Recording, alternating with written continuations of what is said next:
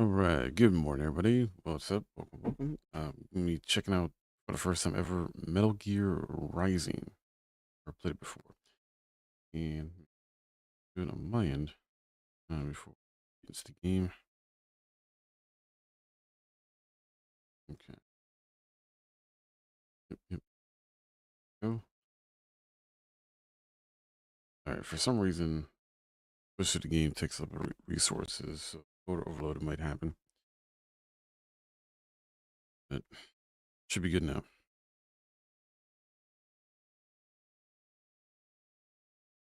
Yo, Rough Wave. Good morning. Good morning. Yeah, this is the one of the few Metal Gear games I've never beaten. I think I still got Phantom Pain, Peace Walker as well. I think those are like the only two. Because I remember beat the original Metal Gear Solid 2, 3, 4, of course. And the reason we're playing this, besides me not playing before, is Blade Zero gets pre-order trailer and it's coming out October 29th. And it definitely takes inspirations from this game, and I want to see why exactly that is. So, you see here. Oh, does not work with my controller? No. Oh no, this is not working with my controller. I might switch controllers.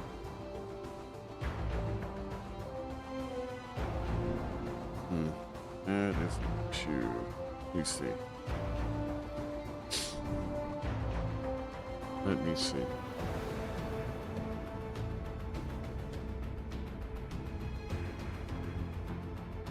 Hey, King, good morning.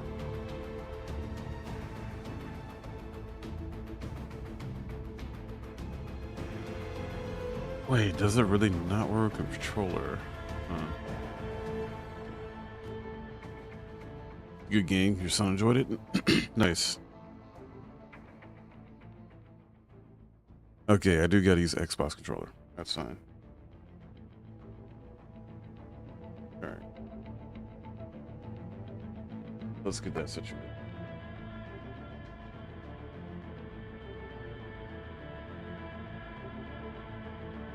This is an older game, so that's why, most likely.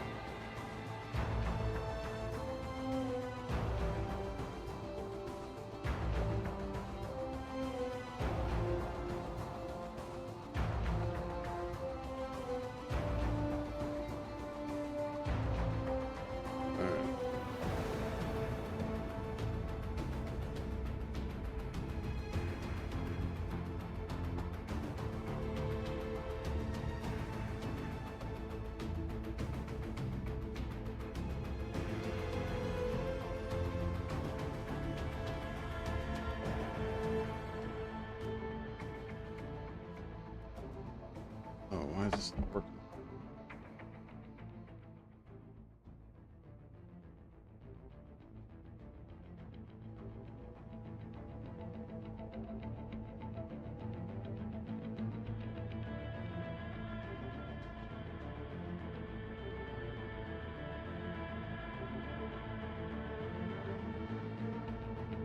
Hold on, guys. I don't know why I'm having some issues here.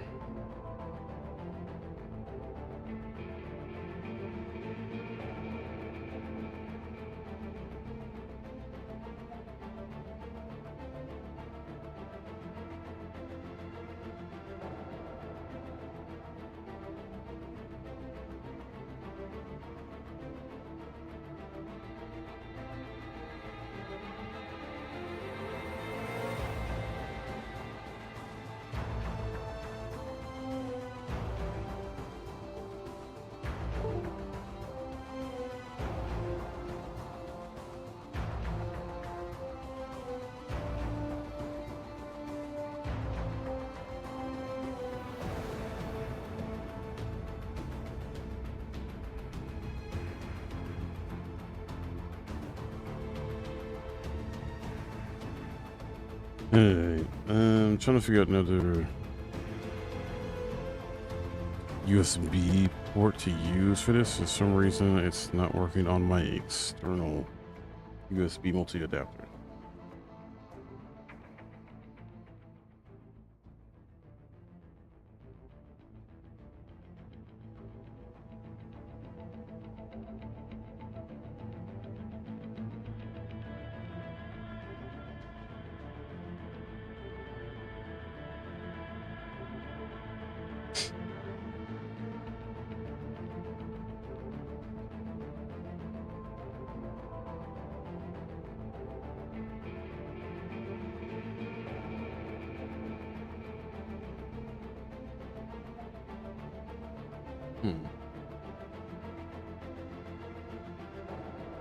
Weird.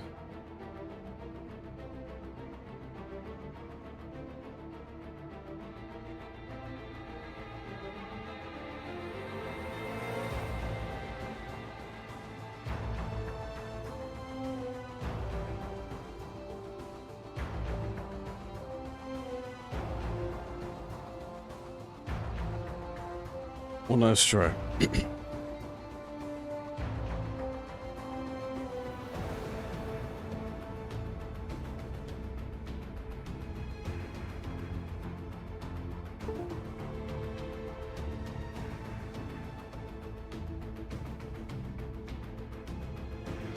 Wait, what?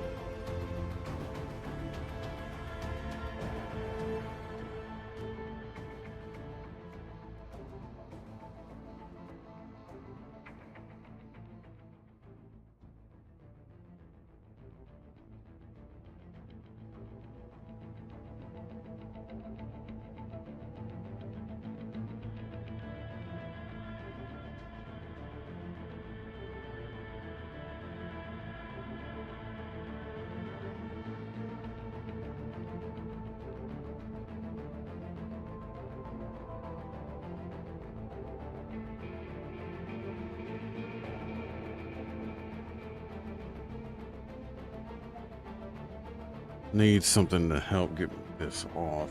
Got a device stuck for some reason.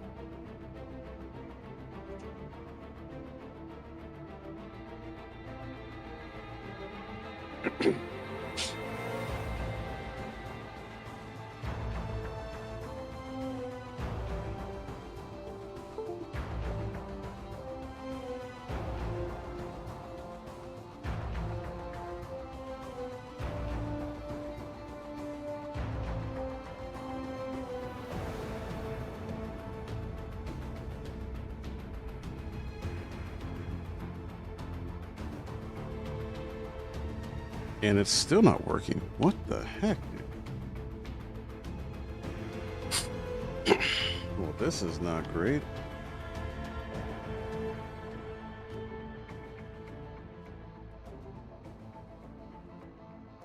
But shit makes no sense. Here, let me close the game out and see if that does anything.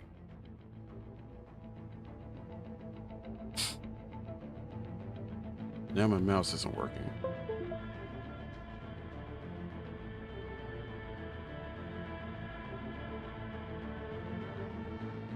Yeah, technical problems. Hold on, guys. Okay, now wants to turn on. I think it's because for some reason the game. I don't know why. I don't know why.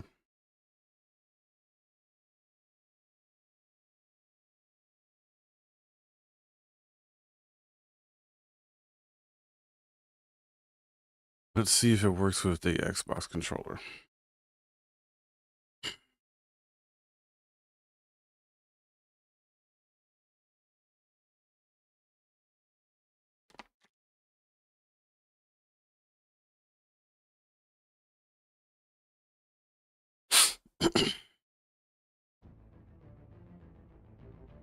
All right.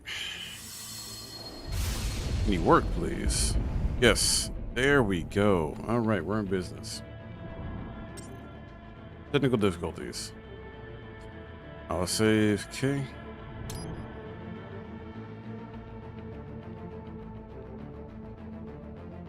All right. I said to unplug a external hard drive that I'm not really using right now, and I'll plug it back in later. So options, let's see.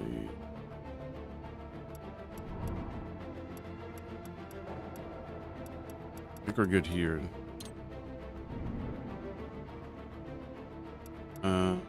Yeah, this is before the borderless Windows thing, so I have to leave it like that. I believe it's older. All right, let's jump in. New game. Do normal. Yes, tutorial, because I have no idea how to play this compared to other Metal Gears. It's like a lot different.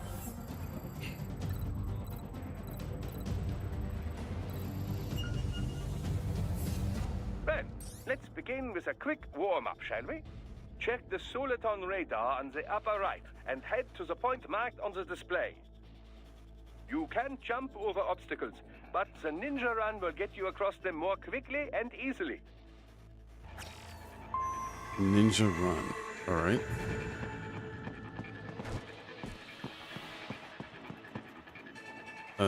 Right trigger. Okay.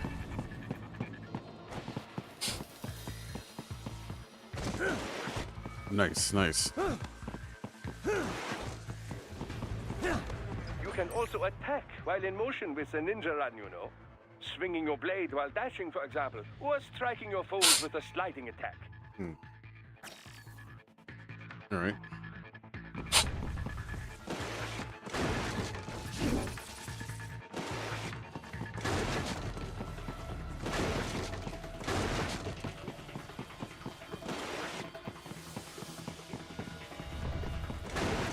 There we go.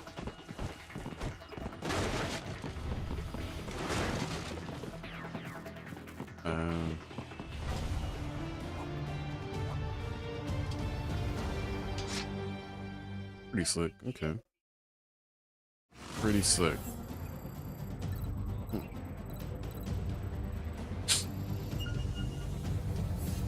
Now then, let's run a basic battle diagnostic. Try and neutralize all the enemies that appear. String light and strong hits together to perform combination attacks. Ooh. Oh, blade mode.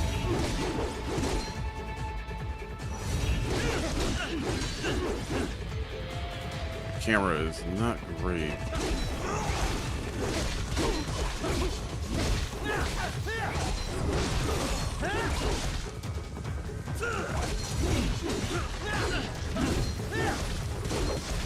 But freaking sick combos. The light and strong attack.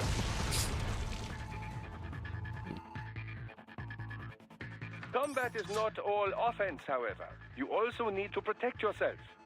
First, follow the direction of the enemy's attack. Parry those attacks by executing light attacks of your own in the same direction. This is how you parry. It is the keystone of your defense. So be offensive.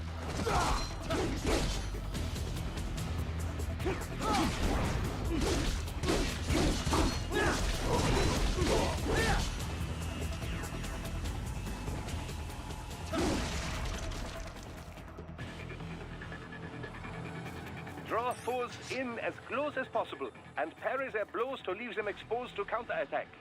From your perspective, it will appear as if the enemy is frozen in time, or at least moving very slowly. This is the perfect opportunity for you to carefully aim your strike, then slice your foe apart. Keep in mind, even you will not be able to parry every type of attack. Watch your foe's movements carefully. All right.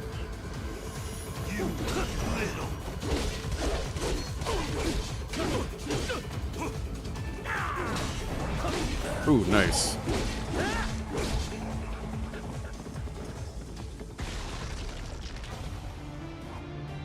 Okay, I think I'm getting it.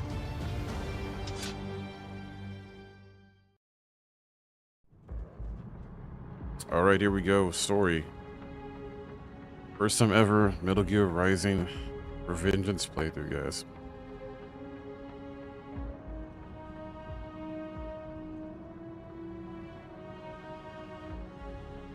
Years. We've Come so far in just 3 short years. The sign of a strong leader, sir. No. The will of a strong people.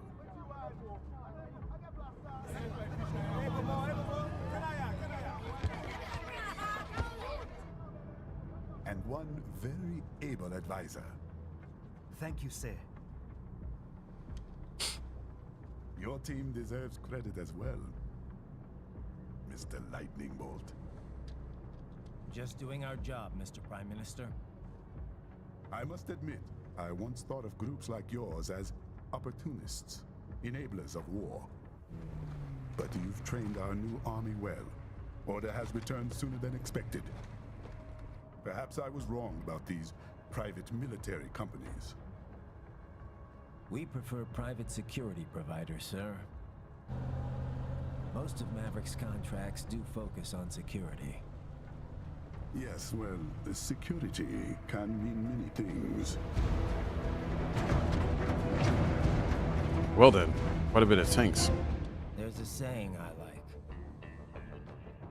One sword keeps another in the sheath. Sometimes the threat of violence alone is a deterrent. Sometimes by taking a life, others can be preserved. It's the code the samurai lived by. A soldier and a philosopher. You are full of surprises, Mr. Lightning Bolt. I could say the same about you, Mr. Prime Minister.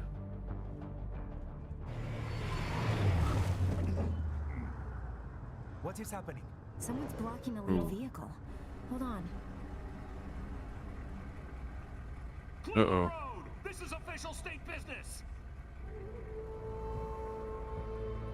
Another samurai? A cyber samurai? Red sword, huh?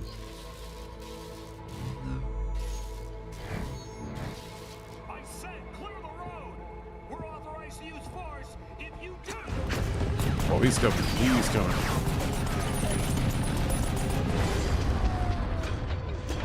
Man, just leaping through the air. Ooh. Ows.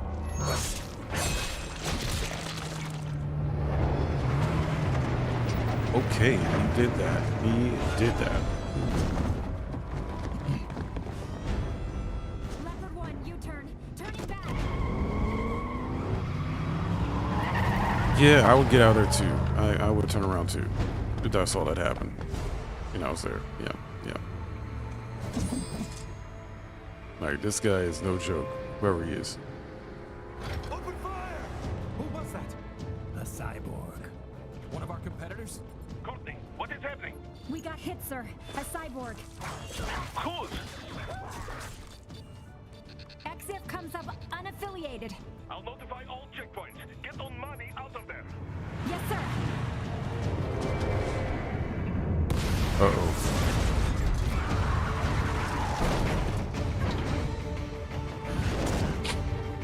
Sorry, guys. Apologies.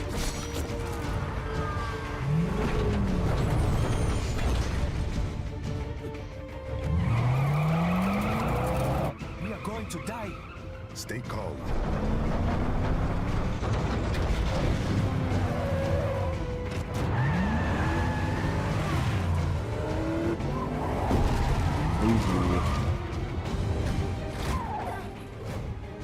He's got friends on our 12. Raiden. I'm on it.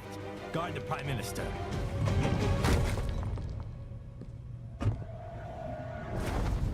And riding goes the word.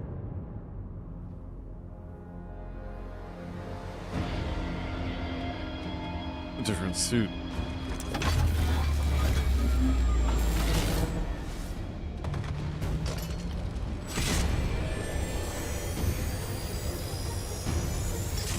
Ooh, that's pretty cool. Pretty badass.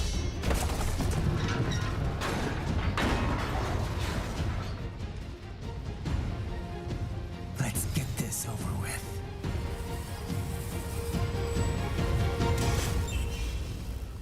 Nice, nice. Here we go.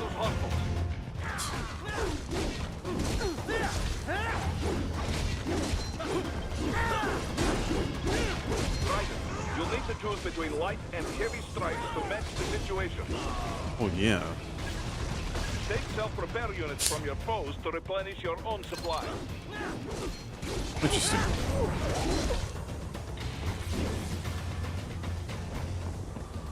Raiden, the limo is in trouble. Get back there, ASAP. I'll add the limo to your solid down radar. And we got more. Ooh, that is freaking slick.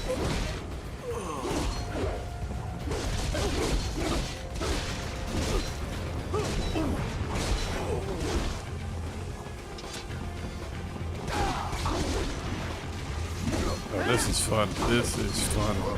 Right, it's on the other side of that barricade. Oh.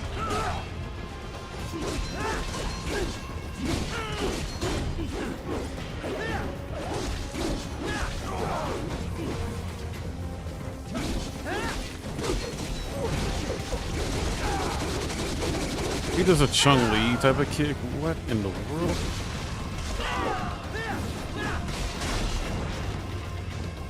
Okay. He's a Street Fighter.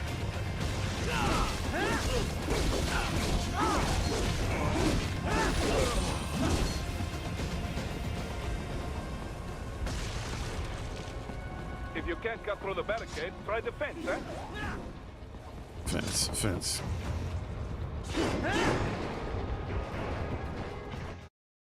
Okay. Ooh, more cutscene. That guy isn't too bad. They're twins.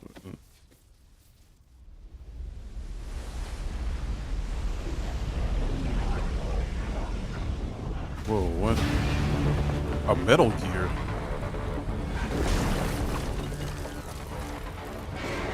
I guess I shouldn't be too surprised. This is early.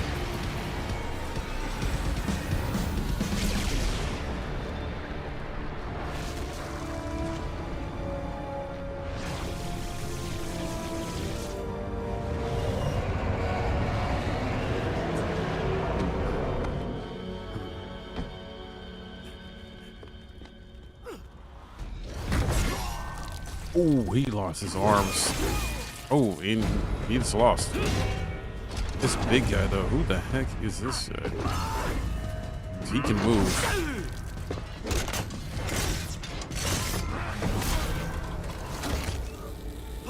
Oh, that is just crazy.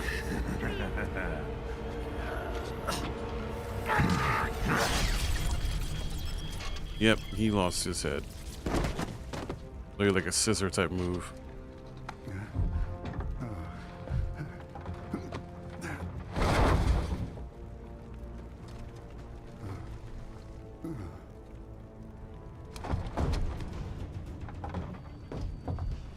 Stop!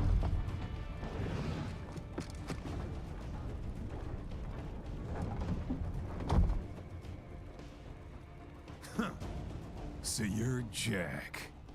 What do you want with the Prime Minister? I want him dead. Nothing personal, of course. Africa's just getting a bit too peaceful. What? Business ain't been the same since they shut down SOP. A clean break from the war economy. Huh. Well, some of us like that economy. How's an honest warmonger supposed to make a living? This is your answer? Don't do it! Don't worry now, I won't. Not while he's still useful. So long.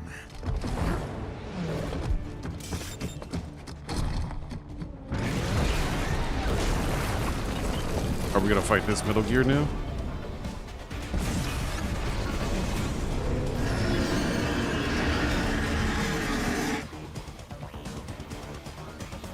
What? Sweet. They have a Metal Gear? Here? Raiden, take out that UMP and get after it. The legs. Use your ninja run to deflect those shots.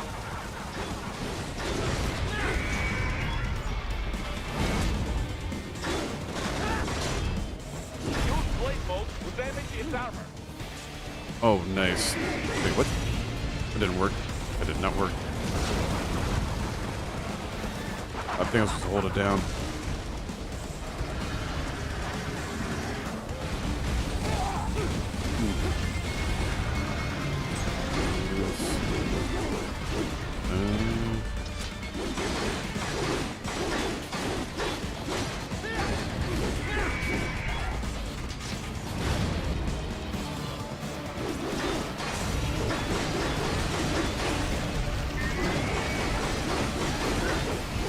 I think that's one leg.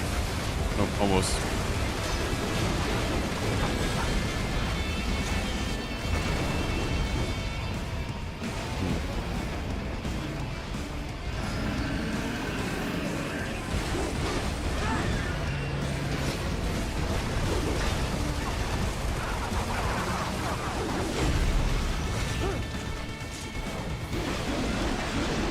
Here we go. Oh, that is so cool, man. That is very cool. Wow. All right.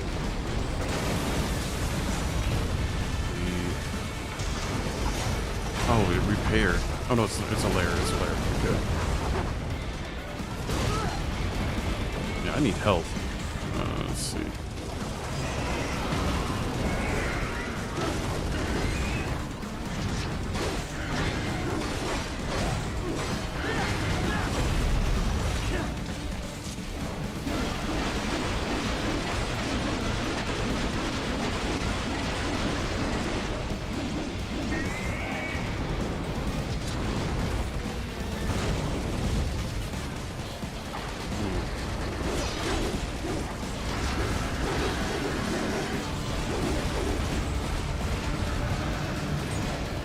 Trying to get around it, trying to see what I can do.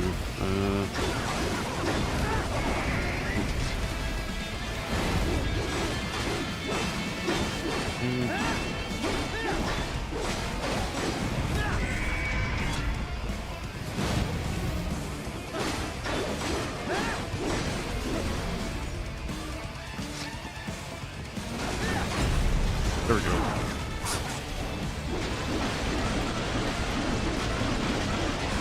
Just rip all this up, shredded, slice it and dice it. Now, Raiden, bring it down.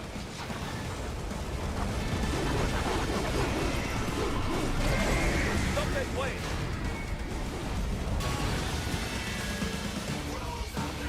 Ooh, man. Oh, the music. Hope it's not copyright. It is hype. It is definitely video game music.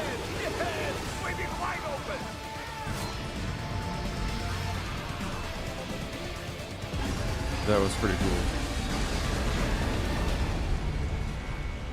Хорошо, very good.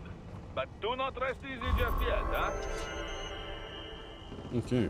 If only Solid Snake could do something like that. He's on the other side of that collapsed building. Go!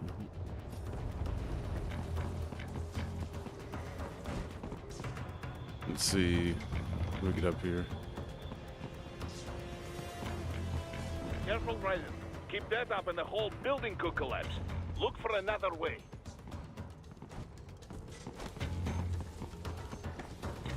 Ah, up here.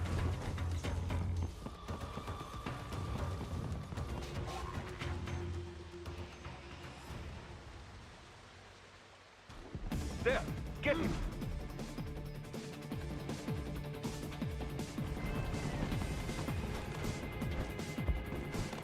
Use your ninja van to move over obstacles automatically.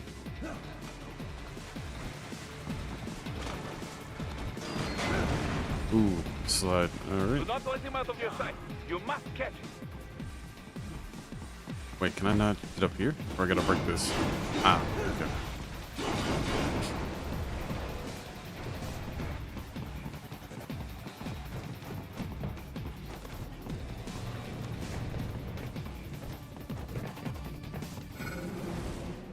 Whoa, bombs? Another Metal Gear. The All right. SUG. It still works? Oh, it's the same one? Wait. Oh, I thought I sliced it.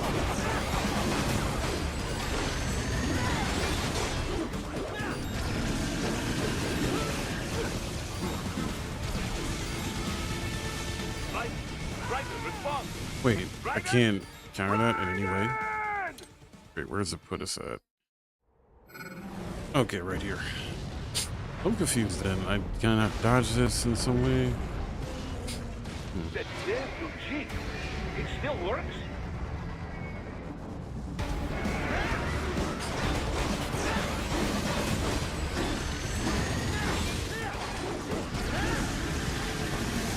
Oh, I can't. Okay.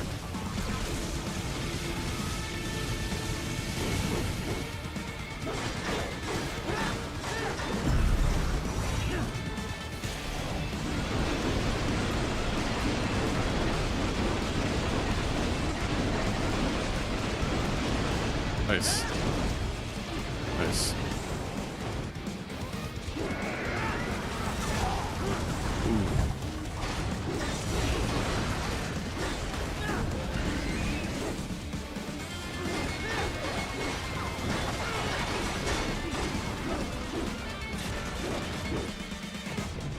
Use blade mode to take down those heavy missiles.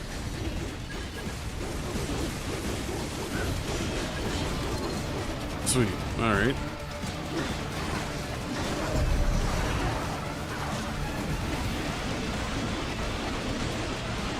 Oh man. It'd be crazy if Phantom Blade Zero has something like this, like a blade mode of some kind, like a slowdown. I don't think they're gonna incorporate it, but oh, it'd be pretty cool.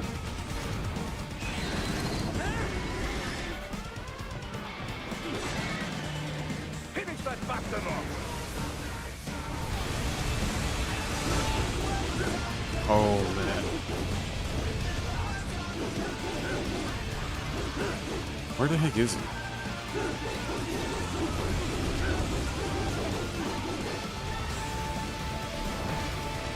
Oh. Okay, there we go. That's what I'm talking about. Yeah, yeah. Just hopping missiles.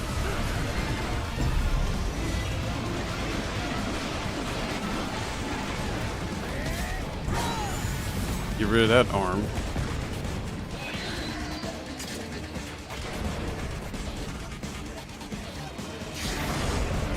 Oh. And he just gets ate up. Won't stop Raiden though.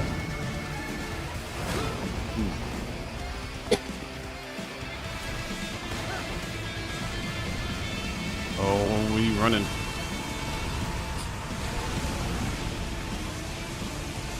Almost Bayonetta-like here too.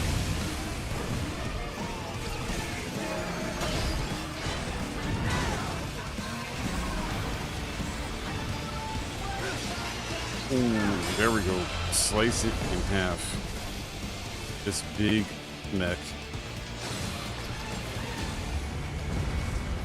Nice. I didn't realize these were like kaiju mechs before kaiju was a thing, I guess.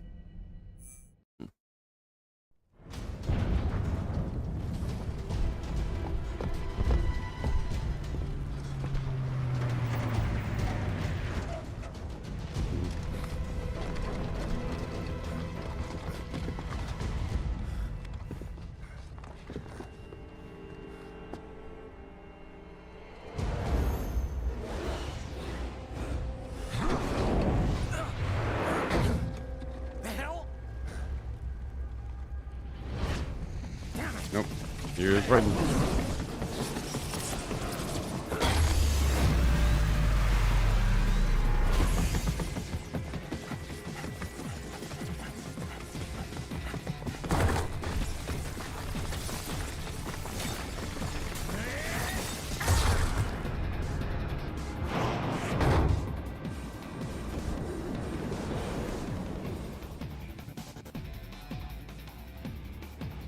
He's headed for the front of the train. After him.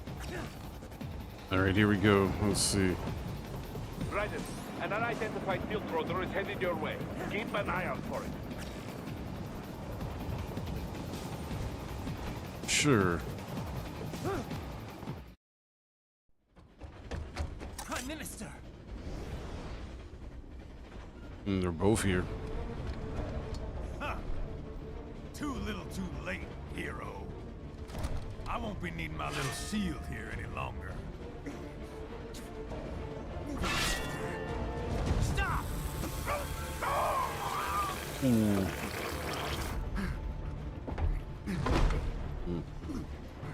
What about all the good things war has done for us? Why don't we ever hear speeches about that? Jobs, technology, a common purpose? Raiden, forget me. Stop him. You ain't listening. Wait, to get him free?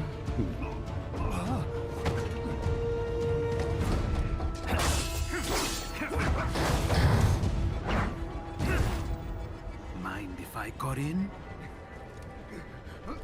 All we're saying, give war a chance! And, yep. Saw that coming. No!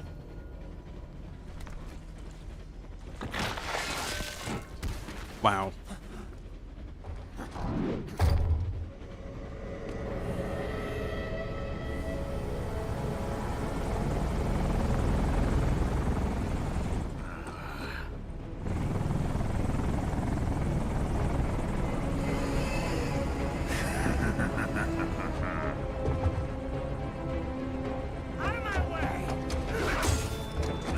We're not fighting this guy yet? He's all yours, Sam!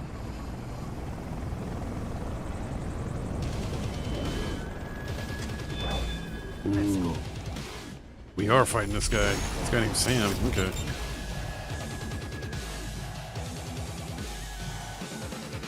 Alright. Dude, this music. Oh. Oh, dazed.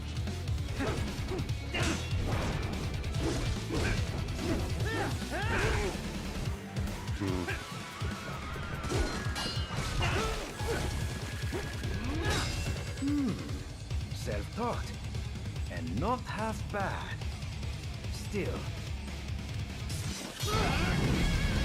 Oh, nice to flip.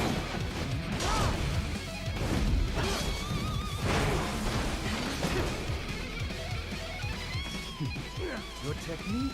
Hey, Karma. His thighs are thick. Hey.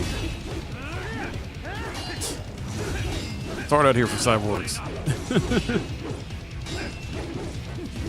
Hola.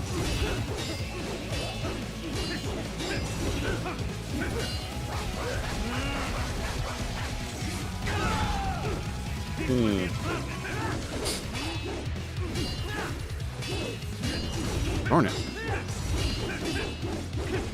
Trying to open them up, but it's hard. And maybe I'm supposed to lose.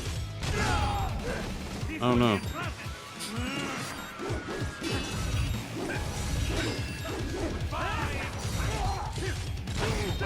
Because there's like no health. Yeah, I was supposed to lose. That's what it was. Oh, I see. You deny your weapon its purpose.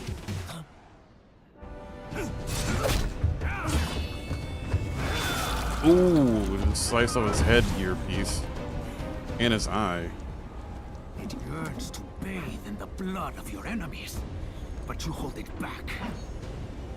No. My sword is a tool of justice. Well, damn, yeah. It's an older Metal Gear game, like came out in 2013. But yeah, they're very bloody and violent.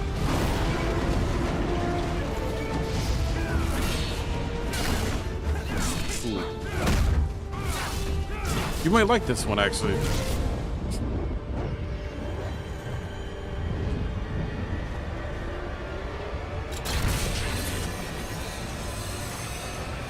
Oh, that's pretty cool. Damn.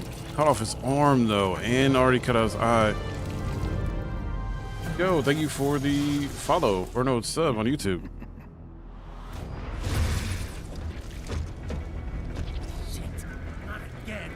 He's like, not again. Yeah, he's had that happen before. Raiden's lost a limb or two before.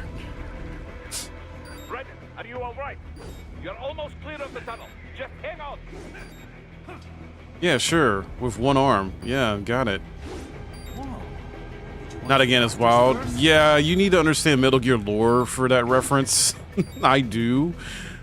Because I played all the Metal Gears except for this one and Peace Walker.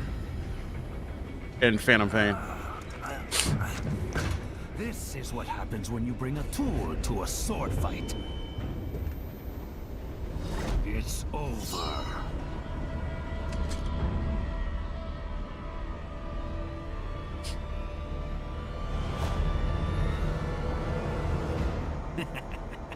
Lucky devil. Oh, the tanks, cavalry.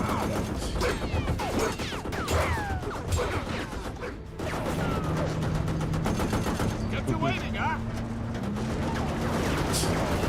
Not to use the line kept you waiting from Saw the Snake there. Oh man, the reference.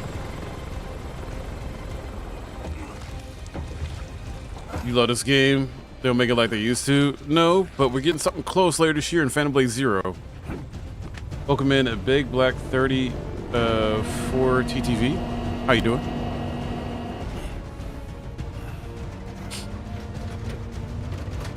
Or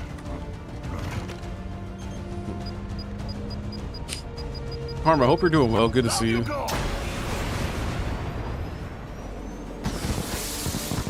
Flares. Freaking flares.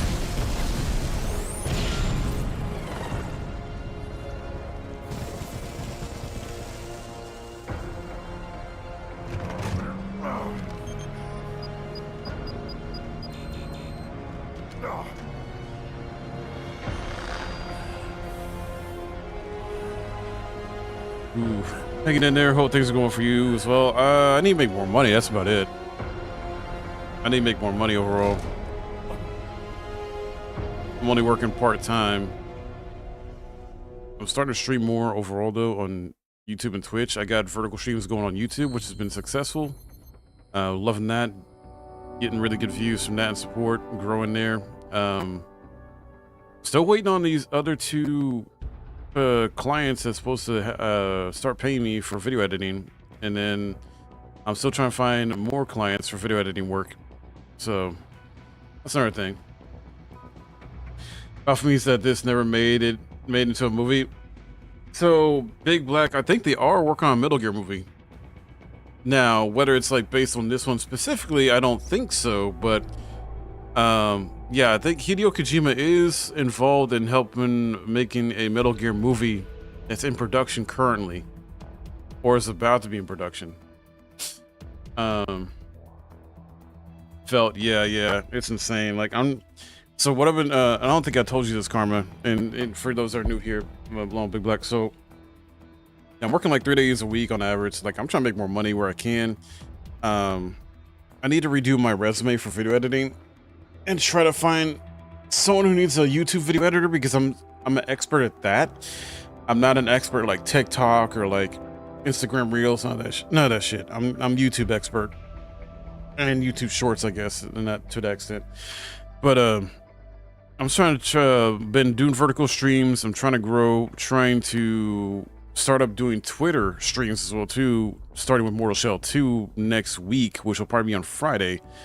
And I've changed up how I do my content on YouTube, which has been working because I'm getting more views overall and support. So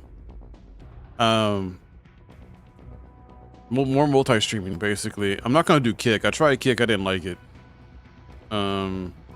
I did look into TikTok streaming, but I don't have enough follows yet to do that. Plus there's a whole separate like sort of OBS version or whatever the heck you gotta use with TikTok streaming. I'm thinking like, nah, I'm good. So but yeah, just trying different things out to see what I can do to grow and get YouTube and Twitch to be more of a monetization, not because of you guys. Like, you guys don't have to sub, donate, none of that. I'm more so trying to grow, get more viewership, grow with subs and follows, because that way I can get these companies reaching out to me about paid opportunities. Like, I need paid sponsorships. So I'm trying to change things up to where I'm getting paid sponsorships on top of making money from ad revenue. And then we all need more money. Yeah, Metal Gear, yes, but Raiden would have slapped back in the mid 2000s. I think if they make it now, I don't think people would really remember it. Oh, they will. Us old farts. Will. Us old farts. Yo, thank you for the follow, Big Black. In my opinion, understood. I hope things get better for you. Yeah, I'm trying. I need to do that before I just really pay attention to Twitch, but I've not put much effort on my other streams like YouTube, Kick, and TikTok. Go for it. I mean, I personally didn't like TikTok. I mean, not TikTok. Kick. I tried Kick out for like a month or two. Wasn't really vibing with it. It is like backed by gamblers though. Like that's the whole thing. Like from what I've heard and read about, is like the gamblers on Twitch left Twitch because they, it's not allowed here, to go make their own stream platform, and now they got Kick. I don't know. Teach his own on that, but yeah. Speak for yourself. I may be old, but I ain't no fart. True, Karma. You are a lovely superstar. There you go. You're a superstar. Like the vision you got going for you, man. Yeah, no, I've been trying to do this. Like I love I love video games. Like I'm passionate about this stuff, dude. And then this started off as a hobby, but then over time I started treating it like a business because I started making consistent income from it. I started getting opportunities. Like I still get contacted by game devs to this day about, getting free games like that. It's mostly indie devs, which is fine. But I just treat it like a business and a passion. And I like to share my love and passion for video games with people. And, I'm here to entertain, talk with y'all about video games, anime, music, movies, different kind of stuff. Like just nerd out. And network and connect with people. I can dig it. Hope that works. That's man. Same for you.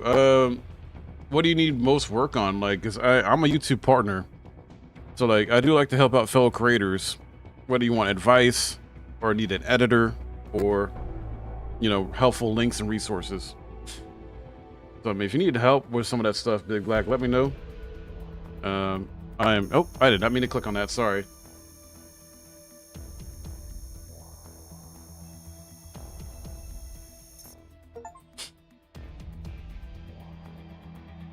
Nope. Clicked out of the game and then it caused encoder overload for some reason. So, what games you mostly play, Big Black? Or what, like, do you have a niche or focus? Because me, like, I'm RPGs mainly. I'm playing this because Phantom Blade Zero is coming out soon. Phantom Blade Zero takes inspiration from this game, Sekiro Shadows Die Twice, and a few others.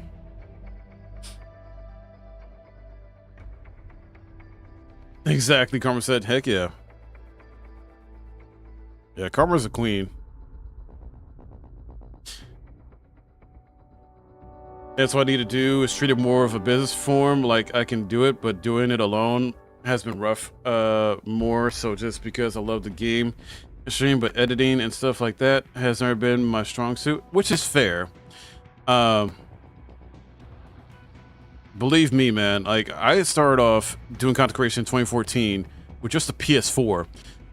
Literally just a PS4, because PS4 had that share factory feature, whatever the heck. So I learned how to edit using that. I'm a self-taught video editor with 12 plus years experience. I use Google and YouTube. I didn't go to school for it. And you check out my YouTube, for example, you'll see like a good example on my YouTube channel is my AMV videos. AMV stands for animated music video. So I like to make video game music video type stuff sometimes. So if you check that out specifically, you'll see my skills there for sure. Outside of that, it's mostly minimal in terms of my editing style and skill, what I do for my content. But I'm changing it up though with doing some different stuff, like I'm starting up doing like how I accidentally stuff and similar things where basically I'm making long form content because sometimes in games accidents happen. Like I don't know, Karma I think was here for it. I accidentally broke Spider-Man 2 last week. Not permanently, but I was playing the game, playing a level, like normal, and somehow glitched the freaking level to where it just, like, Spider-Man just fell. It became like polygons and some other stuff, you know, and Spider-Man just fell out of it, fell to his death. Luckily, the game just restarted the level normally, but still, it was like I somehow like was just doing it and I broke it. Yeah, I ended up in the void. Yes, I ended up in the void. Facts. Yeah, I can't wait for. We're actually gonna be checking out the Phantom Blade Zero pre-order trailer later because I'm not like fully checked out or reacted to it yet. So yeah. I think that's kind of what I'm really needing is someone that can help me edit videos. My gameplay is solid. My commentary is hilarious, but I cannot edit it or code in the way I like. Dang, bro, Peter. Yeah. Well, I mean, I am an editor, Big Black. If you want to talk to me more about that privately, we can talk in Discord. There's my email as well, too. I do charge for it, but I try to work within people's budgets as best as possible. So, if that's something you're interested in, we can talk more about it off stream. And with YouTube, you only need to upload, I would say, consistently 1 to 3 videos a week, long form. YouTube Shorts, you can get away with doing the same thing, 1 to 3 a week. Yo, what's up, Smasher? But actually, I can give you an example of what I do now. Let me see. Oh, you know, hold on. Let me pause this real quick, if it lets me. There we go. All right, let me show you what I'm talking about, though.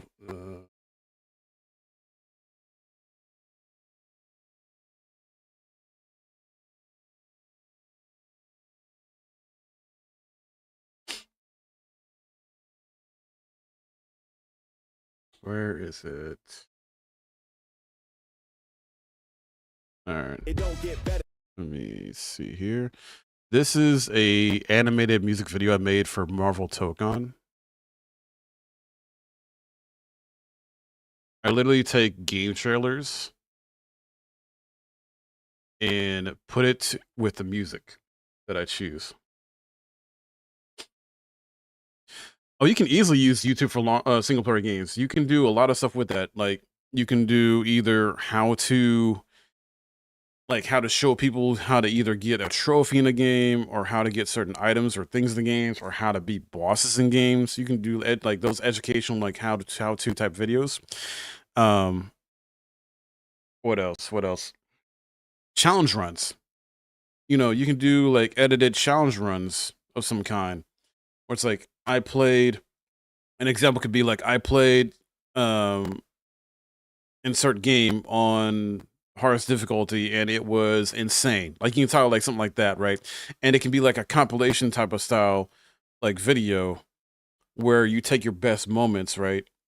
And it'd be in the video and it'd be like maybe 15 minutes or like half an hour long, right? Because the idea is you want to take viewers on this journey with you.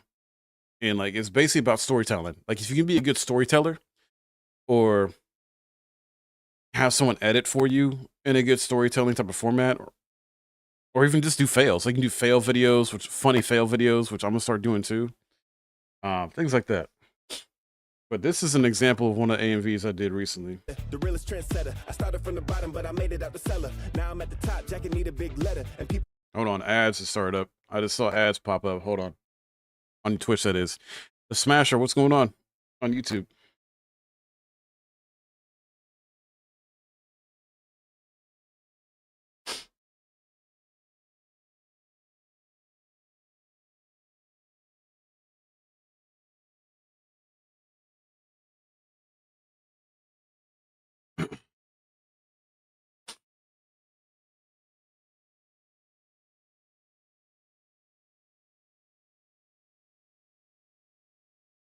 All right, we're just waiting for ads to be done on Twitch side. We got some stuff doing later on today, though, chat. We checking out the Phantom Blade Zero pre-order trailer. I got a few other topics to talk about in the last 3 minutes to an hour of stream. So stay tuned for that. That's look forward to. I'm going to talk about essentially what got me into Souls-likes, and I think my favorite game of all time, as far as why it is my favorite game of all time.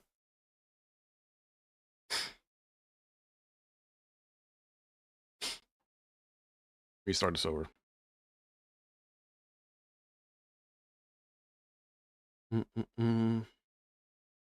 Ads are almost done on Twitch.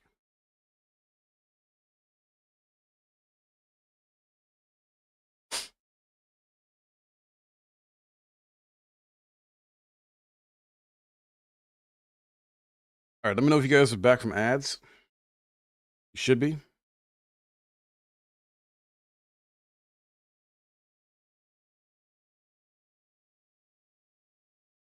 And then I'll show this off to you guys.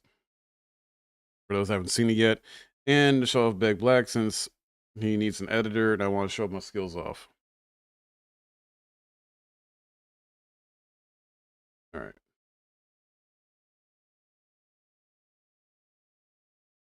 And okay, let me show you this AMV I made. Finally. So this is from Marvel Tokon. And the music song choice is from Zilla Zone Zero, believe it or not. It don't get better, the realest trendsetter. I started from the bottom, but I made it out the cellar. Now I'm at the top, Jacket need a big letter. And people wondering if I'ma ever quit, never. Drip too impressive, you gon' see me when I pull up. Know I look good, shining bright, had a glow up. Think you competition, but you really just a warm up. Showtime, hope you getting ready for your close up. Cause I got just what you need. Let them know the crown is mine. My style just can't be beat. No one close, don't waste your time.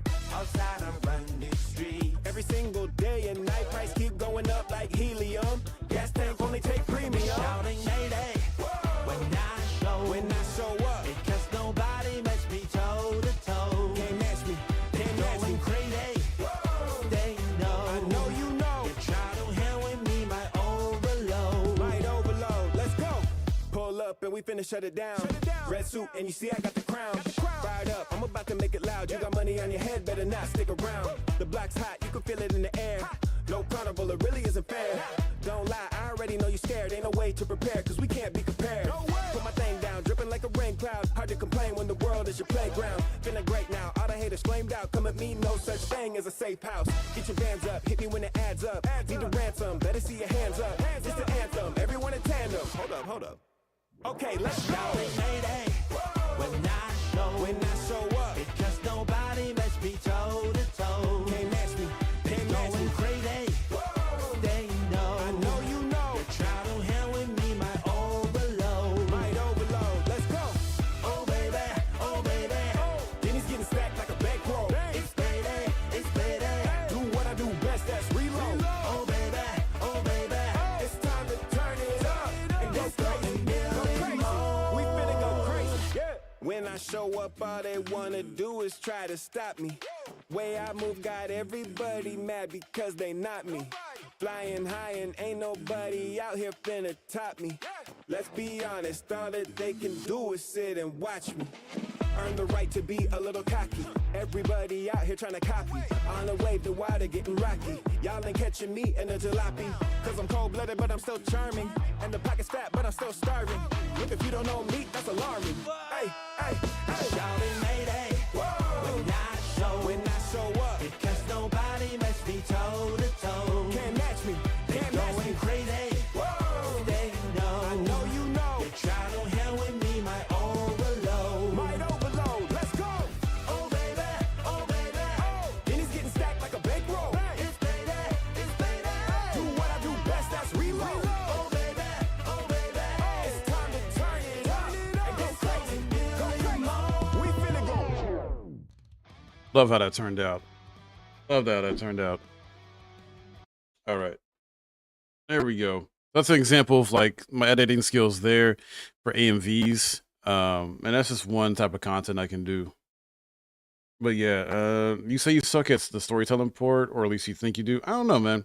I would have to see how you are, like with your contents like that. Because you say, I mean, I think if you are authentic, regardless, that was dope. Thank you. I think the important thing is you got to be authentic. You got to be yourself. The reality is like we're all doing similar things. Like it's hard to be original in terms of like doing original stuff. We all take from others in a sense, basically inspiration from others, you know, where it's like utilizing similar programs, playing similar games or whatever have you, right? But be authentic in terms of like how you feel about a game, react to stuff, you know, etc. One thing I will say though, because I try to stress this to everybody, YouTube is a bit more strict. So you definitely have to be careful as far as like cussing goes, because you can't cuss a lot. You got to keep that to a minimum, or just don't cuss at all. And racial slurs, like just don't use the N-word, like, or anything like that. That's just a big no-no, especially if you're trying to take it more serious and treat it like a business and want, you know, sponsorships and want companies reaching out to you and things like that. Make sure you have a business email on all your socials, all your platforms, because regardless of what size you are, because that's going to allow it to be easier for companies to reach out to you. Have your business email in your Twitch, like in the about section. YouTube, same thing, about section. I put my business email not only in my about section on YouTube, but also in every YouTube video and YouTube short, because that way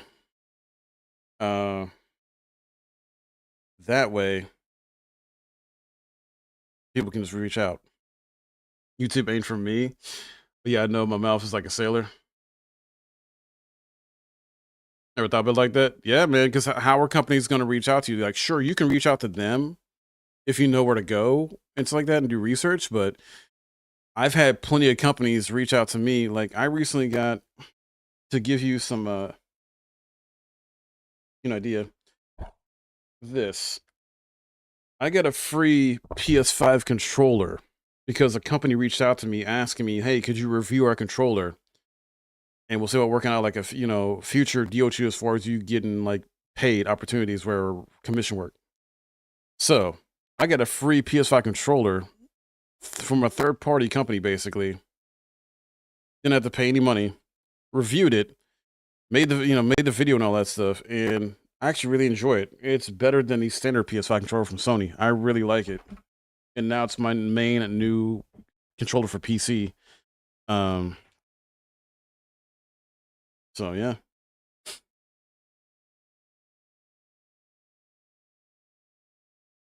Thanks of my most recent short. YouTube is not gonna like it at all. Oh wells. I mean, with like, with cussing, you can always bleep that out or have funny like noises to, cover that up, basically. There's always goofy sound alerts. There's always goofy sound alerts, and I got that. But here is my, I ain't bleeding nothing up, fair. Here's my Discord name though. If you want to add me there. And then my business emails in the and below too. So up to you, Big Black, if you want to talk more about it. When you got time. You can message me anytime in Discord. I'll respond as soon as I can. And stuff like that. It was on purpose due to the nature of the trend. Fair. Like I said, I mean, if you're trying to treat it like a business whatnot and grow, yeah, I mean, just not a lot of cussing overall. But then again, you got Angry Joe. If you don't know Angry Joe cusses a lot. The main thing is, or the early part of the video, I believe like the first 30 seconds or so, they don't want like cussing at all, I think. And just overall in the video, not a lot of cussing. You can have like some here and there on the YouTubes, at least for YouTube anyway.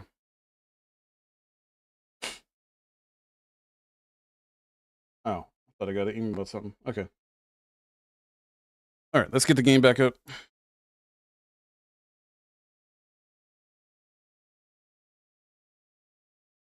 I continue.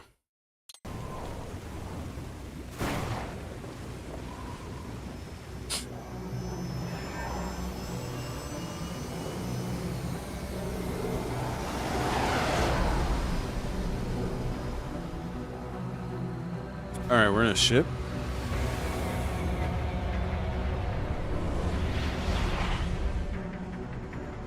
Oh, he's just laying down in it. How is it, Raiden? So far, so good. I've got a clean visual. A direct feed to your optic now. Yes, I should hope so, huh? I mean, how does it feel to fly like a bird? Like a bird strapped to a remote control rocket. We will get you in safely, Tovarich. Just relax and enjoy the ride. Right. Can you hear me, Raiden? Doctor, Remember the two procedures to maintain your new body. 1. Seizing nano repair units from your foes. And 2. Absorbing their electrolytes. I got it. Yes, enemy cyborgs should provide plenty of MCFC electrolytes once you slice them open and extract their fluids. They're terrorists. I was planning on that anyway. Oh, and their left hands, if you please. Excuse me? Left hands? Their combat data stored on holographic memory, typically located in the left hand. Okay. That data is very valuable. I am authorized to offer you upgrades and services in exchange for it. How generous. Ich liebe Kapitalismus. Had the world come down a few years earlier, I would have a Nobel Prize on my shelf. There, I see land. We got land. 3 mics out, closing. No activity at the airbase. Looks like we don't need to worry about interceptors. Great. Then we have time for a quick briefing. I know you miss me, Kev, but I've been all over the materials. That's what you said before Montenegro. Look, just humor me, buddy. Objectives, of course, are enter Abkhazia, neutralize the terrorists, and restore the rightful government, or what's left of it anyway.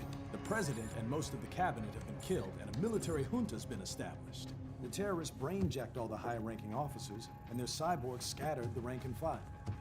The few leaders who have survived have no way of openly opposing the new regime. That's why they called us. Andrei Dolzaev, leader of the occupation forces, an extremist linked to both the St. Petersburg massacre of 2015 and last year's terror spree in Georgia. And his arms supplier, none other than Desperado Enforcement, LLC. Imani's killers. If we don't stop them here, they could destabilize the entire region. But our more immediate problem is Jetstream Sam. I believe you've met. Yeah, he's the one that fucked up Jack. I see. Is that nickname? Hello. I've got my enhancements this time. He won't be an issue. He may not even be in country, but keep an eye out just in... Oh, sorry. Ready for insertion. There we go.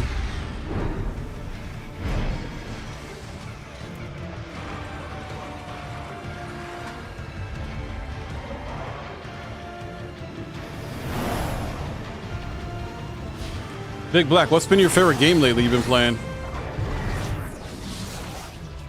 And Karma, I know you've been working on Tomb Raider games. Hope you've been making good progress in those.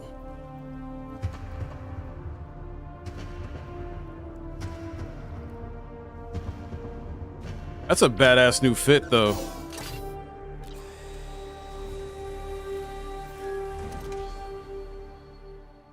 Still got the one good eye. He's been rebuilt. We build him stronger. He's like RoboCop or something. Raiden, you landed safely, huh? First, head inland. The waypoint is marked on your Soliton radar. Contact us on Codec if you have questions. All right. Go-to game here lately has been Rivals, but I game a lot. I try to play a lot of different other games. Gotcha. I like Rivals here and there. I'm very casual at it, though. I don't have it installed right now. Are using stealth cable to ambush you. Nice try, but it won't do any good against a state-of-the-art cyborg like you, eh? To parry incoming hits, throw out your own barrage of light attacks while your foe is on the offensive. Oh, you're a shoot and ball gamer. Nah, but what am I playing? I'm playing Metal Gear Rising Revengeance for the first time ever. You playing Tokon on PC or console? Big Black. I've been trying to play it on PC, but it's been a mess. It's been a mess. I'm waiting for them to patch it.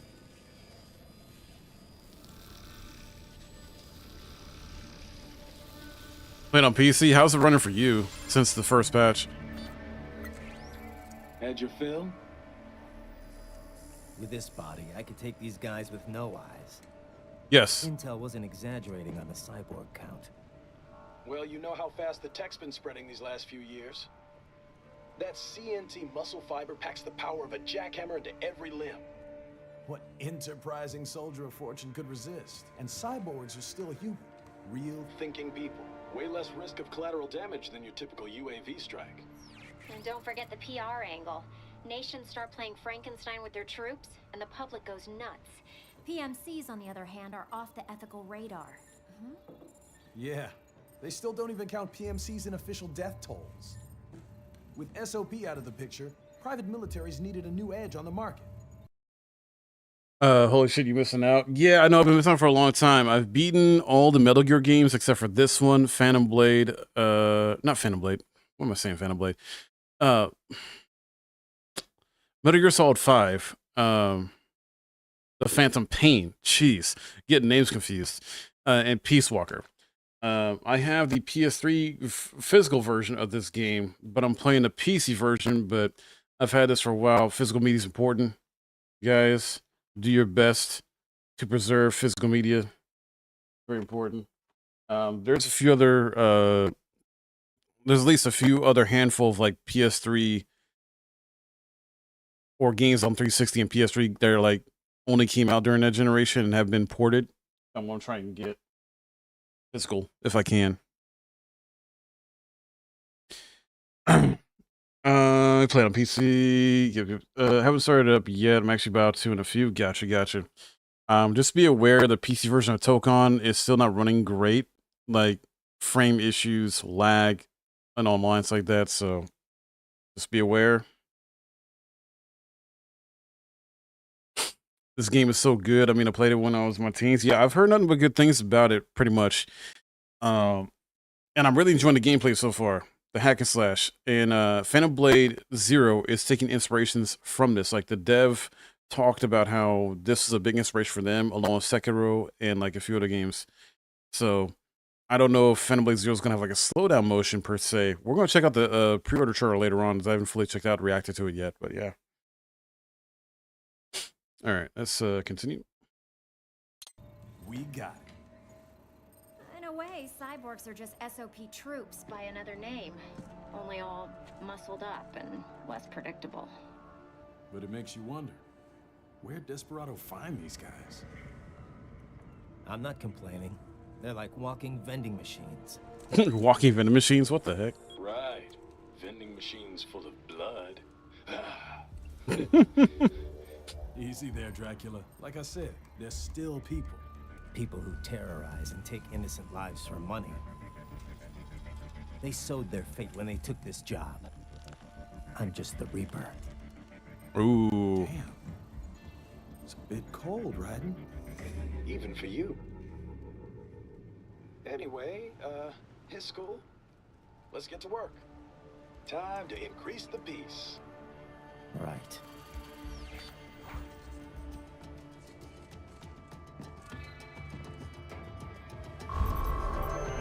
But yeah, I don't know if we'll ever get a Metal Gear movie like this, though, but it'd be nice. Alright, got it. Or it'd be cool if, like, the Metal Gear movie we do get maybe has Raiden in there as a cameo. Or, like, part of it, maybe? But I don't know, they'll probably focus on the first game story.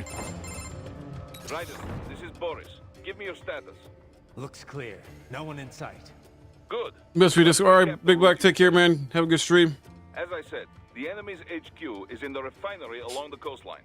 Dolsaev has been spotted there using satellite photography. Also on site, Mistral, a Desperado captain. So I go through the city, cross the bridge into the old town, then head down to the rear of the refinery. Still, I think they anticipate us. They will probably have a grand reception awaiting you at the old city. Do not let your guard down. Yo, watch streak of 35 from Rough Wave. Thank you, man.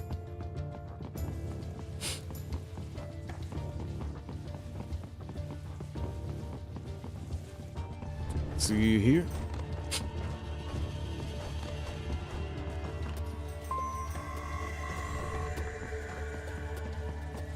Hostiles in the lower corridor, I see. Try to flank them, or approach from behind.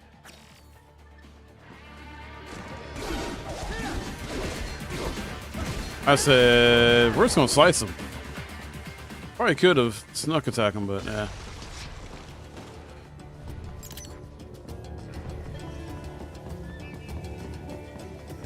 Raiden, take that main thoroughfare. You can use augment mode to see where the enemy is located. Your body analyzes radar and IR data to construct your AR display. Huh. Some civilians are still in the city. That is not good.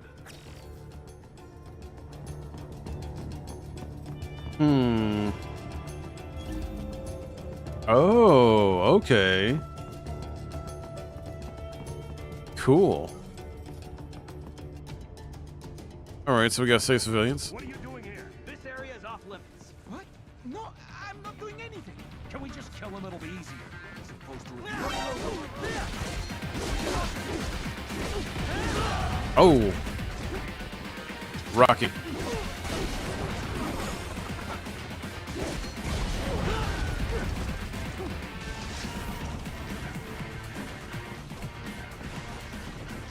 Alright, trying to get up there. Game.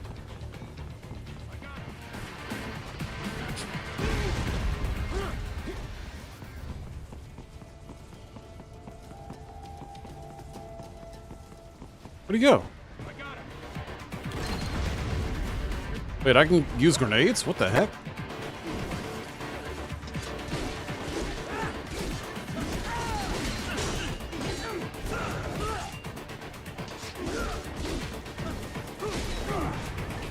Ooh, nice, nice. I really should use blade mode more. I don't know where the rocket launcher guy went, though.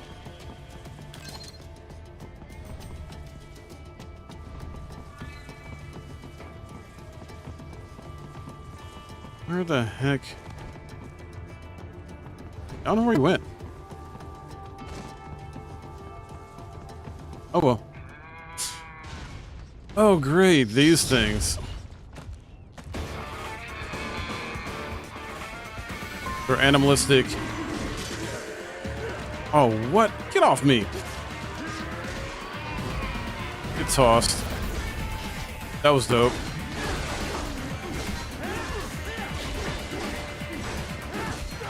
Ooh.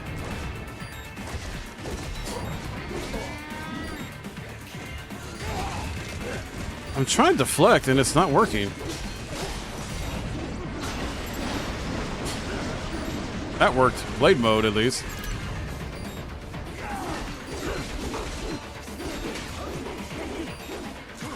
Uh-oh. What's wrong? Answer me. Raiden! Raiden! Well, that failed. That failed. There needs to be a better way to, like, heal or something, in my opinion. I would say that's my gripe so far with this game. There's no good healing mechanic. It says you can counter using direction X, but man, I'm trying and it's not working. Maybe it's supposed to drop healing, but it doesn't seem like it's working.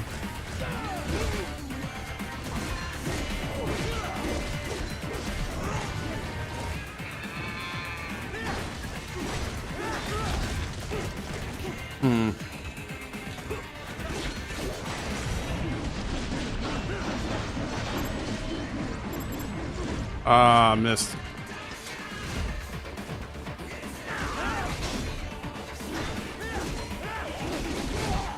See, like, I'm trying to... Oh, there we go, I guess.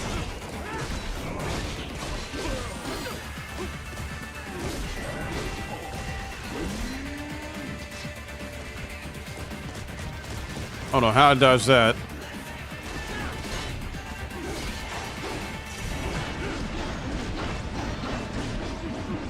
Ah, it is not being taken apart.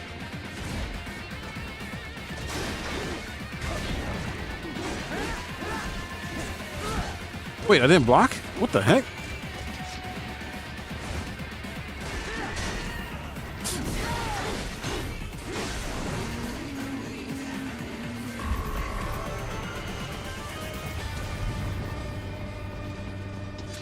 Very good, Raiden.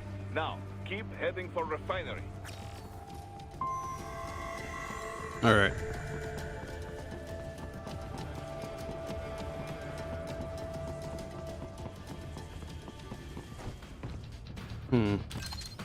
I can change the sub weapon. I don't have a sub weapon. Or do I just use this? I'm confused. Oh, that's not what I meant.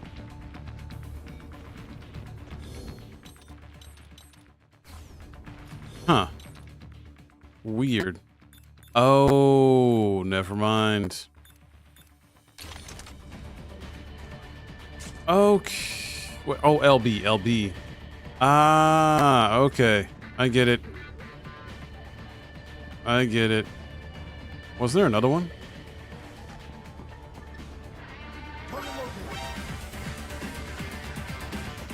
Uh-oh.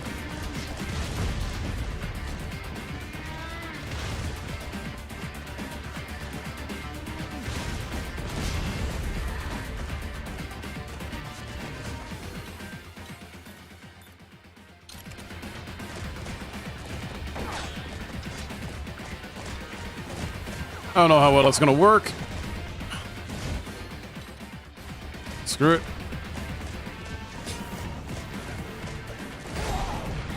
Ow.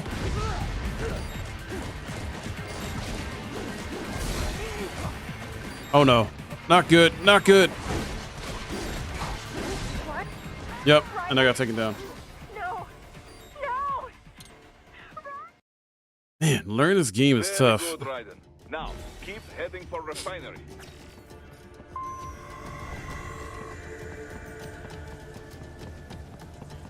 I think I'm not gonna bother with the sub-weapon though.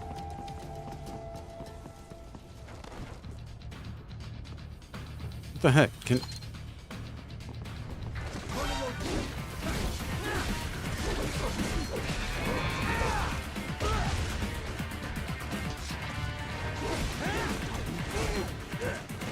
Dude, the freaking game would let me block. It's not letting me block.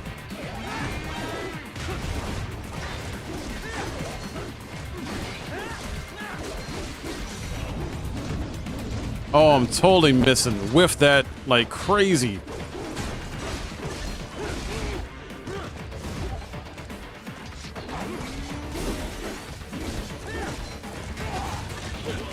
Dude, what the heck can I press to block more? Okay, there we go. It doesn't let me block there. Dude, I gotta hold it? Like, what is going on? I'm so confused. Like, I'm trying to use the directional. Controller. Doesn't give me options for controller. Great. Yep, I'm dead.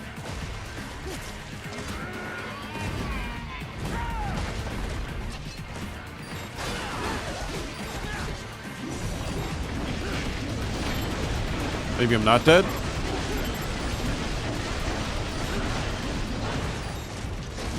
But I'm not. I don't got any heals. They have erected an electromagnetic barricade. Maybe expecting UG or cyborg attacks, huh?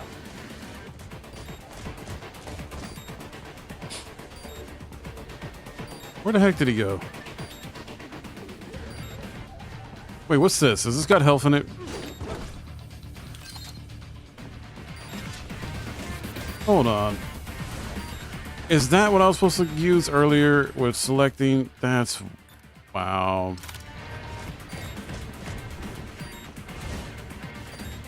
Hold on. Why is it not being used?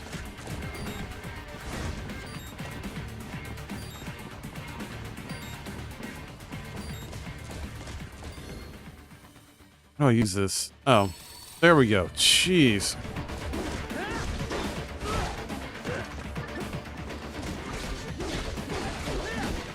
It's get used when you die? I just manually use it.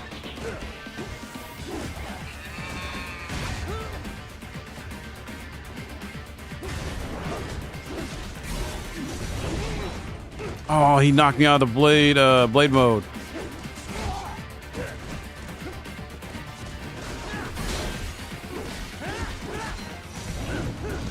Darn it.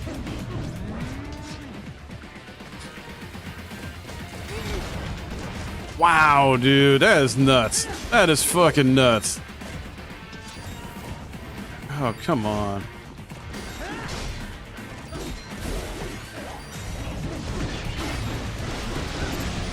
There we go.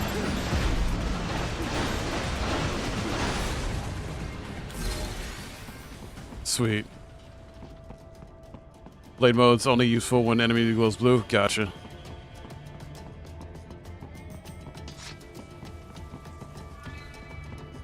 That's my first playthrough, so I don't know everything. Raiden, wait. We're picking up a wireless transmission near your position. From the frequency, most likely an enemy data terminal.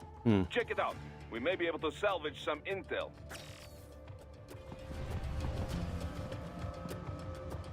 All right, let's get this.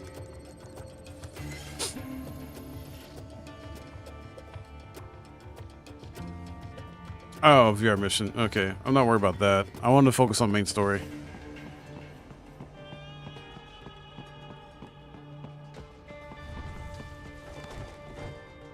This is an action game. It doesn't seem too in-depth with like character skills and things of that nature.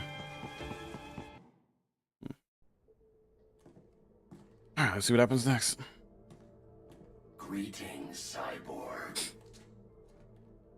Show yourself. Who the hell is that? Oh! Freaking close call.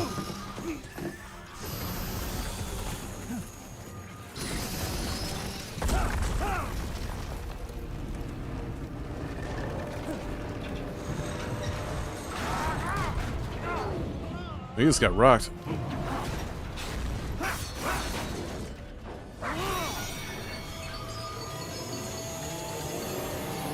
A freaking dog? A metal dog with a chainsaw. And you are? I am IF prototype LQ84I. IF prototype. Interface prototype. All autonomous UGs feature high-level onboard artificial intelligence. An additional prototype interface enables verbal communication. I possess an intellect far beyond human reckoning. Uh-huh. You don't say. Right. What's the meaning of life? Why are we here? I like that he asked that. I am here to kill you. Well, clearly. Clearly.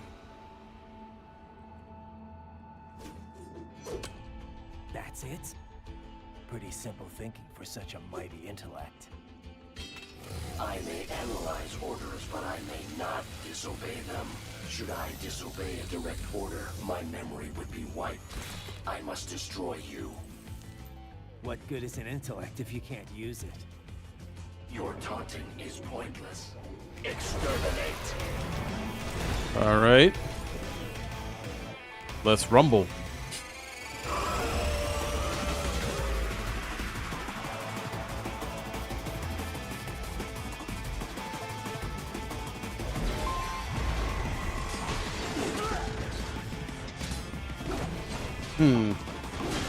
Oh, what?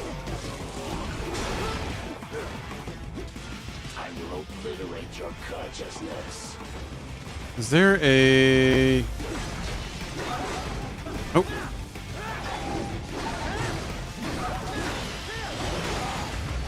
Ooh. Jeez. I need health. I need health. I'm trying to find like a box of health or something.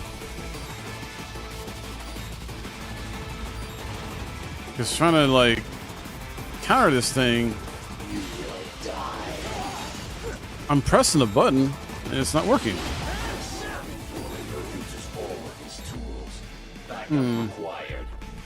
Don't need no damn backup. I hate when enemies do this shit. Unless you're gonna give me health, you don't need backup.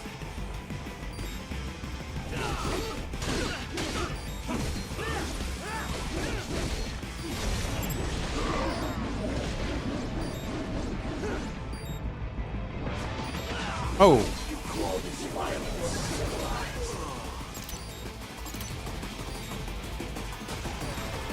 Wait, was that not? You should get health from enemies executing blade mode. I decided to just execute in blade mode.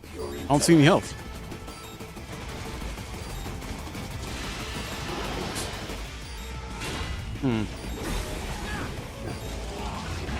Right. What's wrong? Damn. Come on, buddy. Answer me. Raiden? I'll try again. This is normal difficulty too.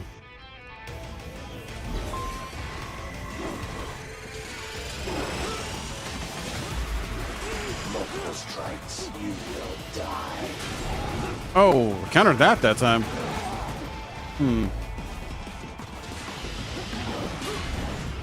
There we go.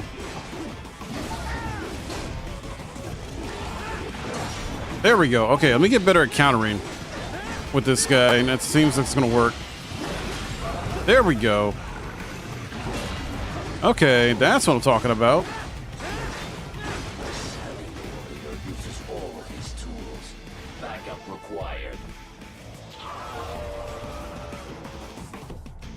All right.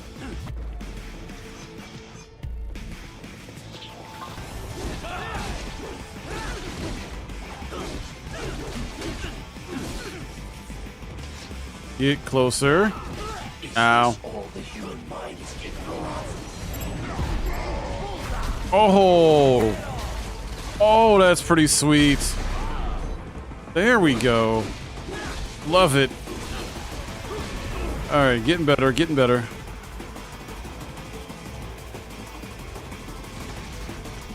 He's not coming down.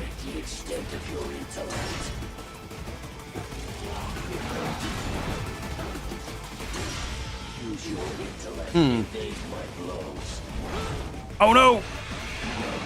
Ah, that sucks. That sucks. Ah, I thought I countered that.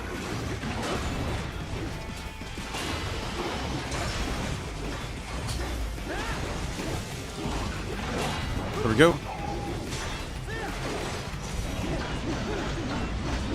Slice and dice. Oh. Darn it. Trying to counter that. No, no. Huh? How did I not counter that? That is weird.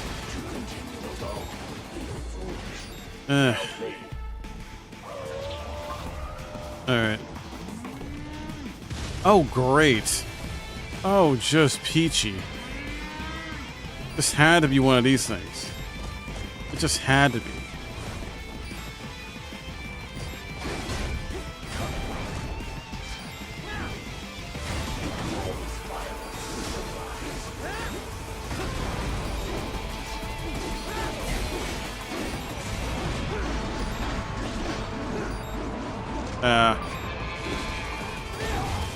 He does that freaking jump attack that I can't seem to ever counter.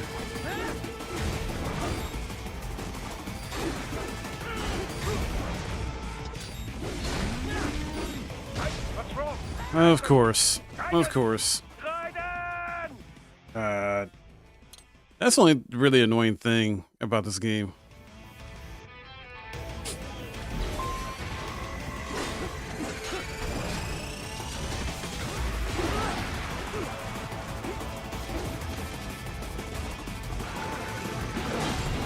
There we go.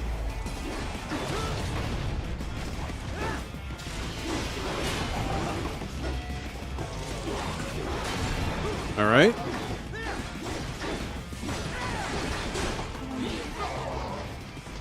Sweet.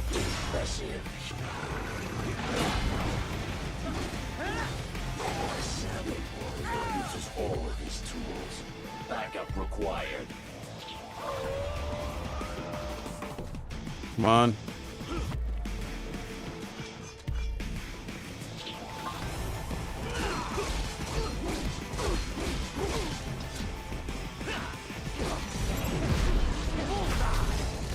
Nice.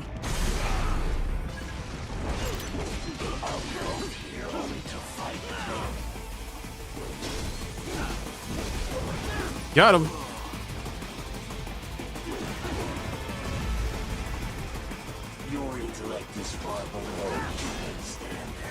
Oh, knocked him on his ass.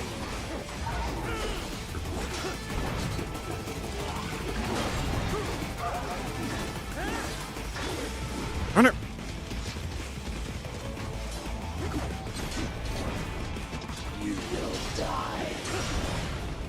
Nope. Okay, doing better somehow. Just gotta deal with this big robot.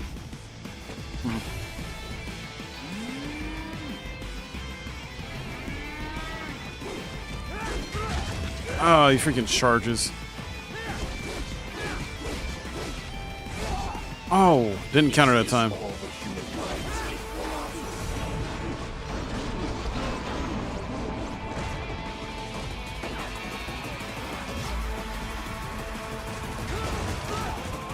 Ow.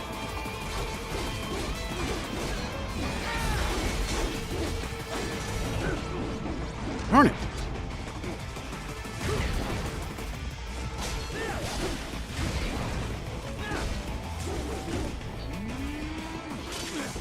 No. Get tossed.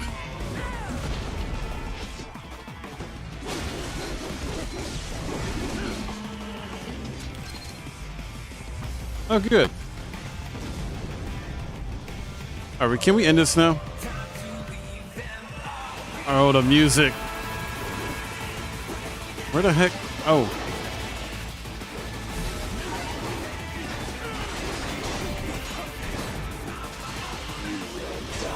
Run it. No. Ah. All right, let me. Okay, I'm about to use it. I'm about to use it. Dude, it wouldn't let me use it. Hold on.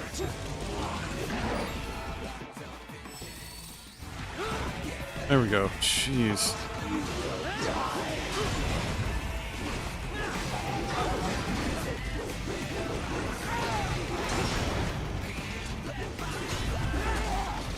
Come on.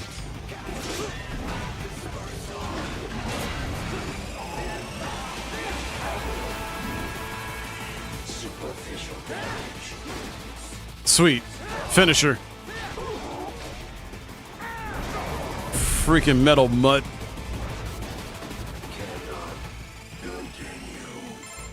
Alright.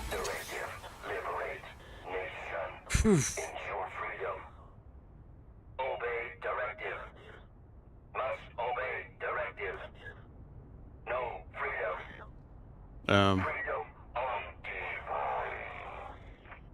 Alrighty then. What an AI know about freedom? Right. All the AI bullshit we deal with now.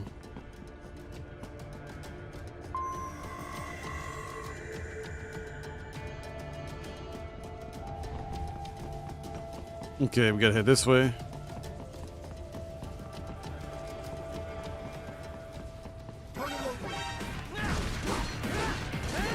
Oh, that's not good.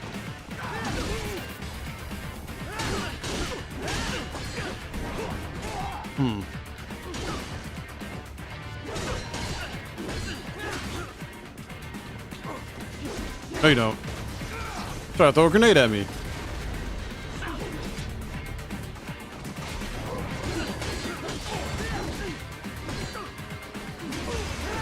There we go.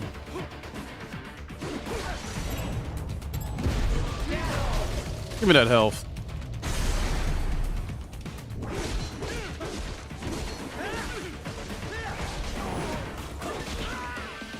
Yeah.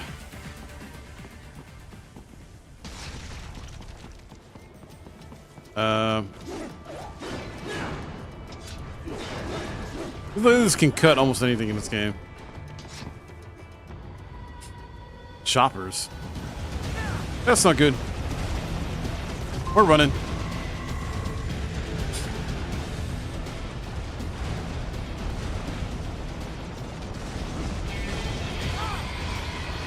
Oh.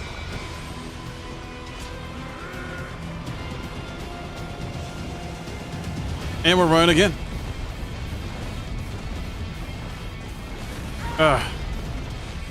Should have stretched.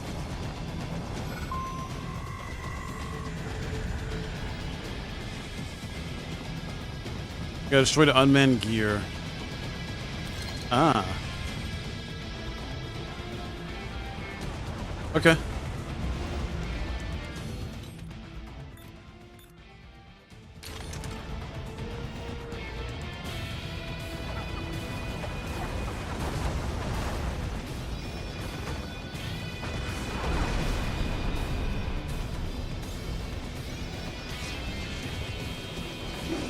Oh, what the hell?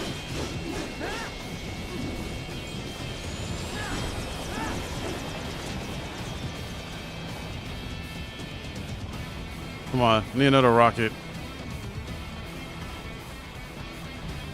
Guess there isn't one. All right. We're going up.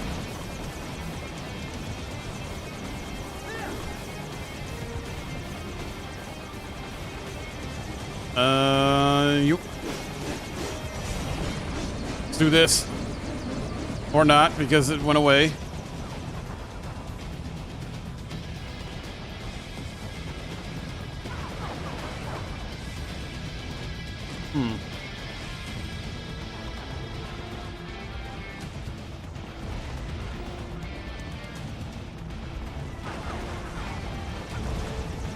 Come here.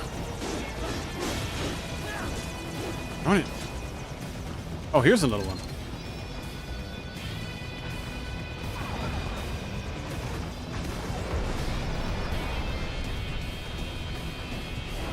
Let's go. What? That made no sense.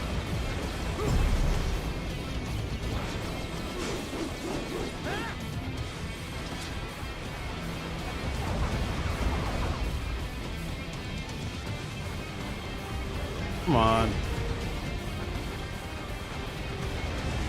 Dude, I am literally pressing mechanic.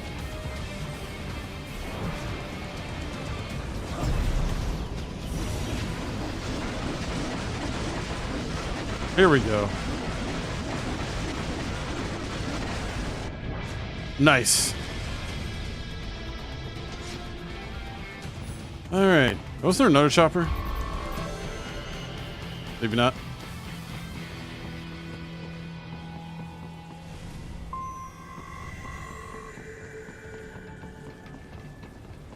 You gotta be pretty strict.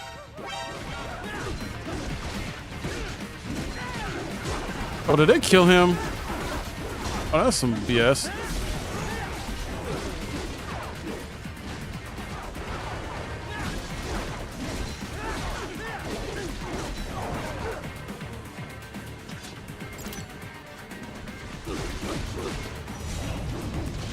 Just cut you. Yep. Ooh. Sick. Freaking sick. Yeah.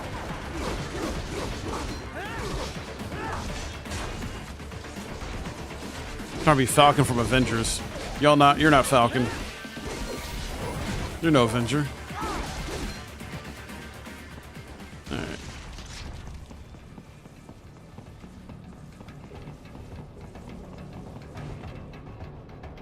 So that's where they're holed up. Some kind of electronic lock on the gate. Most likely it opens only if you have the right ID data stored in your left hand. Perhaps you could find a cyborg with access and borrow it? You see any cyborgs around here, Doc? Why not double back? Check the vehicle route again. You know, back at the entrance to the old city. Who knows? Maybe you can hitch a ride. Most likely, platoon commanders carry correct ID data for the gate. Use enhanced mode to figure out who to hit. I see. Hurry and get that hand right. Hurry and get that hand right. I gotta get the hand first?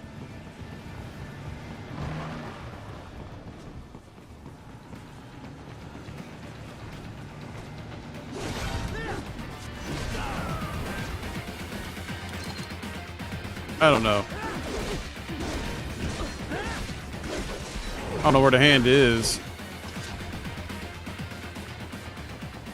Right. You missed them all? Ah, well, you just have to fight your way through. What do you mean I missed them all?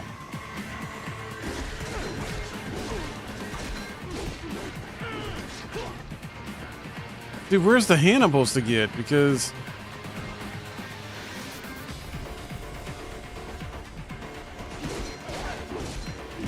game's not very good at, I'm supposed to get the hand. Then again, maybe it went over my head. I don't know.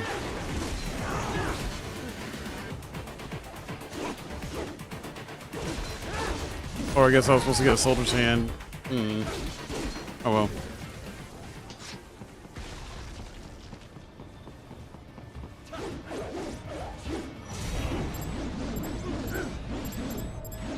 I'm literally slicing. I should have guessed you would choose this route.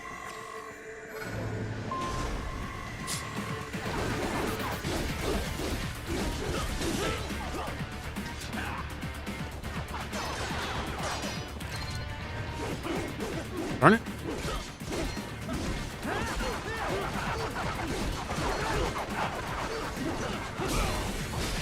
Oh, nice, nice.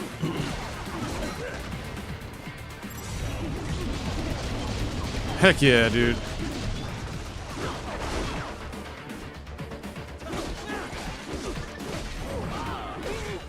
Darn it.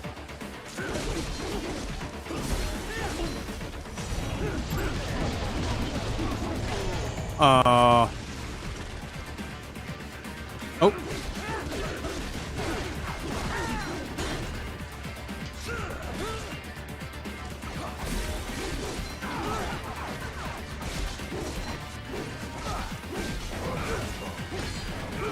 Nice. Oh, I messed it up. Darn it. I messed up. I was trying to get more health. More? There we go.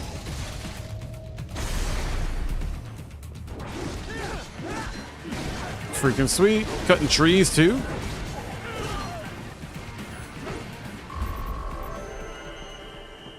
All right.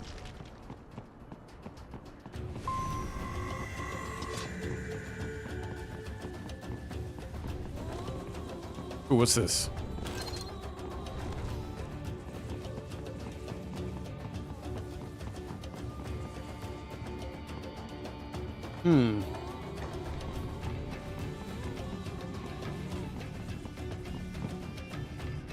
Darn it.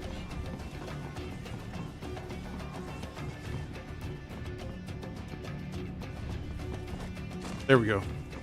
Oh, I'm missing some stuff.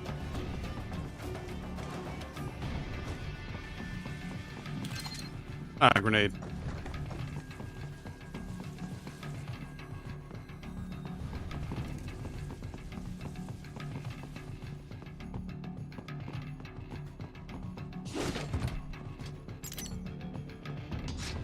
Sweet. Okay. Next story. Chapter, I guess, or part? Actually, I don't think this is broken down chapters. This keeps going.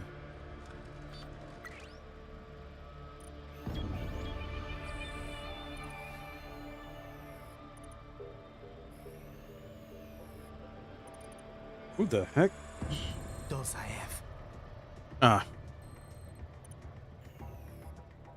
That woman.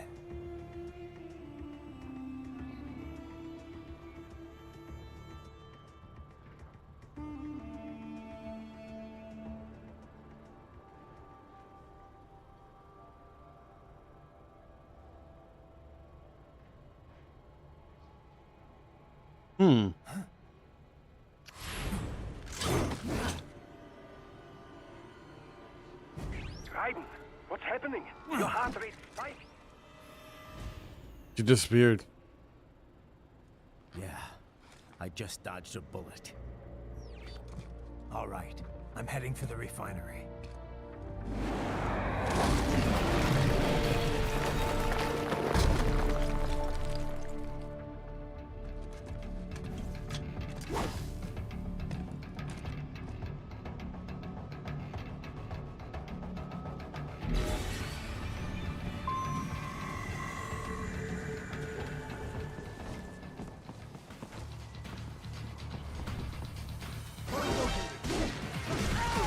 I do not know how to stealth in this game properly.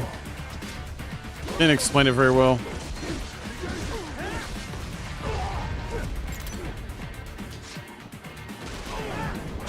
Ooh, that was pretty sick. You cut that out. Literally.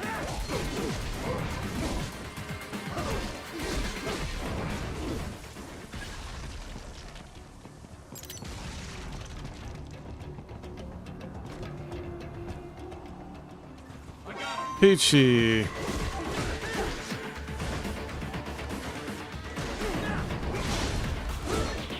Ah. Oh no, no.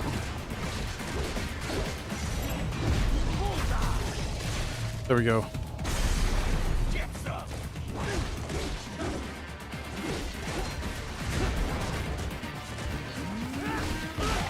Darn it. Oh, sweet. I didn't know I could do this.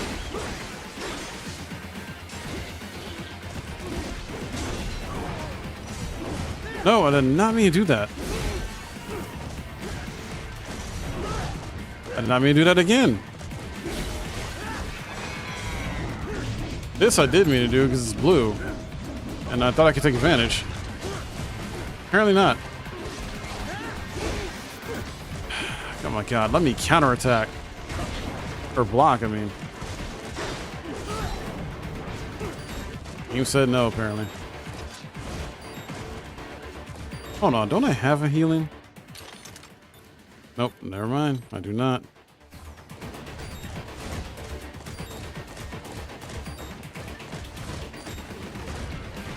Alright, not. It just stands there. Hmm.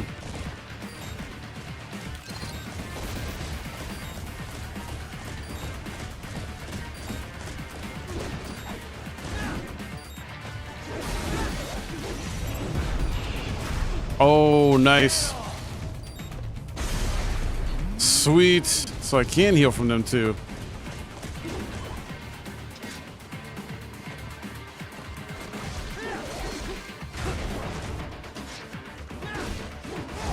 Darn it.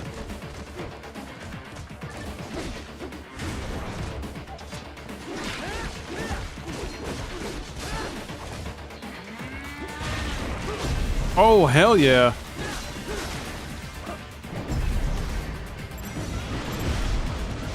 Nice. So sick. This game's a lot of fun when you learn how to utilize all the moves, or some of the moves.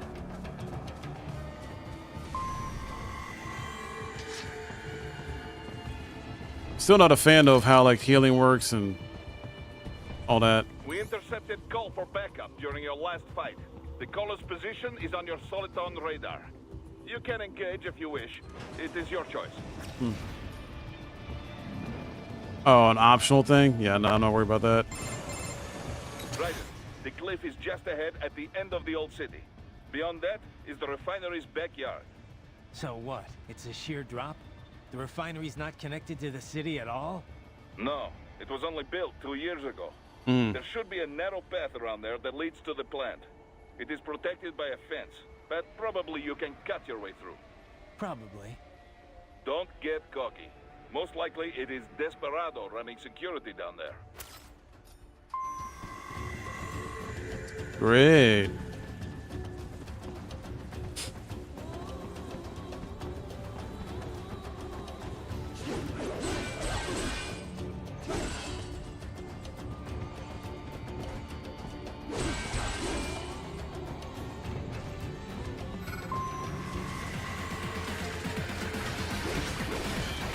What the hell?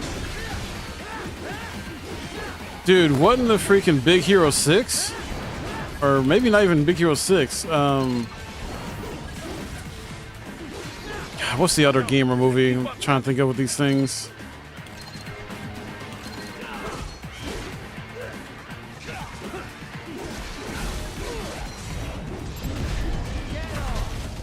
Come here. I can't think of it.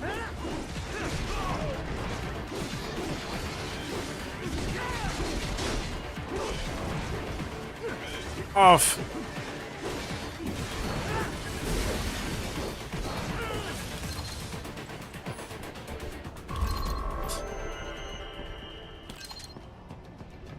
Nice. S rank.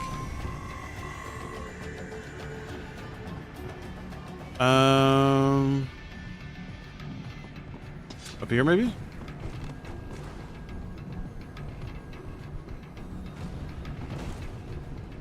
Oh. That's one way to get through. Dolcev and his team must be in here. Find him. I got the camera did not see me somehow. Raiden, wait. There are active IR sensors in the area. Oh, Not whoops. for factory security, no doubt, but the enemy may be using it. Well, never mind. Got caught. This isn't really a stealth action game anyway.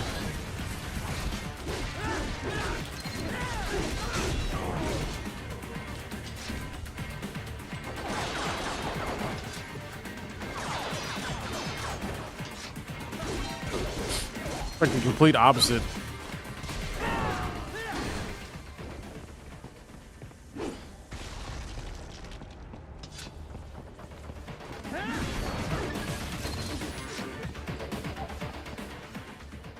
There we go.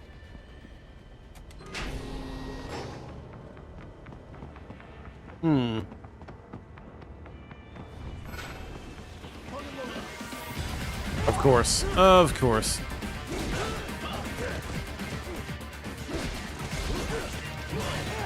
Wow.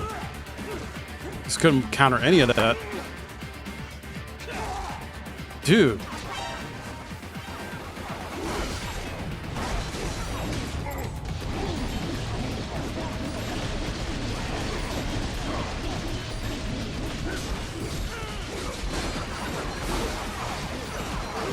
Yep, I'm dead.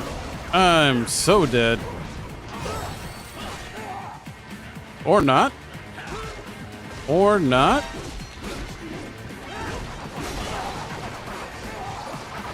Oh my god.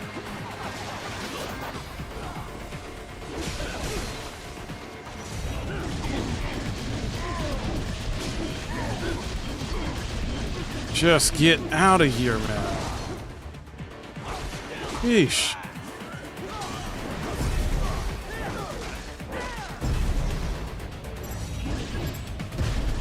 Thank you.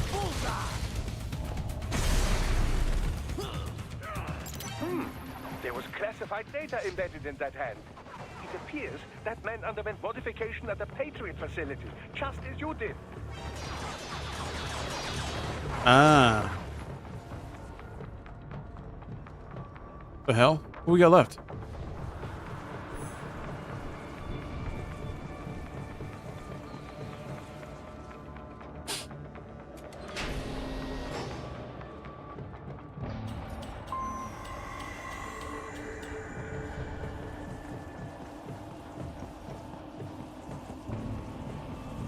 These battle points, you'd think they let you use them for something, but I guess not. I was wondering when you'd come, Jack the Ripper. No one calls me that anymore. Dolcev, where is he? I can show you a better time than that crusty old bear. You're in charge here? I am Mistral, the cold wind of France. Mistral? And you, your reputation precedes you. Liberian, but white as snow. A natural-born killer, even as a child. That was a long time ago. I was born in Algeria myself, you know? I'm only half French. And? We had our own civil war in the 90s. So you see? Cut from the same cloth, you and I. You don't know me. I lost my whole family. Everything.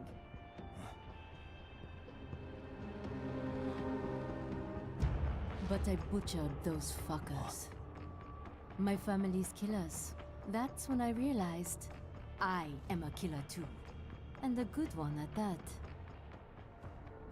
I slaughtered dozens in Iraq, in Afghanistan. Well, damn. I'd found my calling. Proud Apparently. of that, are you? What happened, happened. To be honest, I found it quite dull. My enemies fell like domino, one after another. Not once did I feel threatened. I was adrift, without challenge, without purpose. At times, I even envied my prey. At least they had a cause to die for. And then, I met him. Who? And I knew what I had been missing. His ideals gave my life meaning. Ideals, Jack. What are yours? I protect the weak.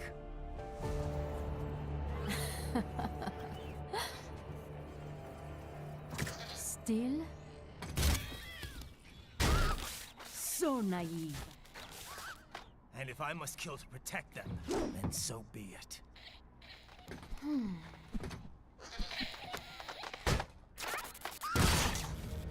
It seems we have less in common than I thought. I'll take that as a compliment. If you would kill for your ideals, then surely you are ready to die for them. Really? Oh, great.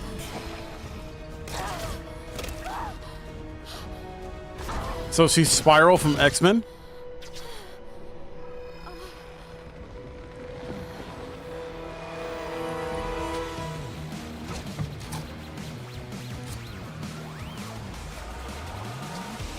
Peachy. Come,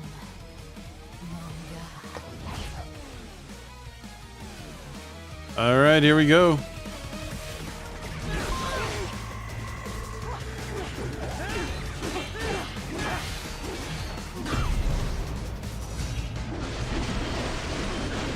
Yeah.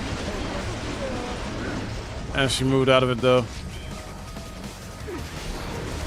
Ooh. What the heck? Why can't I? This freaking camera, dude, sometimes it just like fucks me up.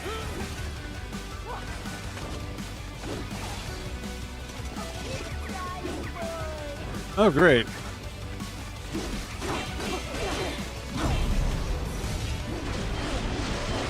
Nice. Where'd she go?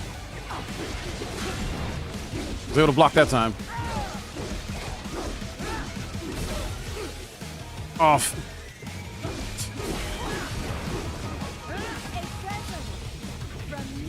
No, I don't want it. I don't want it.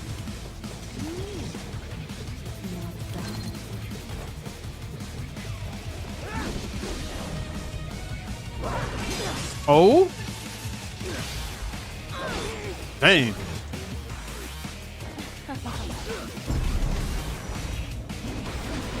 Screw that.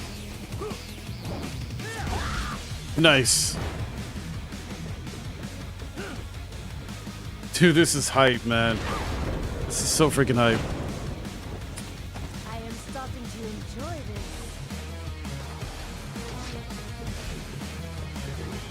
Oh, I can't get up there.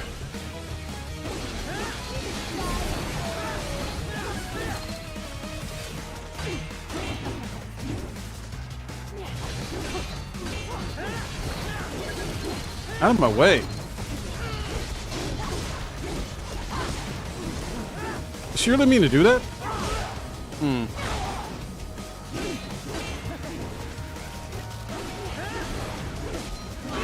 Darn it. I don't know why I can't counter that.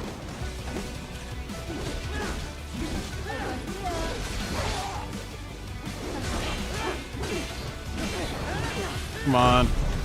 There we go.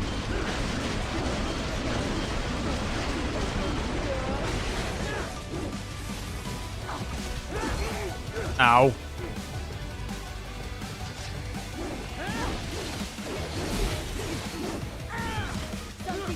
Get off.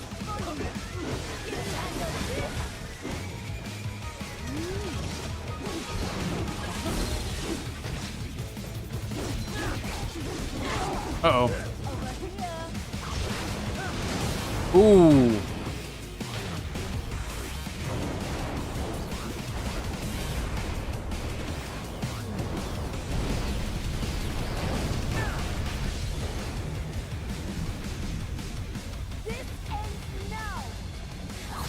I agree.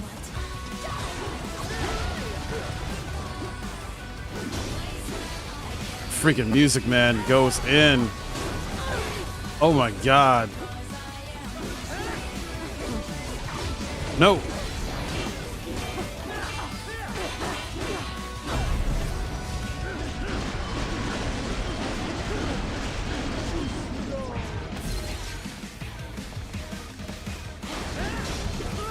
Darn it.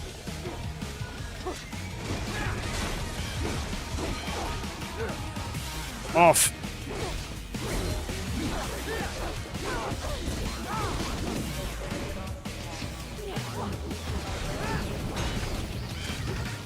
He's jumping up around. This is, I can definitely see why Phantom Blade Zero is like this game. How enemies act in combat? Oh yeah.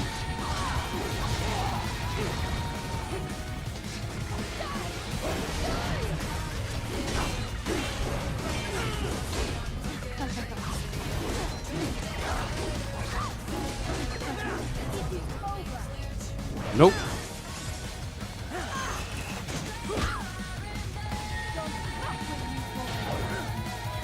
You shouldn't have fucked with me, little girl.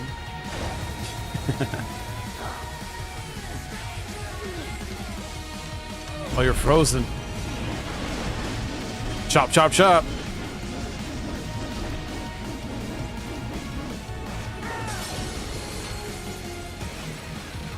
And she's gone. Badass. Freaking badass, dude. Mistro, report! Your vitals are dropping. I lost. So this is how they felt. What? Dying. For a cause. Wait. No. Hold on. I am sorry. He was too much. I do not need apology. I need you alive. But I know you will never fall. What? What is this talk about? Je t'aime. De tout mon corps. Je t'aime. Mister, you never...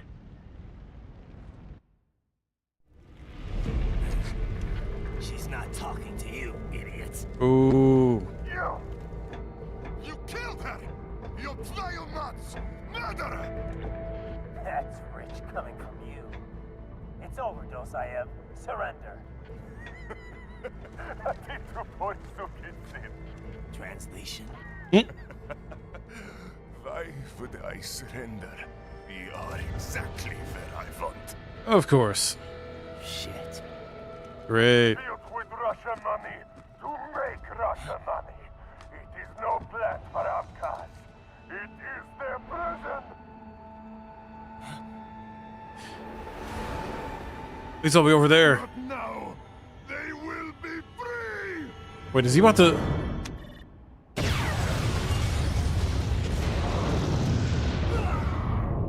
Well, damn.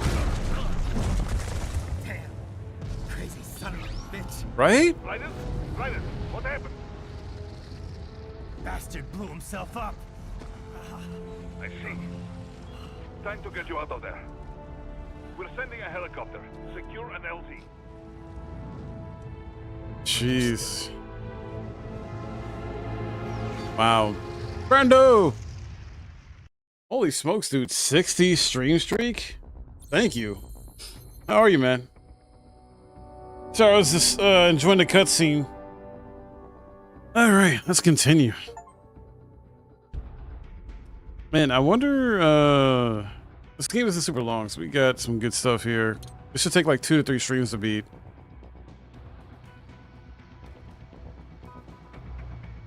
Wait, we can customize his body? What? I'm alright, dude. Let me see. I'm playing this for the first time ever.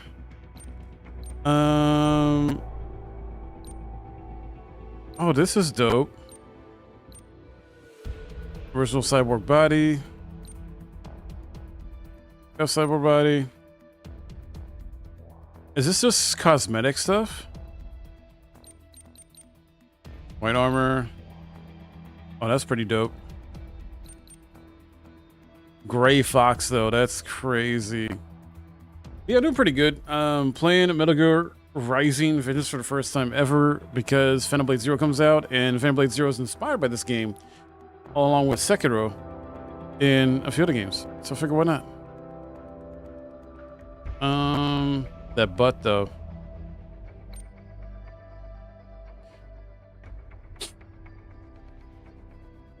Is this all just cosmetic? Like, I'm confused.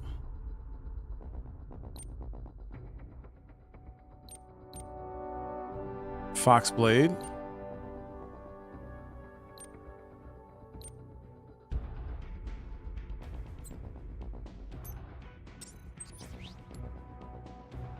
Ah. Full arm. Oh, we can give it new life? Yeah. It's not all cosmetic, I guess. So body, firmware, and optimized power usage. Okay. Sure. Skill. Aerial parry? Defensive. Offensive.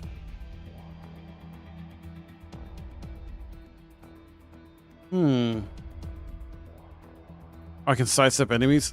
Yes. Ooh. Sweep kick? Sure. I don't have much left, though.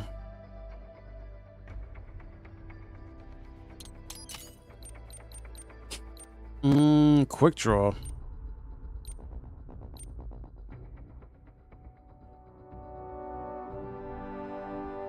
Oh, that's pretty dope. Dang, I got a choice, though. Aerial parry. Let's do that first.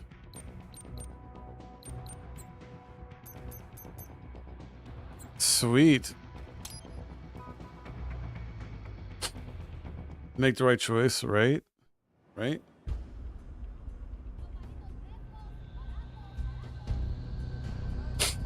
We play this for about almost another hour, guys, and then we'll check out Phantom Blade Zero's pre-order trailer. And So you got some kind of disguise lined up, right? Yep, all set. Hope so. You'd be a little conspicuous just walking the streets. Relax, Kev. I'll blend right in. Yeah. So, just get into the sewer system ASAP. Hopefully anyone who notices you will just mind their own business. You sure you want the K9000 there along for this one? I had the good doctor make some adjustments along with the repairs. Remote piloting and AI wiping have been disabled. So yeah, I say let's throw him a bone. oh, My exoskeleton resembles a canine. Canines enjoy bones. Amusing on 2 levels. so he's on our side now.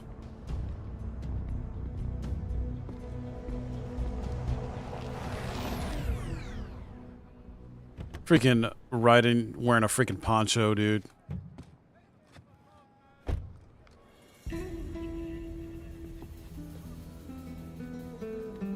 Huh. ¿Quién es ese güey? ¿Un mariachi? ¿No? ¿Un cyborg? Ese sombrero. ¿Qué?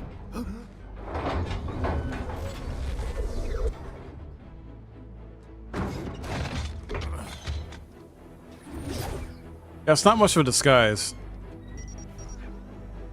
Auto mode, nice. It's like the Batmobile. Adios, amigos. ¿Viste? Qué raro, ¿eh? Hay que hacer que no lo vimos. Vámonos, ya.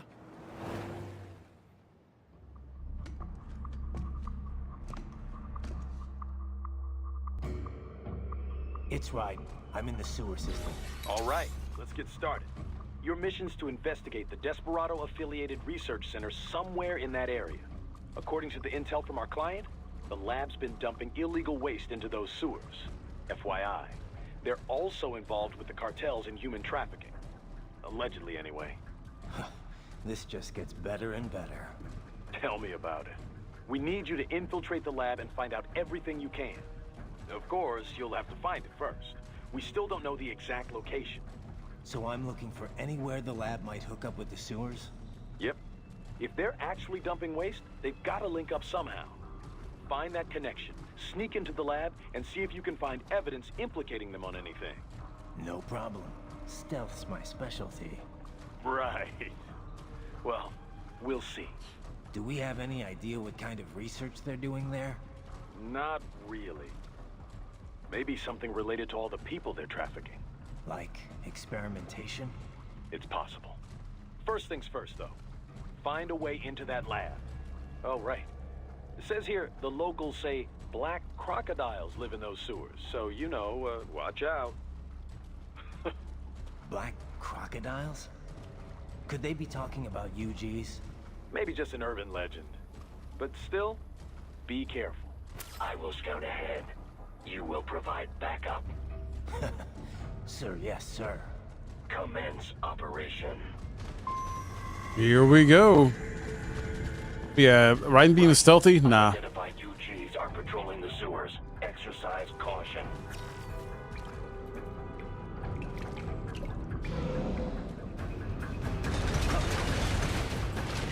Wait, that's a UG?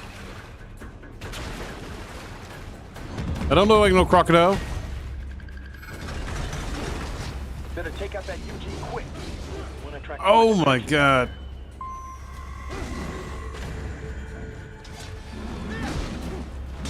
Nice. Ooh, there we go. Ow.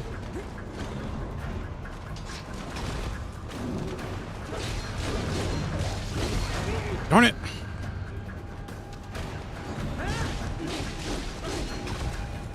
Get off me.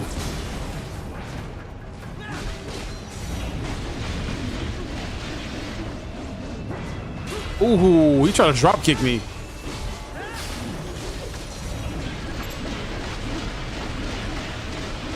And he just got sliced up for it.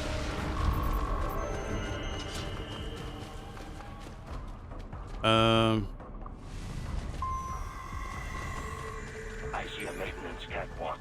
Use it to conceal yourself if necessary. Got it.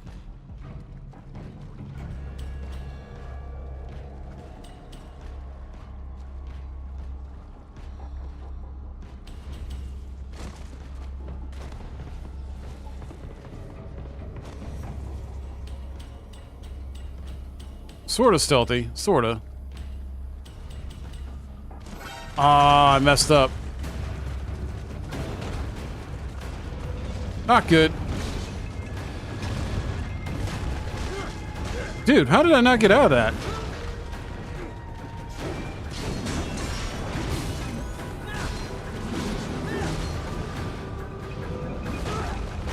Wow. Rude.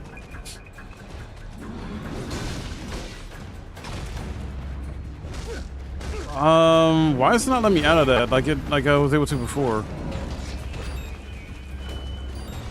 Hold on. Nope. Couldn't counter that. Great. This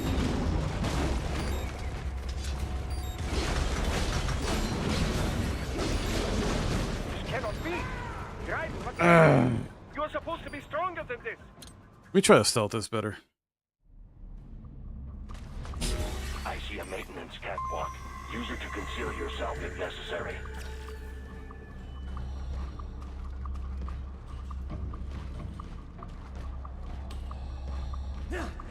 Wait. Oh, that's how I stealth. That's how. Sweet. Okay, I got it. That didn't pop up before. Hey, where is he?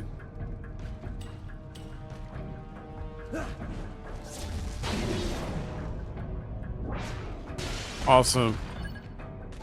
There's the Raiden I know. Where do I go? Maybe here?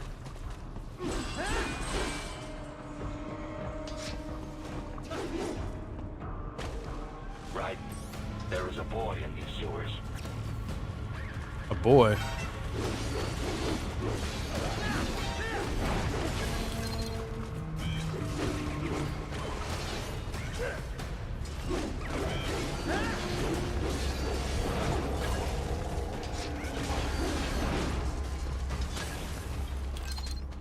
Grenades. Which is not really coming handy, per se. Ah, get off me.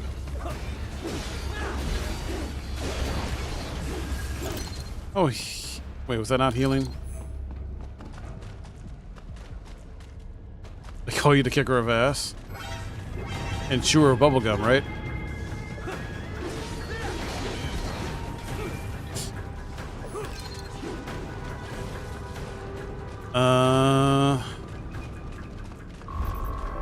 Yes.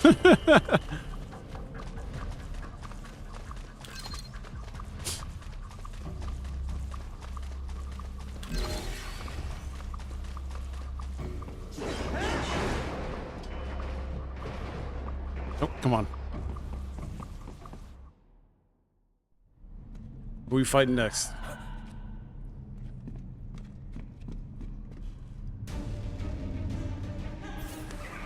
There is a boy.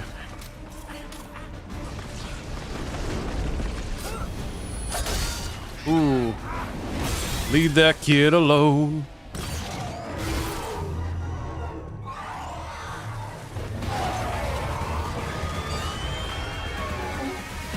Oh no.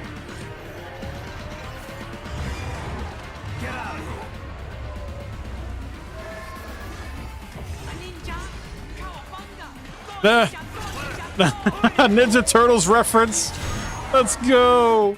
A Ninja Turtles reference, dude. Love it.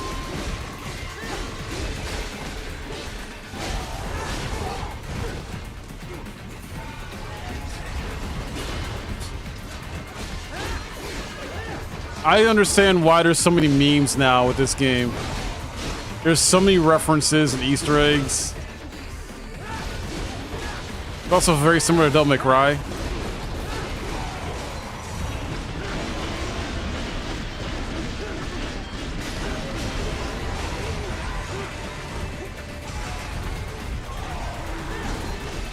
Uh-oh. Ooh. Oh my goodness, I'm dazed. So is this thing for some reason. And now it's gone.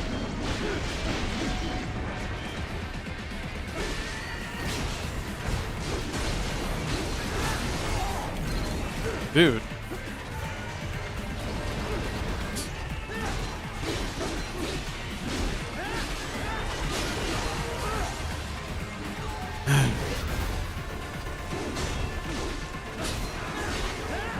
Oh. Thing likes to kick.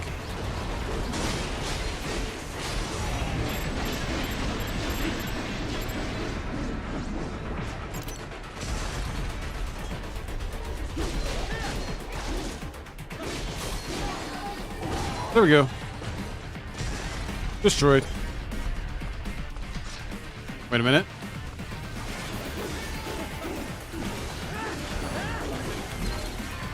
Now we're good.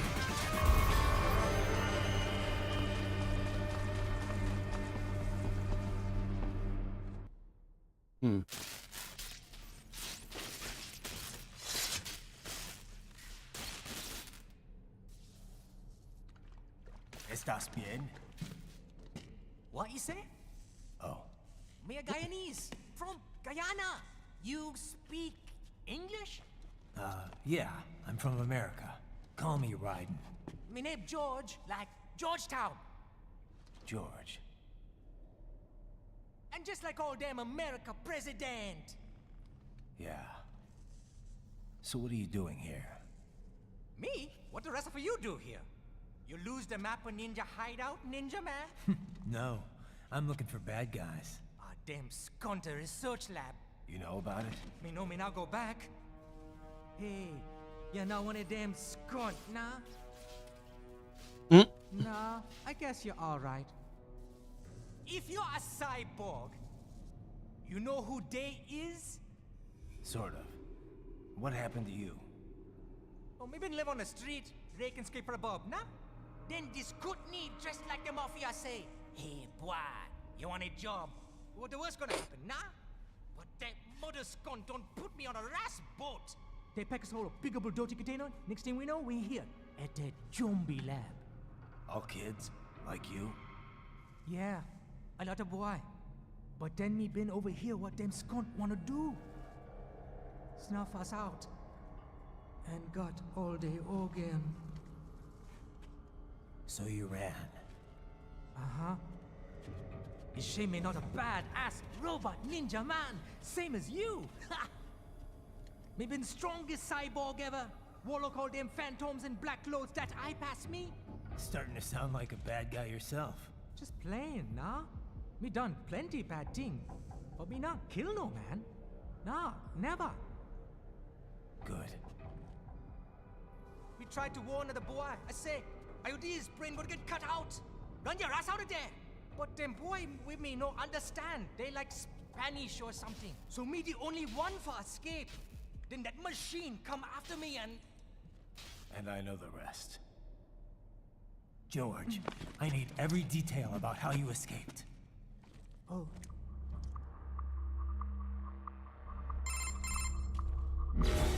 So the kid got into the sewers through a drainage channel? Yeah, he says the channel is super tight, but there's some kind of shutter next to it. Got it. That must be where they dumped the waste. There's something else. It sounds like a Desperado exec was on site yesterday.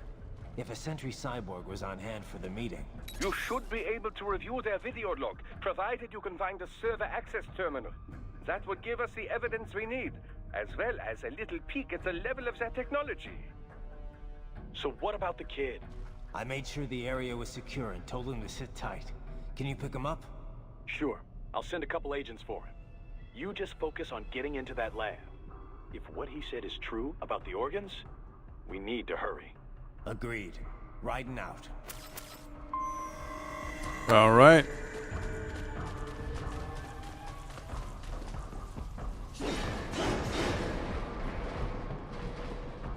Out of my way.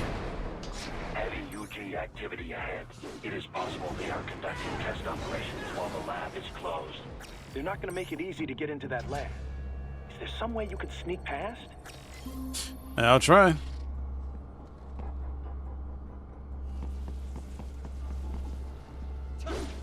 It's a box. Ha! How's that gonna help? Oh, it's for medical supplies. That could work, actually. Wait, so how do I use it? Never mind.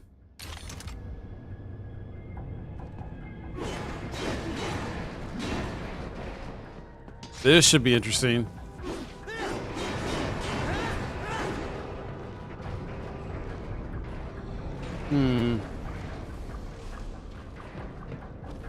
The heck, dude?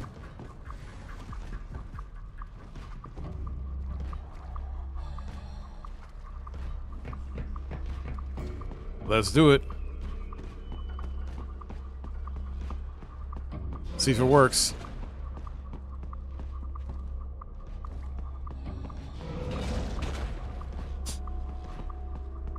So far, so good, but I need to get up there, I think.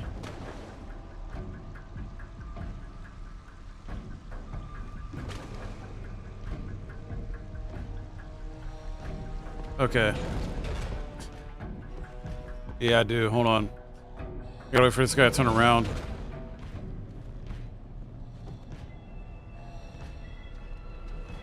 Or I go to that door.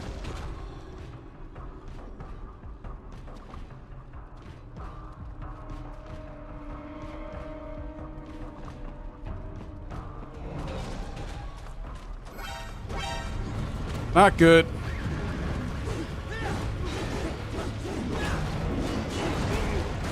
All right, can I get through here, please? Apparently not.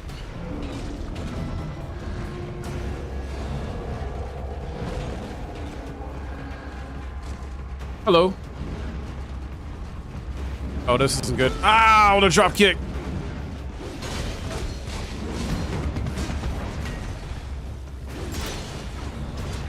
Oh, that was not health? I wanted health. Oh, great. I got to fight now?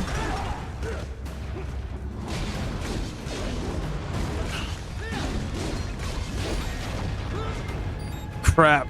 Crap. Crap.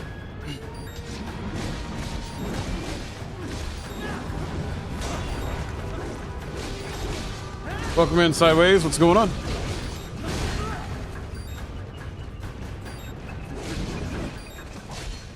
Hello, Kaiser. Welcome in. How you doing? Oh, I died. I'm liking it, but it is definitely a product of its time where, like, certain stuff about it is just, like, overly difficult for, I guess, I don't know, the sake of being an action game or something like that. I know it's Hideo Kojima, but, man. Why'd they give me 2? It's weird. It's fun, though.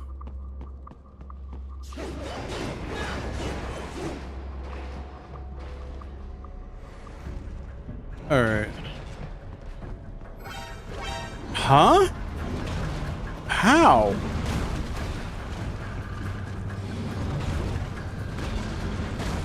Wait, I'm so confused by that.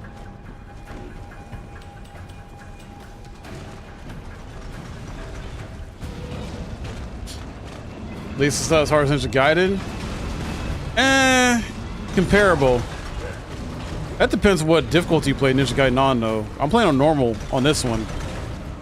And Ninja Gaiden on normal, just like this one, is about... I think they're about the same. Now, if you're playing Ninja Gaiden on hard, that's a different story.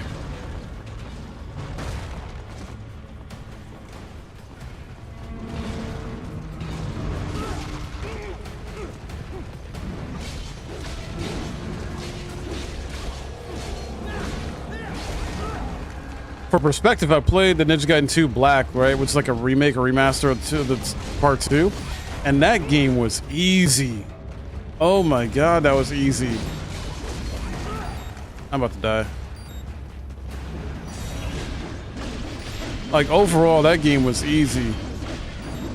And then I played Ninja Gaiden 4. That comes out the same year. Why the heck did Automod... Okay, that's weird. I don't know what the heck Automod's doing. Hold on. Sorry, I had to back out the game to allow that. That was weird. Now I played Ninja Gaiden 4, and Ninja Gaiden 4 by far was a much more difficult, challenging game compared to Ninja Gaiden 2 Black. In a good way, though.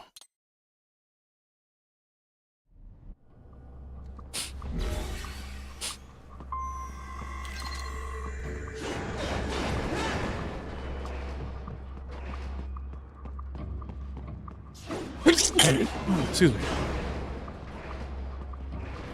All right. Try this again. Not sure how I got caught.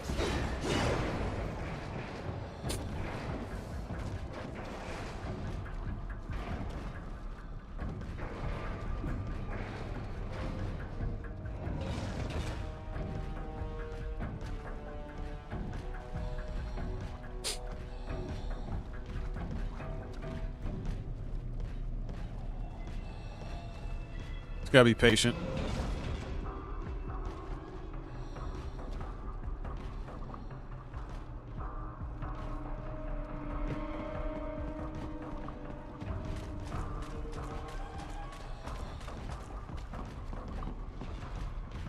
Hopefully I can cut this in secrecy. I don't know.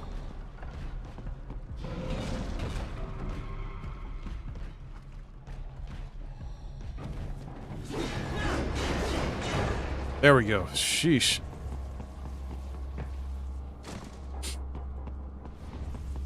Raiden, I have determined the approximate location of the lab based on the boy's information. It is marked on your Soliton radar.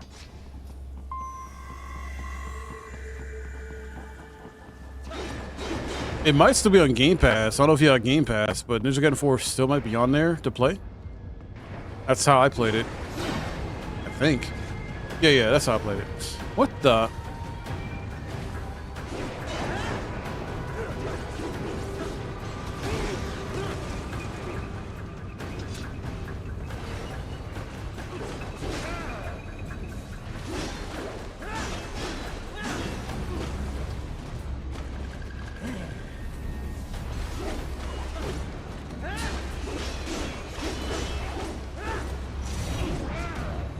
I messed up.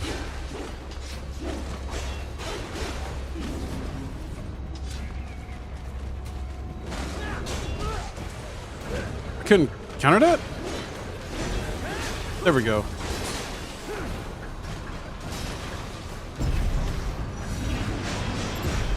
Thank you. I needed healing. Sweet. Okay.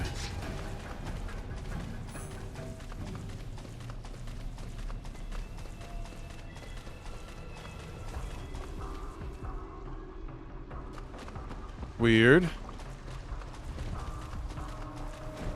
Up top, maybe?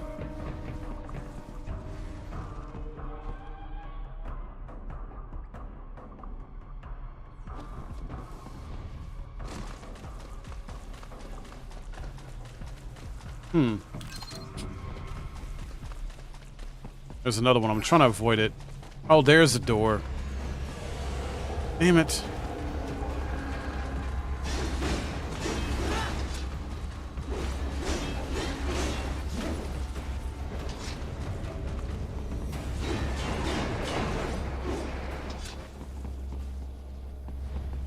Okay, not the right door, I guess.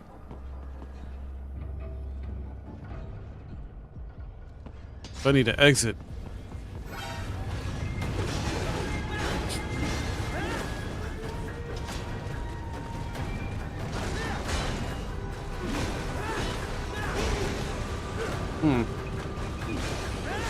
Here we go.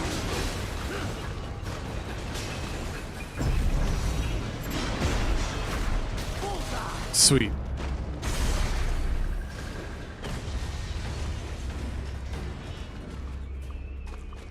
Where the heck is an exit? Oh, it keeps putting them down here too. Great. Gotta be up here, right? Yeah. It is. I'm trying to think how the heck to get up there though.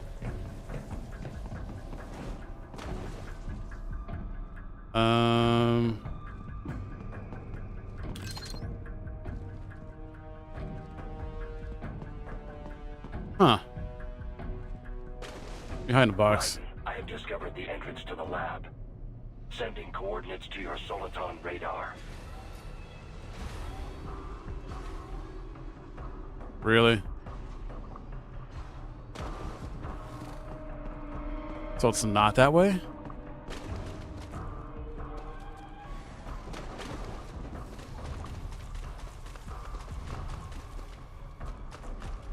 Oh.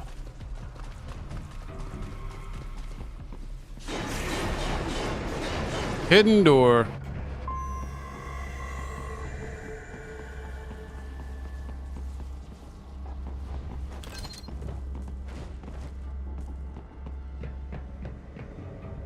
I don't think I need the box anymore.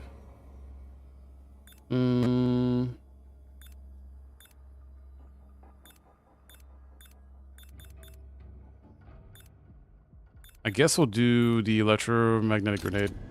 Cut it out.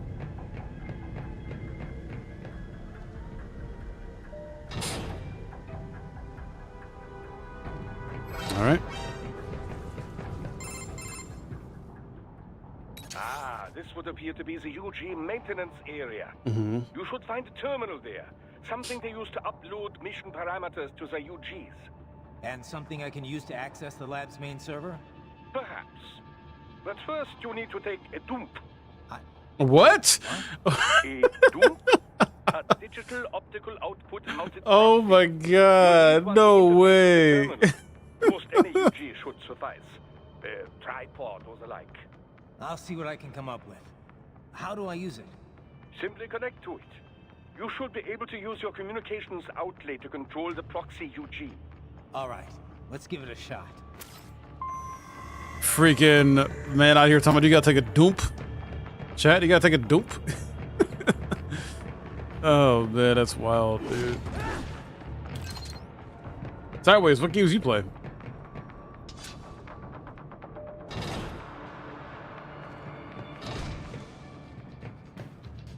I don't know if we can stealth this. Flawless victory. Hey, cool.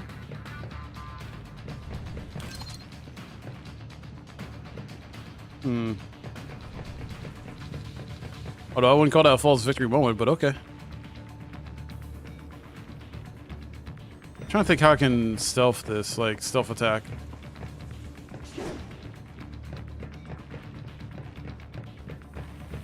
But I don't think I can. Never mind.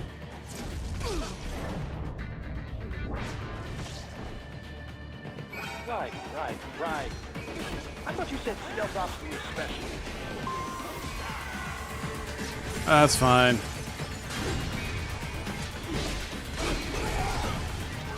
It's fine.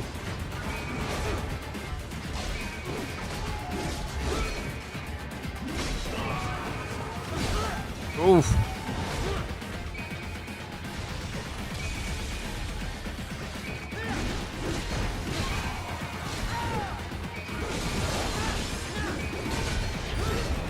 Uh-oh.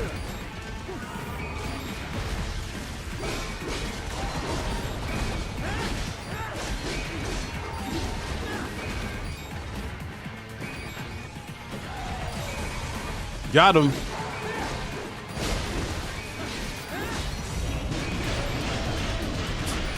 That one's destroyed. Almost.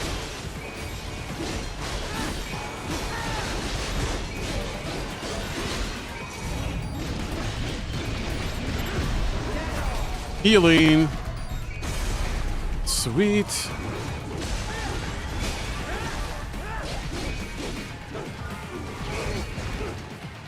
Aren't you?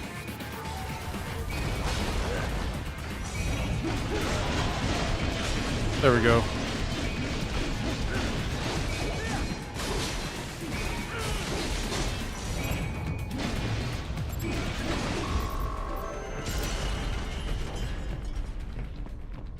Nice. Now. Raiden, if they continue to increase security, they may shut out all outside.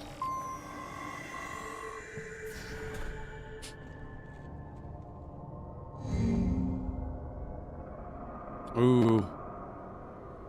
What's going on, Kaiser?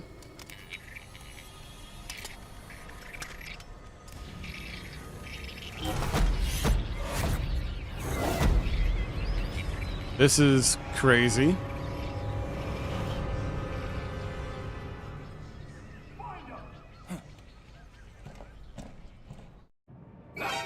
Oh, joy.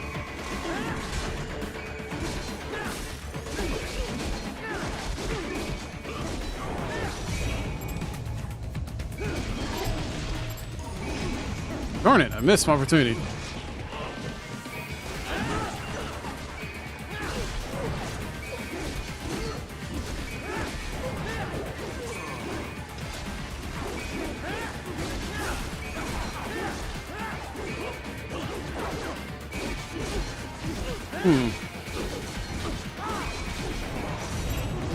There we go. Now I got it.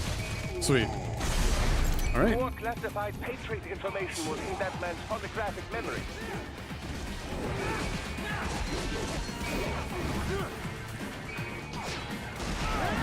Well, you got me. Well, it counts. It doesn't. What the heck?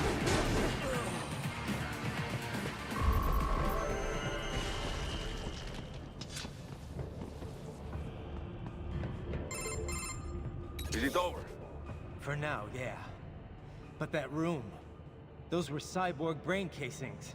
Duh, we saw. George said they were harvesting organs from kids. Yes, this must be why they are trafficking children. Perhaps other organs are being sold elsewhere, but they're definitely taking the brains. Jesus, are they making these kids into cyborgs? Wait, the cyborgs you've been fighting, did they seem like they might be kids? You said earlier that child soldiers have a telltale approach to combat. Yeah, but I didn't see it here. Those weren't kids. So, what? Desperado's just doing the surgeries there? We've got to do something about all those brains.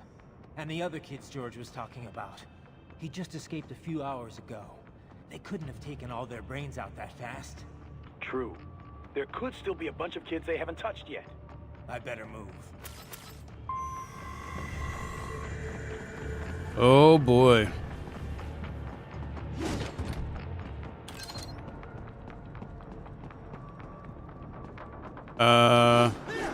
How do I get out of here?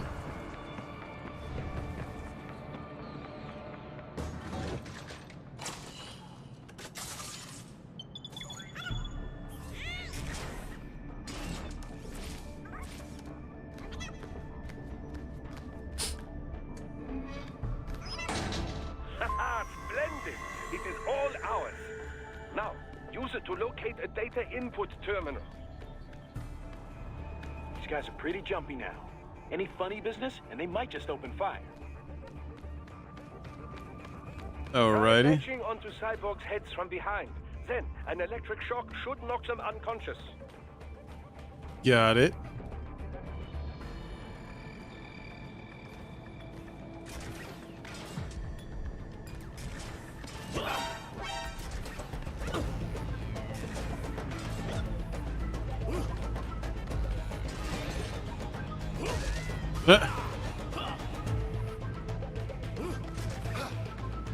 It's not working.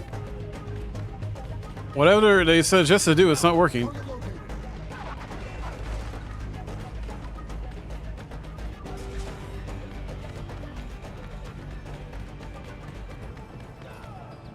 That's why I supposed to go through there.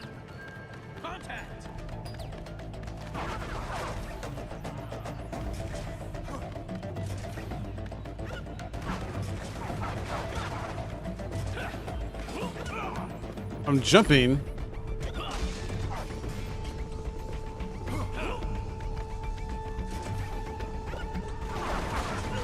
Dude.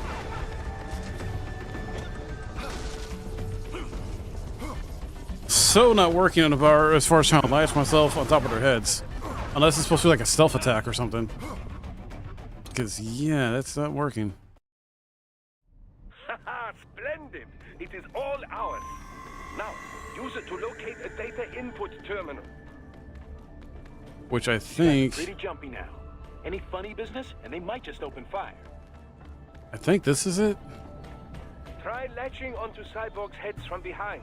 Then, an electric shock should knock them unconscious. Latching from behind. Oh.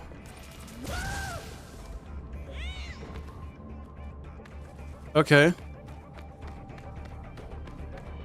I'm not supposed to go through there? Alright, I guess not.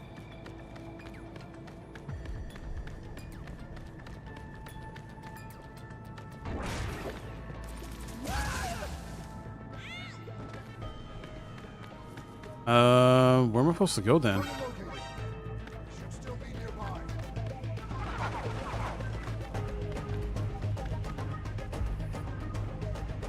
Bro, what the?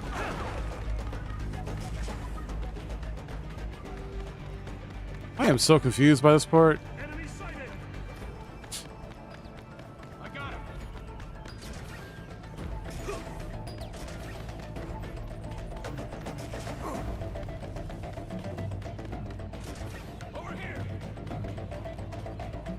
I am really confused by this part.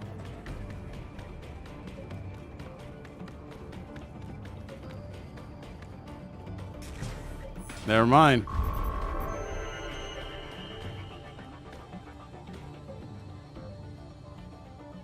That terminal is most likely designed to download mission data and such into the UGs. Let's try using it to access the lab server. Yeah, let's do that.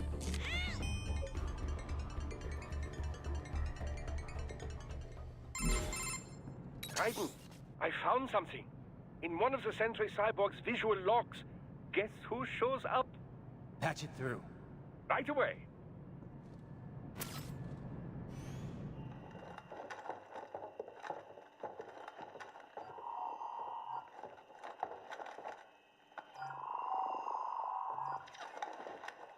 Then send us what you do have. We've already commenced the plan. The Sears program? Yep. Same old Georgie boy used on the kids in Liberia. Of course, it's right straight to the brain now. Feels as real as anything else. Your work is astonishing. And your work is late. We need to shit before our cover is blown. We've got some assholes snooping around. We just do not have the full quantity yet. Each brain has its own unique requirements. It's not like we can just pop them out with an ice cream scoop. Damn. All right. Make your point. Oh, thank you for understanding. Send what you have now or destroy any unharvested inventory. Okay? But have you any idea what they cost? Last I checked, children weren't exactly rare in the part of the world. Millions of them, in fact. You can get more once we set up a new lab. Wow. They lead lives of hunger and pain. We're performing a service here for them and the cities they burden. But just gathering the donors required a significant investment. Yes, you'll get the money. Accounting will be in touch. Gracias. I assure you we will dispose of our inventory the instant we can confirm payment. Are we done here? I've got a full slate today. Tecumseh is a demanding mistress, and America has suffered long enough. Oh, yes, sir.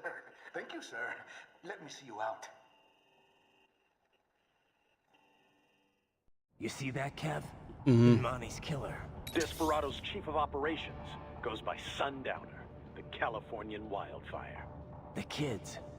Think we're too late? Only one way to find out. George was still alive. Maybe the payment hasn't come through yet. Maybe. But you heard what he said. They've already started some brains on VR training. Yeah. There must be more than just what I found here. What about the VIP in the suit? I'll find out. He definitely seemed familiar. Right. I'm going after the kids. All right, here we go.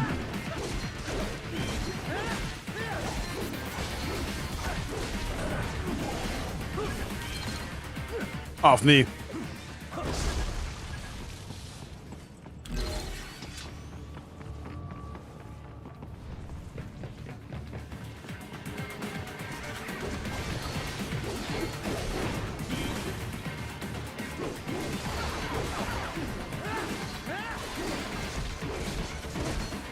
Darn it.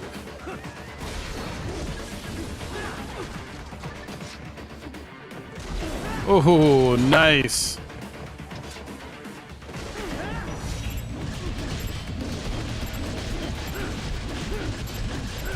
There we go. I'm thinking I'm trying to slice it. That should be it.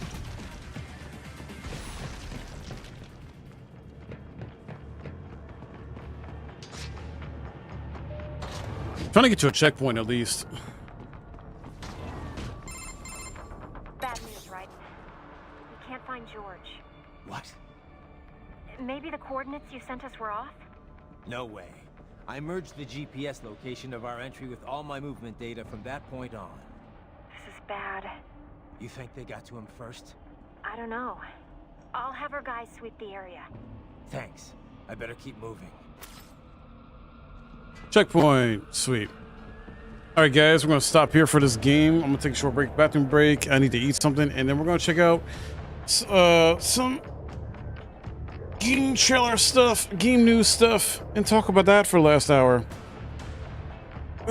So, let me get out of this game real quick.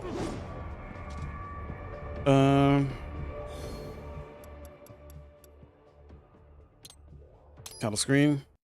Well, that was the checkpoint right there. Okay, how do I... This game is a lot of fun, though. How do I back out of this? I can hit escape?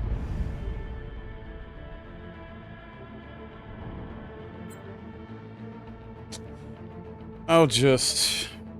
I guess have to just hit...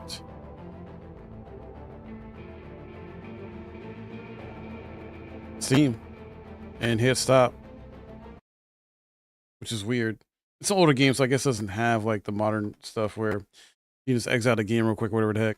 But, I'll be right back. And let me... get things ready. Well, I'll get things ready here in a bit. Oh, wait, did I get an email?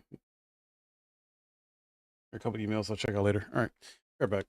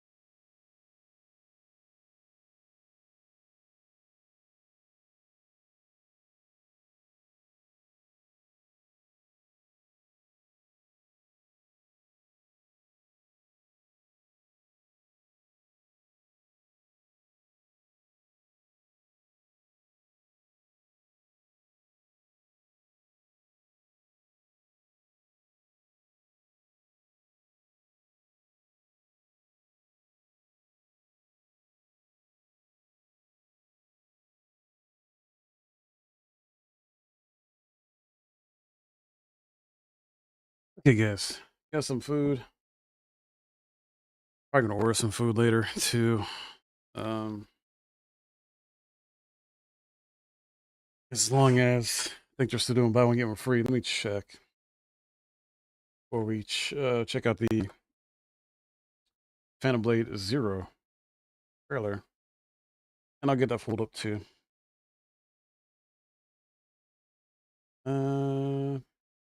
Hey, it's still doing it. Sweet. All right. Where is? Hold on.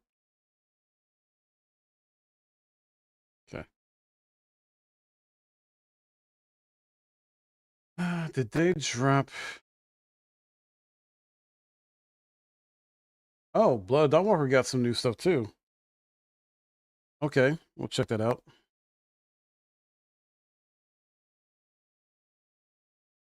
And then I thought, there we go. Yeah, we got Wolverine hands-on impressions to check out too. Sweet, we got a lot. All right.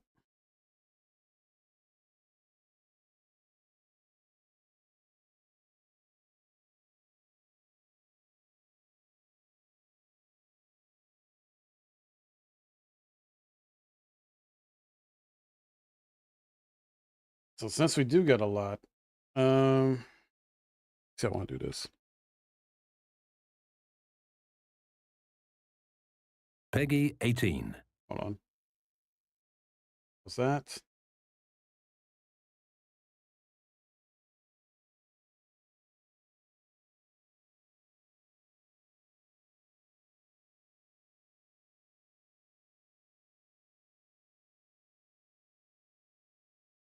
Internet that can't keep up with your family doesn't cut it.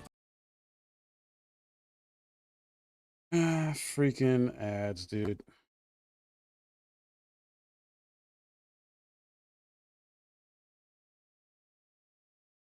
Okay.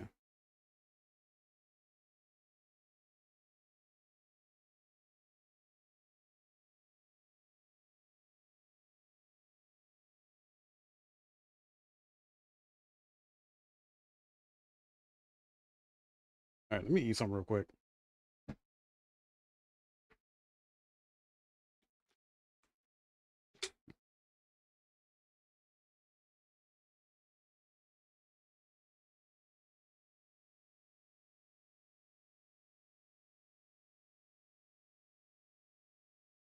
Okay. What's up, guys? Gonna be checking out the newest Phantom Blade Zero trailer, the pre-order trailer. It's 11 minutes long, and I've heard nothing but good things about it. So I want to get my thoughts on it. Plus, I heard certain actors in there already too. So let's see how it's looking.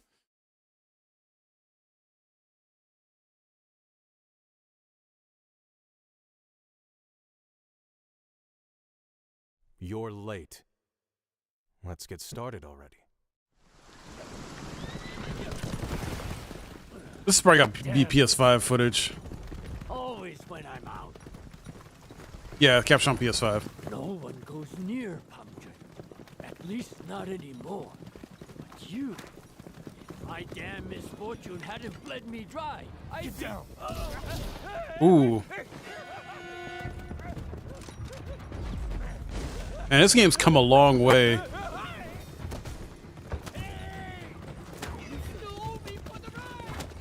Let's hope all the extra time of development really shows here.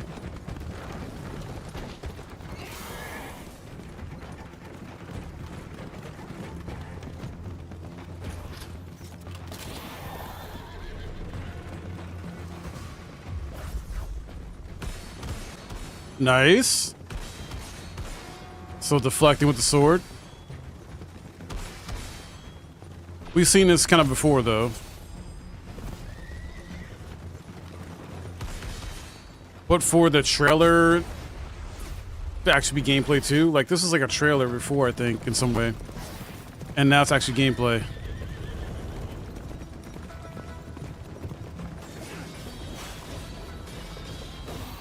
Love the wuxia style here. There's so many weapons in this game. I think it's like 36. Maybe more, maybe less.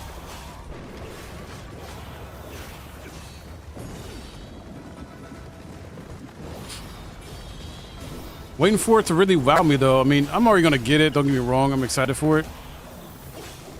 But this is sort of a sequence we've seen before in other games.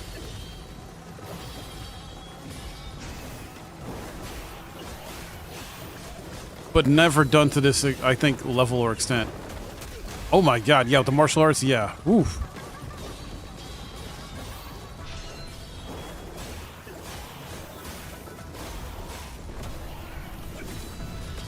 And he's gone.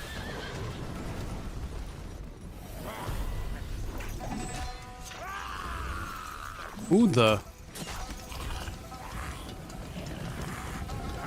Guy's hangry.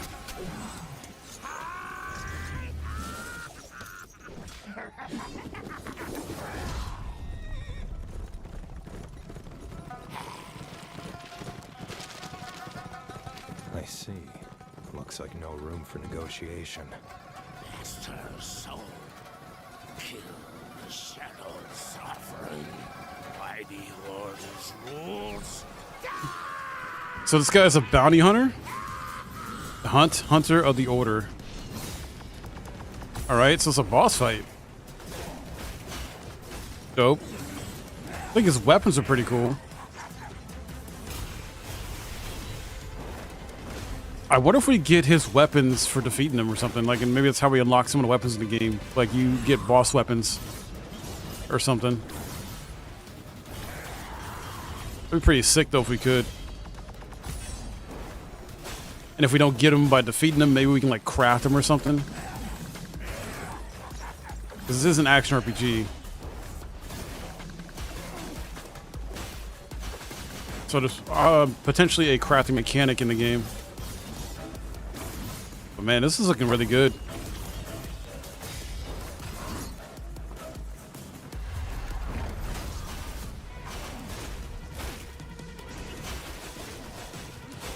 Enemies have the posture bar.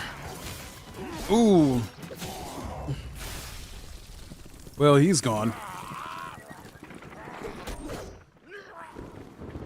Bye. Oh no. No way is he making that jump with the horses. Not the horses. They're the best actors. Ooh. That's right, the main character is dying. Like, you got a time limit.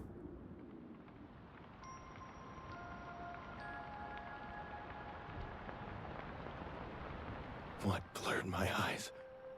Was it the rain? Or blood?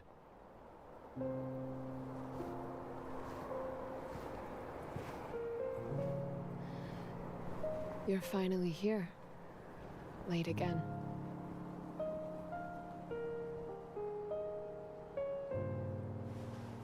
I never thought, in the end, you'd be the only one who still cares whether people live or die.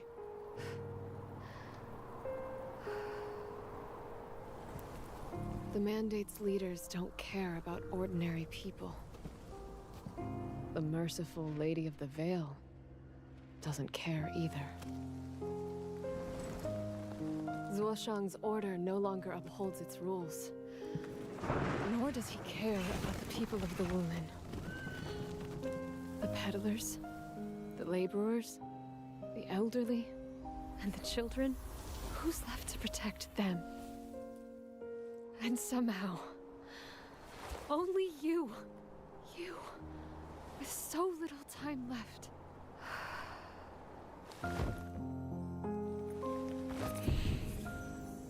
It's time for my last battle. Someday, I'll roam the Wulin with you and be a hero. They call me Quick Hand Zhang.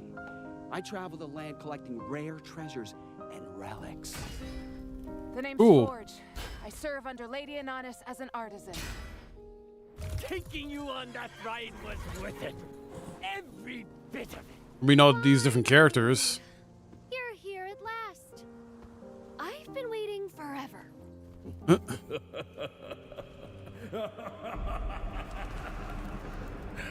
The three of us spent most of our lives fighting for the Mandate.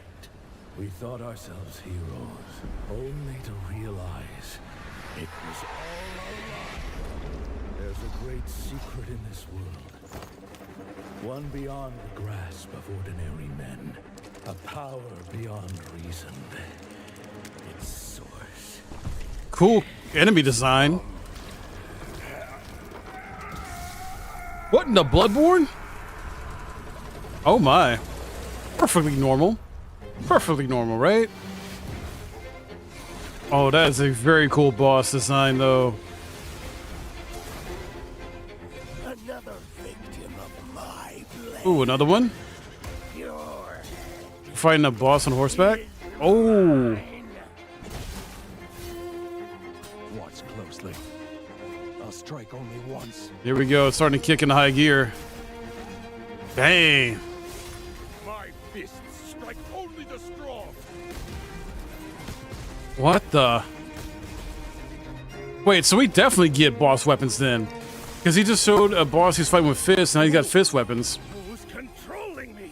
We definitely get boss weapons. Oh, and the shield. Wait, the shield we just saw a bit ago, the boss was using, or the enemy was using. Okay, sweet. But I'll make you do it.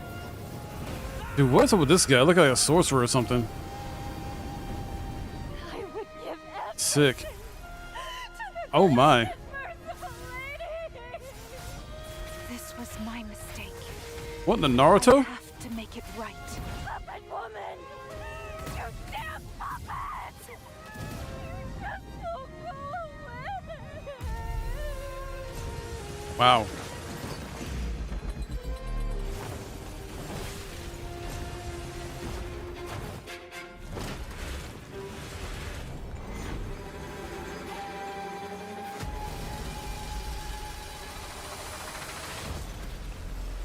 Sick. Definitely hype for this one, guys. Definitely pre-order now. I'm gonna wait. Wait, there's more? Freaking more?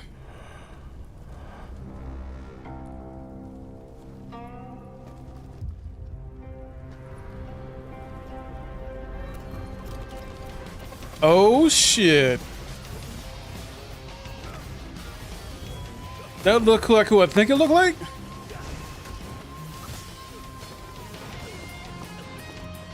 Extinguish the flame. See what burns beneath. Drop the blade. Let true steel. Is that Donnie Yen? It sounds like Donnie Yen. No shape. No shadow. Yet it moves through all. That's the path to know. What? This boss looks so cool. I think this is the main character's dad.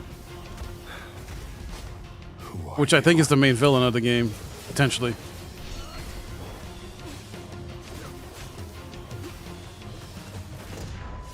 Ooh. Show me your strength. And the answer.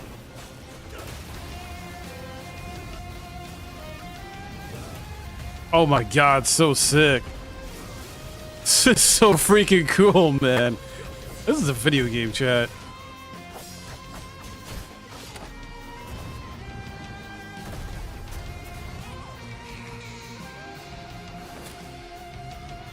It is Donnie Yen. Wow, he helped with facial and motion capture. Holy shit, dude. I'm looking forward to his next move. That is insane. Yep, pre-orders are alive now. Oh man, that is cool. And its price is $60, which is good. It's not 70. It's only 70 for the deluxe edition, which is $10 more. It's gonna be on PC as well too. We get what, a outfits? Okay, digital art book, digital soundtrack. Gotcha. An early unlock of the treasure basin and outfit legacy. Okay. There's something else too, I think.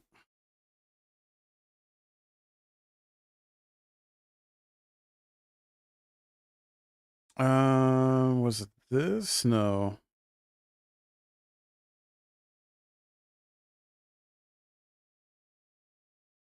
There's something else I thought that was shown off.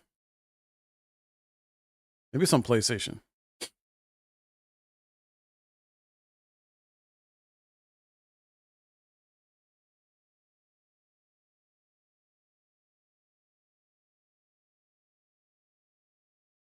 Weird. It is not.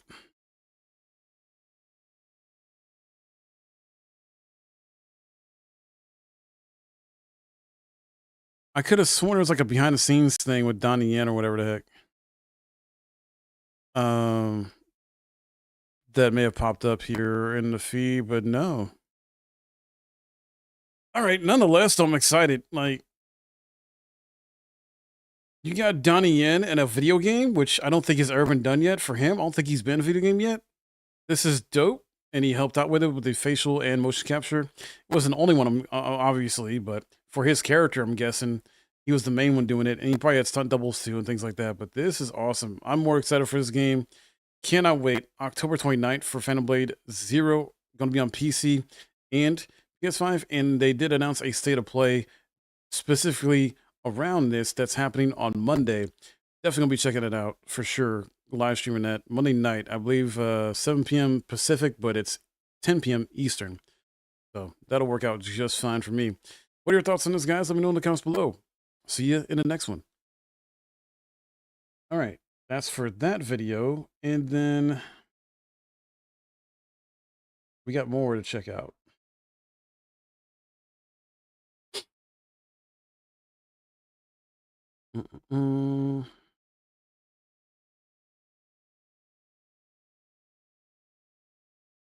Rebel Wolves just dropped an everything you need to know video on their YouTube channel for Blood of the Dawnwalker. We're going to see what it's going to be talking about. If it's actually a thing we need to know. It's not too long. It's like 6 minutes. So yeah, I'm going to share my thoughts on this one, guys. So please watch towards the end as I give my final thoughts on this.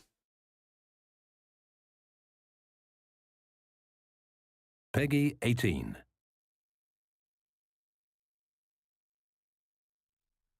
All right, here we go. The Blood of Dawnwalker is a dark fantasy open-world action RPG set in 14th century Europe. The first installment of our saga takes place in Vale Sangora, a secluded region somewhere in the Carpathian Mountains. When the plague decimated the population and the human rulers proved too weak to control the situation, a powerful vampire, Revengeance, stepped out of the shadows and conquered the valley. Now, it's time for you to be a part of this story. Welcome to the world of Dawnwalker. Revengeance is an oppressive ruler. He uses his own blood to heal the people of Vale Sangora, but in turn, demands absolute obedience. Right. He carved the valley into 3 separate dominions and gave them to his 3 vampiric officers. Ambrose is the youngest and the one with most to prove. His main responsibility is stockpiling blood and managing the draining dungeons. Bakir knows that what folk need in their lives is a bit of respite from their hardships. That is why he is in charge of alcohol distilling and distribution. Still, he's not above using his inborn brutality to subjugate the population if need be. Xanthi is the one who creates the Blood Guards, the elite soldiers of the vampiric regime. Staying away from the limelight, she is a source of many rumors about dark rituals and mysterious disappearances. These powerful vampires won't sit idly while you dismantle their operations. With your every victory, Revengeance's court will react with new edicts that will make Cohen's life a bit harder. Ooh. But who is our protagonist exactly? You play as Cohen, a young man living under the vampiric regime. A series of tragic events led to your family being kidnapped by Revengeance and you becoming a Dawnwalker, a human by day, a vampire by night. Or now, you must rescue your loved ones.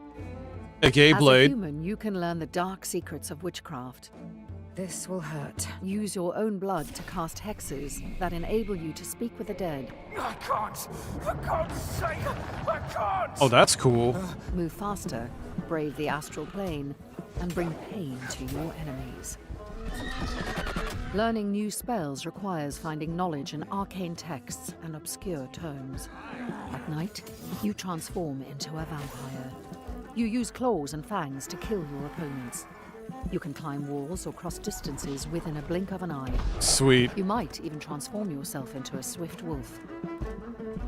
Go on. Drink. Remember that a vampire is always hungry for blood. Drinking it unlocks new abilities, but in the process, you will corrupt yourself.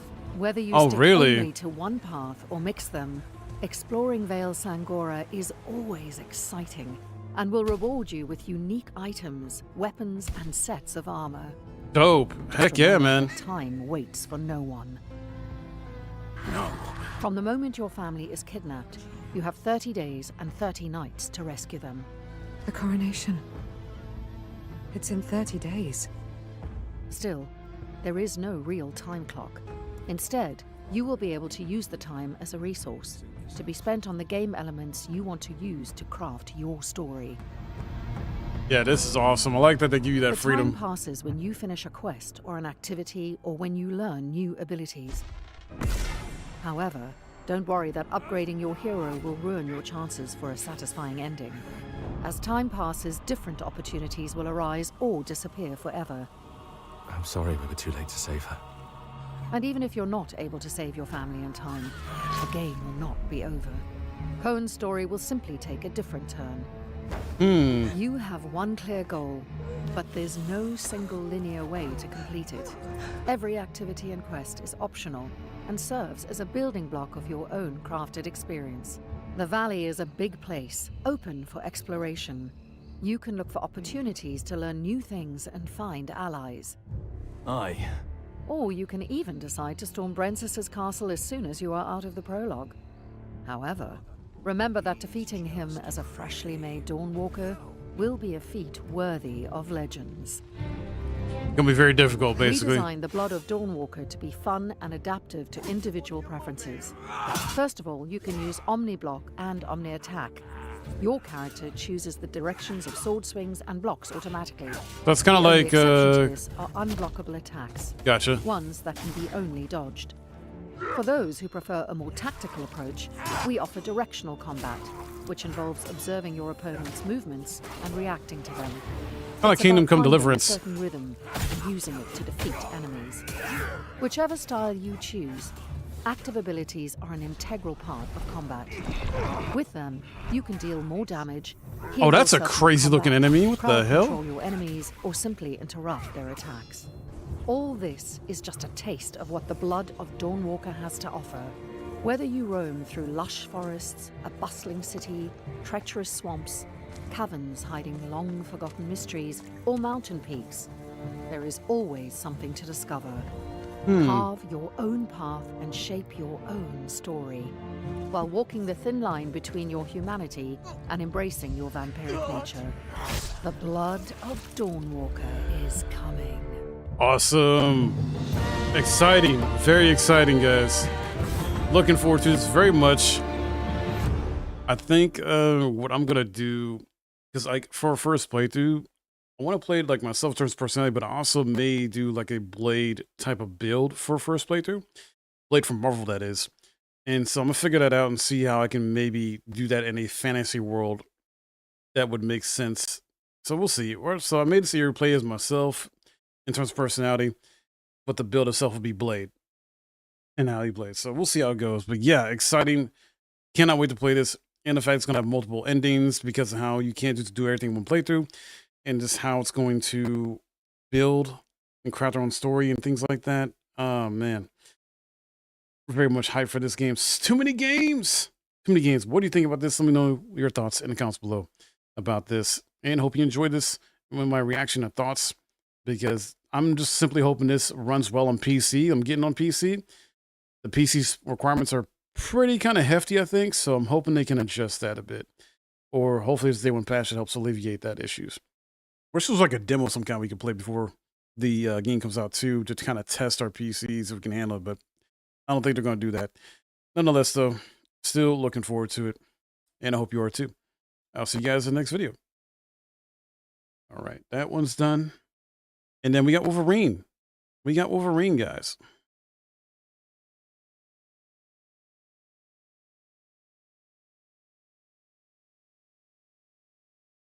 I need to eat actually a little bit.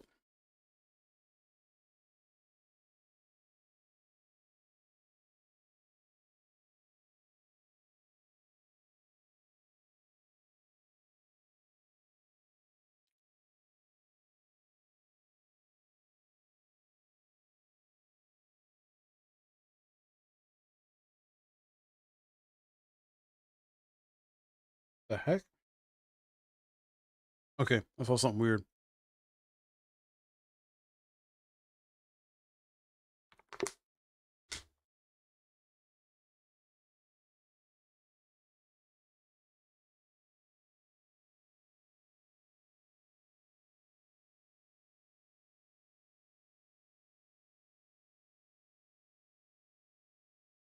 The hands-on previews for Marvel's Wolverine. Wait, let me redo that. Sorry, guys. The hands-on previews for Marvel's Wolverine are finally here from different sources. I'll be checking out the one from GameSpot today. Seeing how this game's shaping up, I've already got it pre-ordered. I'm already excited. Wolverine is one of my favorite Marvel characters, and it's up there with Spider-Man in terms of being like my #1 favorite, if tied for #1 spot for favorite superhero of all time. I'm more in line with favoring Spider-Man though than Wolverine, but still, Wolverine's a badass, and I'm hoping that his powers are utilized in new ways in Mars Wolverine. Let's find out though, and see what these hands-on impressions are talking about here, and I'll give my final thoughts towards the end of the video on this information that we learned. So please watch entirely. All right. Insomniac's Wolverine takes place on Earth 1048, the same universe as its Spider-Man games, and opens with an assault on a Weapon X base, where Wolverine teams up with his longtime hater Sabretooth. I played... So it's confirmed it's in the same universe as Spider-Man, which is good. Insomniac Spider-Man. Through this section of the game just days after watching them both do the exact same thing in X-Men 97. A foolhardy mission featuring Wolverine is a pretty common narrative beat in Logan's stories, irrespective of format. But that sense of fortuitously timed familiarity became a feeling that permeated much of what I saw and played of Wolverine. Wolverine is the latest in a type of game that PlayStation has become known for. Mostly linear action game that is narrative driven and uses introspection, self-discovery, and personal growth as theme for character development. Which is good. It wasn't remarkable for its unique ideas, but nevertheless, it made a good impression in the way that it was executed. All right, and we're fighting a Sentinel here. Cool. It's a Sentinel prototype. As it happens, that template works very well for Wolverine. In this universe, Logan has lived a life spanning hundreds of years. He's been through hell, figuratively this time. His memory is broken, and since the X-Men team hasn't been established in this particular continuity yet, he's mostly a loner. This is a compelling starting point for the kind of tame the beast within tale that packs a big punch when it comes to this character. Ah, it looks like he's got like 3 or 4 ability slots too. Wolverine may be a game made from familiar pieces, Insomniac is putting them together in surprising ways. This became apparent from the intro, where a calm, wizened figure finds a feral Logan hiding in the wild and extends a helping hand. If you thought that person was Charles Xavier, founder of the X-Men, you'd be wrong. This time, it's Nathaniel Essex, the X-Men antagonist who will become known as Mr. Sinister.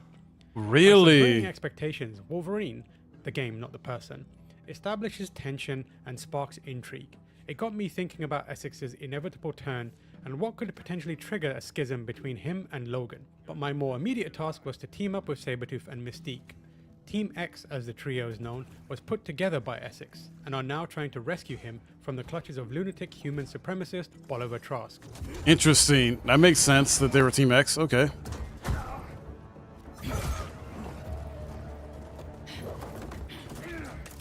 Man, Mystique looks badass.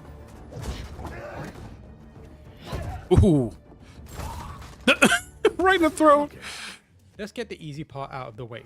Gameplay is brutal and has been designed to encourage brutality so that the violence, along with being true to the character and feeling very satisfying, also feeds into the narrative. Good. This, for me, is the most interesting part of the game thus far. Fundamentally, the mechanics of the combat are the same we've seen for years now. Light attacks, heavy attacks, a timing-based parry, and dodges to create openings. Like in similar action-oriented superhero games, you can develop all these mechanics by unlocking new skills or enhance them by unlocking perks, which the game calls adaptations.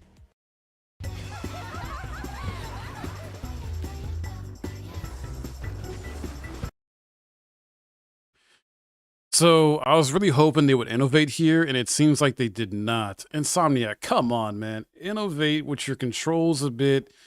But who knows? Maybe his powers, like with these adaptations they're called, the skills or powers one he gets, maybe there's innovation through them. Let's see. It's all the essential building blocks of the free-flow combat system popularized by Rocksteady's Batman Arkham games, and now used in pretty much every game that has melee fighting in it. But what stuck with me was a sense of momentum that slowly builds as Wolverine lays waste to his enemies, how that feeds into Logan's mental state, and how the player becomes an active participant in that mind-body connection. Although Logan doesn't know who he is anymore, he has an acute awareness that inside him is something monstrous fighting to be let loose, which scares him. In the thick of combat, that push and pull struggle is represented by a meter that tracks his rage. Although Logan has his healing factor, he still feels pain and can be visibly injured. Well, yeah. Rage, which splits into segments, begins as a way of recovering health, but the longer the violence goes on, the more Logan's rage meter builds and the more aggressive he becomes. For the player, that creates a satisfying loop that, smartly, is in lockstep with Logan's escalating on-screen emotions. The demands and the precision required of the player to take out waves of Trask's goons changes as he gets more and more enraged, until there's a kind of parity between the player's input and Logan's blind rage and indiscriminate killing. Wolverine's opening salvo usually begins with a leap that closes the gap between himself and the enemy. Right, makes sense. Claws out, he plunges into his target and launches into a series of quick attacks that can be ended with a more powerful one. It's a ruthless dance of back and forth that requires directing Wolverine towards the most imminent threats, be they a soldier firing a gun from long range or one using a shield to take the sting out of his attacks. In one situation, Wolverine was lured into a room that takes away his healing factor, which means the player also needs to juggle taking out the devices suppressing his mutant abilities on top of the dangerous foes surrounding him. That's cool. As the rage built up, I initially used a heavy finisher where Wolverine impales the enemy on his claws and, by doing so, recovers health. This pairing of attacking until a bar of rage is available to heal and then repeating was very effective. However, by mixing in special techniques like the tornado spin, which sees Wolverine spin with his claws out to control the crowd of fodder, it becomes easier to maintain rage and continue building towards increasing the meter to its 3rd level. About the same time I reached level 2, I found that the game was usually trying to overwhelm me with enemies, which pushed me to make quicker decisions in target prioritization, while also parrying and dodging, leaping to targets, attacking them and moving on. This felt like an intentional ratcheting up of pressure, specifically designed to make the eventual payoff feel intoxicating. Right. It worked very well. At level 2 Rage, I was cutting through Trask's soldiers like they were made of butter, watching as the world around me was showered in blood and a grunting Logan leaped from one enemy to the next, claws out, shredding everything in his path. So that's good. It makes you feel powerful, as it should. I mean, Spider-Man 1 and 2, and Miles Morales to a degree, makes you feel OP. And definitely you want to feel OP as Wolverine to a certain extent because he is. Like, he has the crazy healing factor. He's got his adamantium claws and skeleton and whatnot and just can shred through stuff. At the same time, though, I was hoping they'd do some new stuff with his powers, but maybe. We'll see. All right, over halfway through this. A few counters and a whole lot of eviscerated baddies later, Wolverine's rage reached level 3. At level 3, Wolverine can launch into a berserker frenzy. Right. This sees him essentially losing some degree of control as he's driven by pure animalistic instinct. Okay. The world loses its color, desaturating into black and white, and the sound of the musical score becomes muted, drowned out by Wolverine's heavy breathing and snarls, and the snick of his claws as they slice through bodies and the environment around him.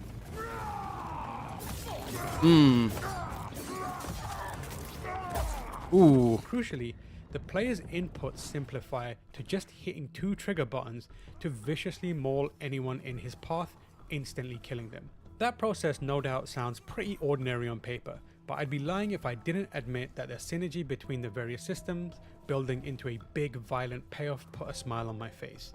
It's one of the ideas that Insomniac has implemented to bring authenticity to the character in the same way that exhilarating web swinging, mid-air pirouettes and impromptu backflips were how the studio realized the fantasy of being Spider-Man.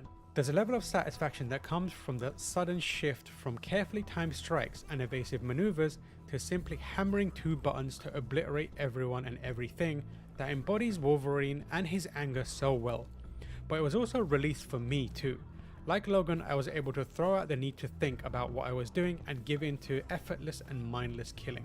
In this berserker state, continue to attack and kill adds to his rage meter, which means it's possible to stay in that mode for extended periods of time, making the crash all the more effective when the berserker state ends and sights and sounds of the world come rushing back, leaving Wolverine and the player to deal with the death and destruction they wrought together.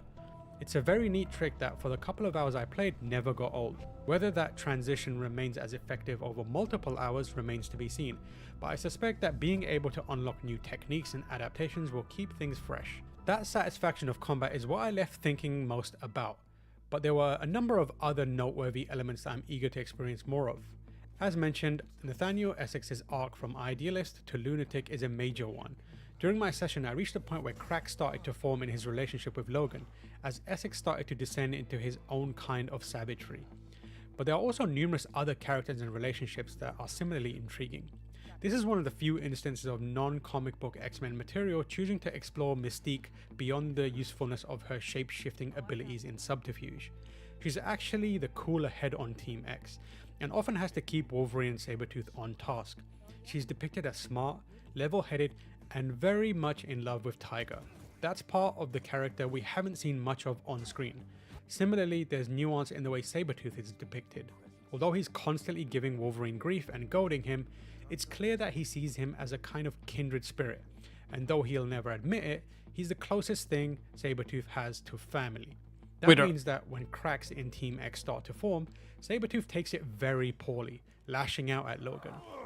Wait, are they not brothers in this universe? You want to call the shots? Kick Essex's ass! Take charge! Jean Grey, meanwhile, is on the run, trying to help her fellow mutants while evading capture. As outcasts, Logan and Jean start to build a relationship that brings out the vulnerabilities in both of them. And surprisingly, my time with the game ended with the introduction of the Hand, a criminal organization that usually shows up in Daredevil stories, but are a big part of Spider-Man Brand New Day. This in turn paves the way for Lady Deathstrike to further complicate Logan's life. It's undeniable that Insomniac's take on Logan is firmly planted in familiar game design, but Wolverine is clearly doing more than just fitting a typical story of the character in it. From the little I played, its take on Logan, the way it continues to build out Earth 1048, and the authenticity of the character in how he plays are where the team is aiming to distinguish the game. Given that these are the same pillars that catapulted Insomniac Spider-Man titles to success, Wolverine could shape up to be another excellent superhero game from the studio. Yeah, I think it will be an excellent superhero game overall. It's still gonna be good. I was just hoping that we would get more innovation from them, but this is only based on a few hours of, gameplay experience. This is GameSpot.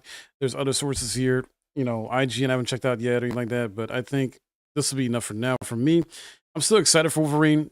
I love the character. I love the superhero that he is and stuff like that, and the struggle he goes through and the character arcs he usually goes through. I'm interested to see what his character arc is going to be this time in terms of how different it's going to be, as well as how familiar it's going to be. They did say it's, kind of treading the similar type of like story beats as done before, like in previous Insomniac like superhero games like Spider-Man, like that. So with this, self-awareness and self-issues and things like that, and trying to evolve, I guess, as a person, basically. So we'll have to wait and see how it ends up being.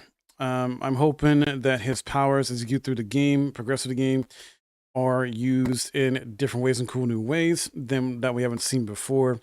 So far, it kind of seems like that a little bit in terms of like they talked about a ability or skill he can use where he launches into an enemy and can heal from essentially taking him down from clawing into him, heal from that.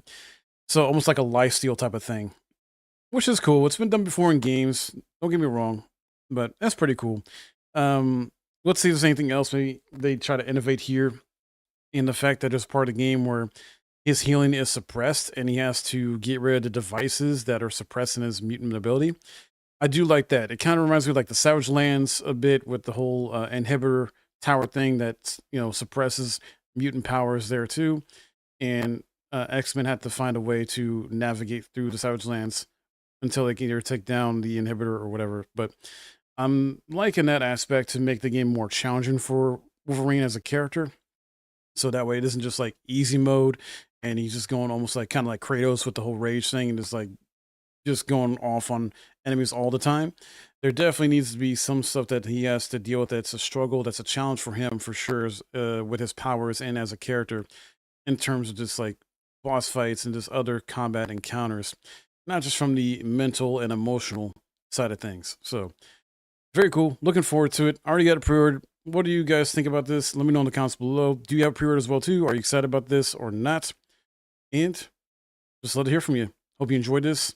Hit that like, subscribe. I'll see you guys in the next one. All right. All right. That one's done. Cool. Okay, and I got a few topics I want to do here, talk about. Let me see. Where did I put them?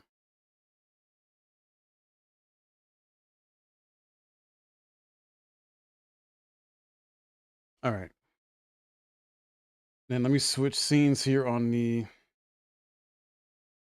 take the headsets off since I don't need to hear games for this. Okay. Often I get asked, what's your favorite game, Mike? What's your favorite game? And for years and for a long time, this was a struggle for me to figure out because I didn't know.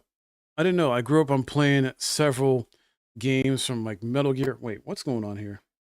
Oh no, hold on, hold on.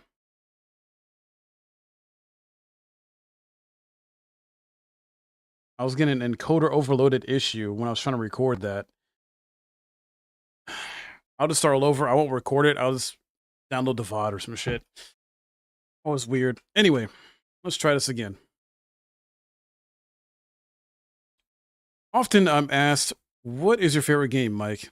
And over the years, I didn't know right away. I've played so many games from Metal Gear franchise, Spider-Man, Uncharted, and so much more. And it took me a while to figure it out, but I've, come to it and I talk about it quite often. And I thought, why not make a video out of it? So in this video, I'm gonna talk about my favorite game of all time, why that is, and why you should probably check it out and play it for yourself. So please watch the entire video for my final thoughts towards the end. And let's start with what the game actually is. Well, that's Final Fantasy X.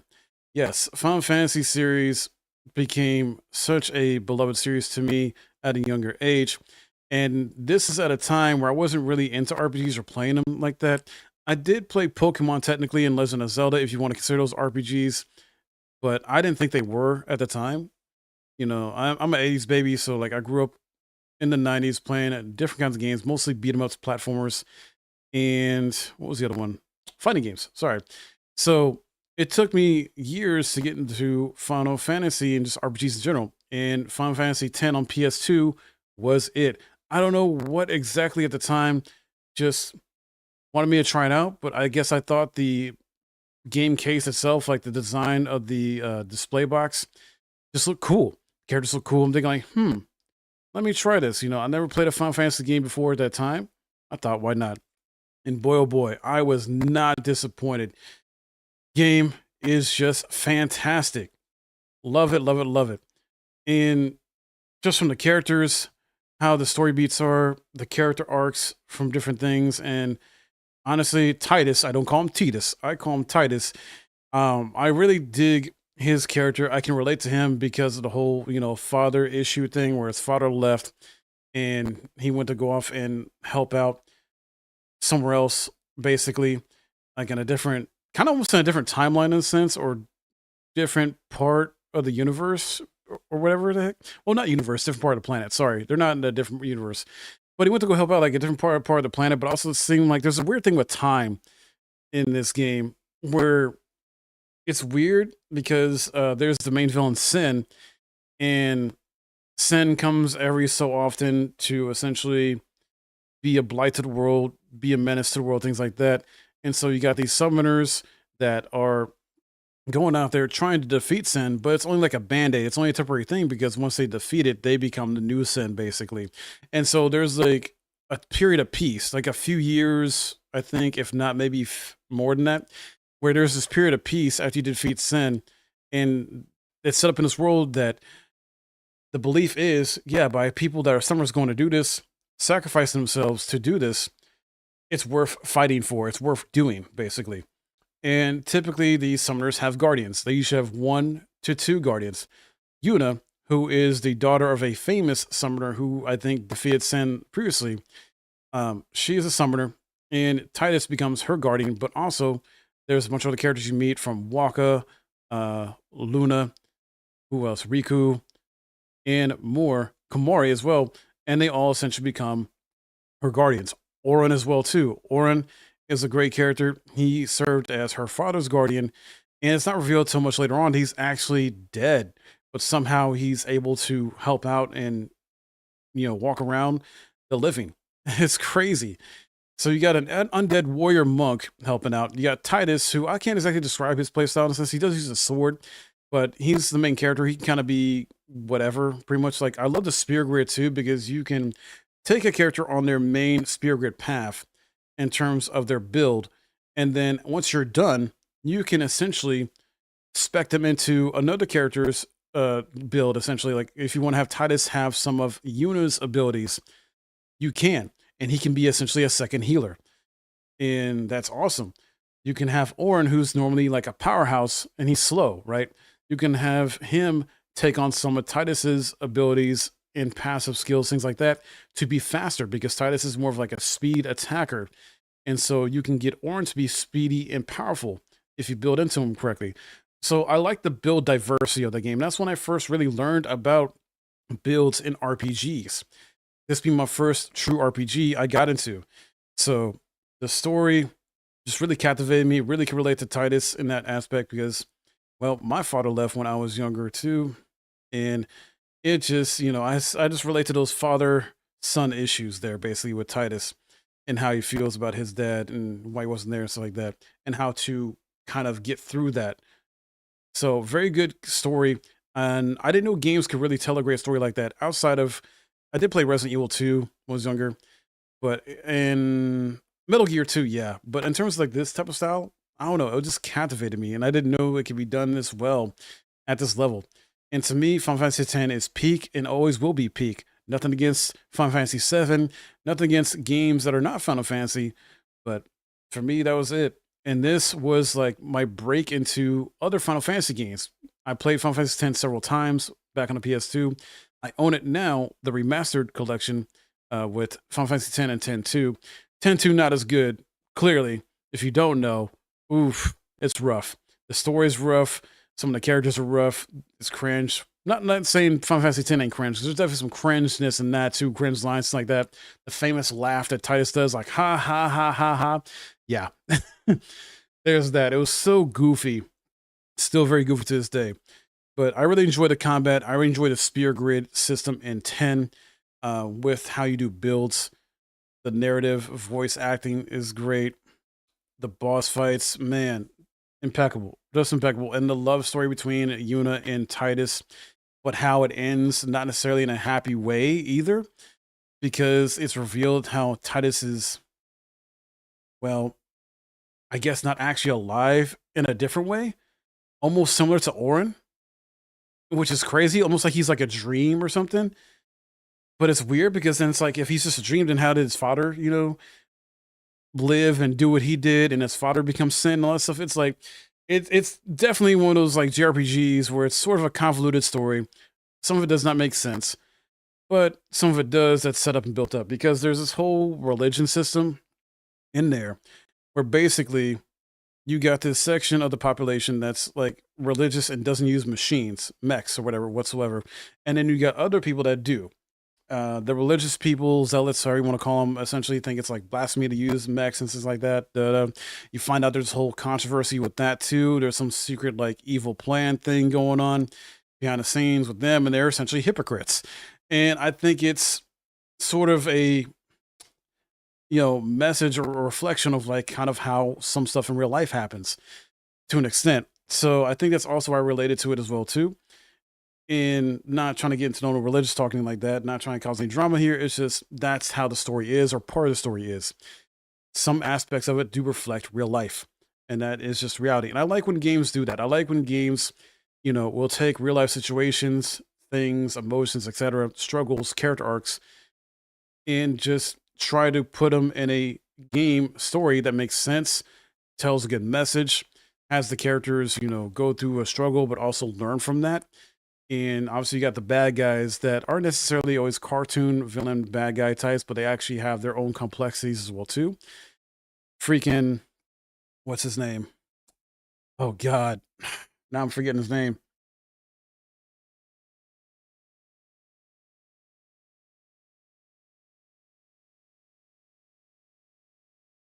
Seymour. Freaking Seymour. He is a villain you love to hate.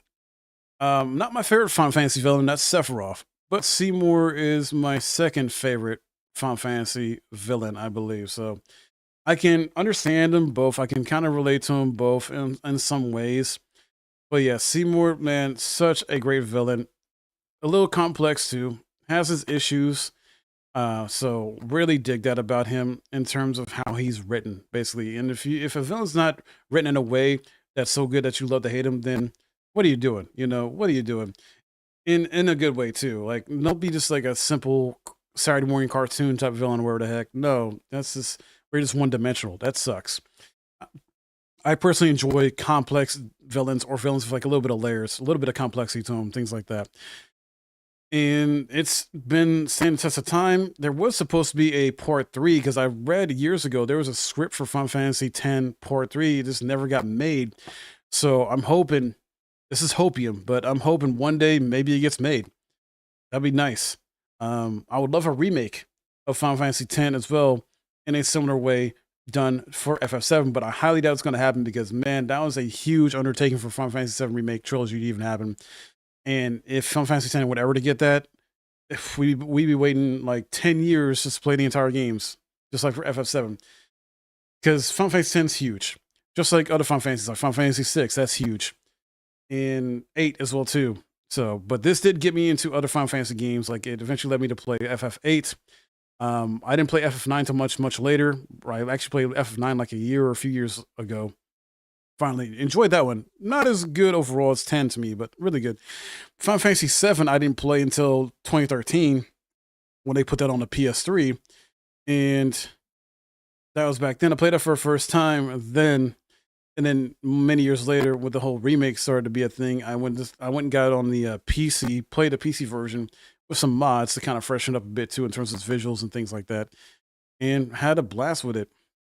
So really dig FF7. I would say FF7 is my second favorite Final Fantasy game of all time, but Final Fantasy X, definitely all-time favorite game for sure. With all the great story, characters, world building, boss fights, different builds you can do, things like that. Just really because it's my first Final Fantasy game, it holds a special place in my heart. And I think that's for a lot of people who can relate to. You know, where it's Final Fantasy, where it's a different game, you're gonna have your favorites, and it's your favorite often because it's your first game that got you into either the rest of the franchise or maybe what got you into other similar type of games. So pretty cool there. Hope you enjoyed this. Let me know your thoughts. What is your favorite game of all time? Why? What got you into it? Things like that. Love to hear from you in the comments below. And hope you enjoyed this one and learned something as you got to learn more about me. And I'll see you guys in the next video. All right, guys, cool. That was pretty awesome. Really dug that. Rage, what's up? Good to see you. I got one more, and that's for Souls-likes. So I'm going to talk about my journey into Souls-likes and how that got started and everything like that. So, and my favorite Souls-like. What's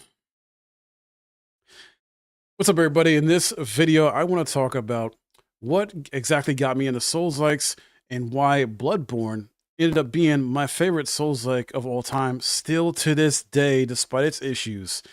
I know, trust me. I wish they would remake it, remaster it, but man, I don't think it's happening anytime soon. Nonetheless, though, I want to talk about that because this might be a similar story for you that maybe got you into Souls-likes, or this might inspire you to get into them yourselves, too. Because I never used to play Souls-likes, so I hope you enjoy this video. Please watch all the way through. As towards the end, I'll give my final thoughts on this as well, too. But back in, I want to say, was it 2015? Yeah, Bloodborne came out, right? And I did get it, I think, almost right away. I did try Bloodborne at the time. I do remember trying it out. I just didn't beat it. And that was something of like a bad habit where I would play a game. I still kind of have this today, but I've gotten better about it. Basically, I have this bad habit where I like start a new game that come out. And this before I was like super into content creation like I am now.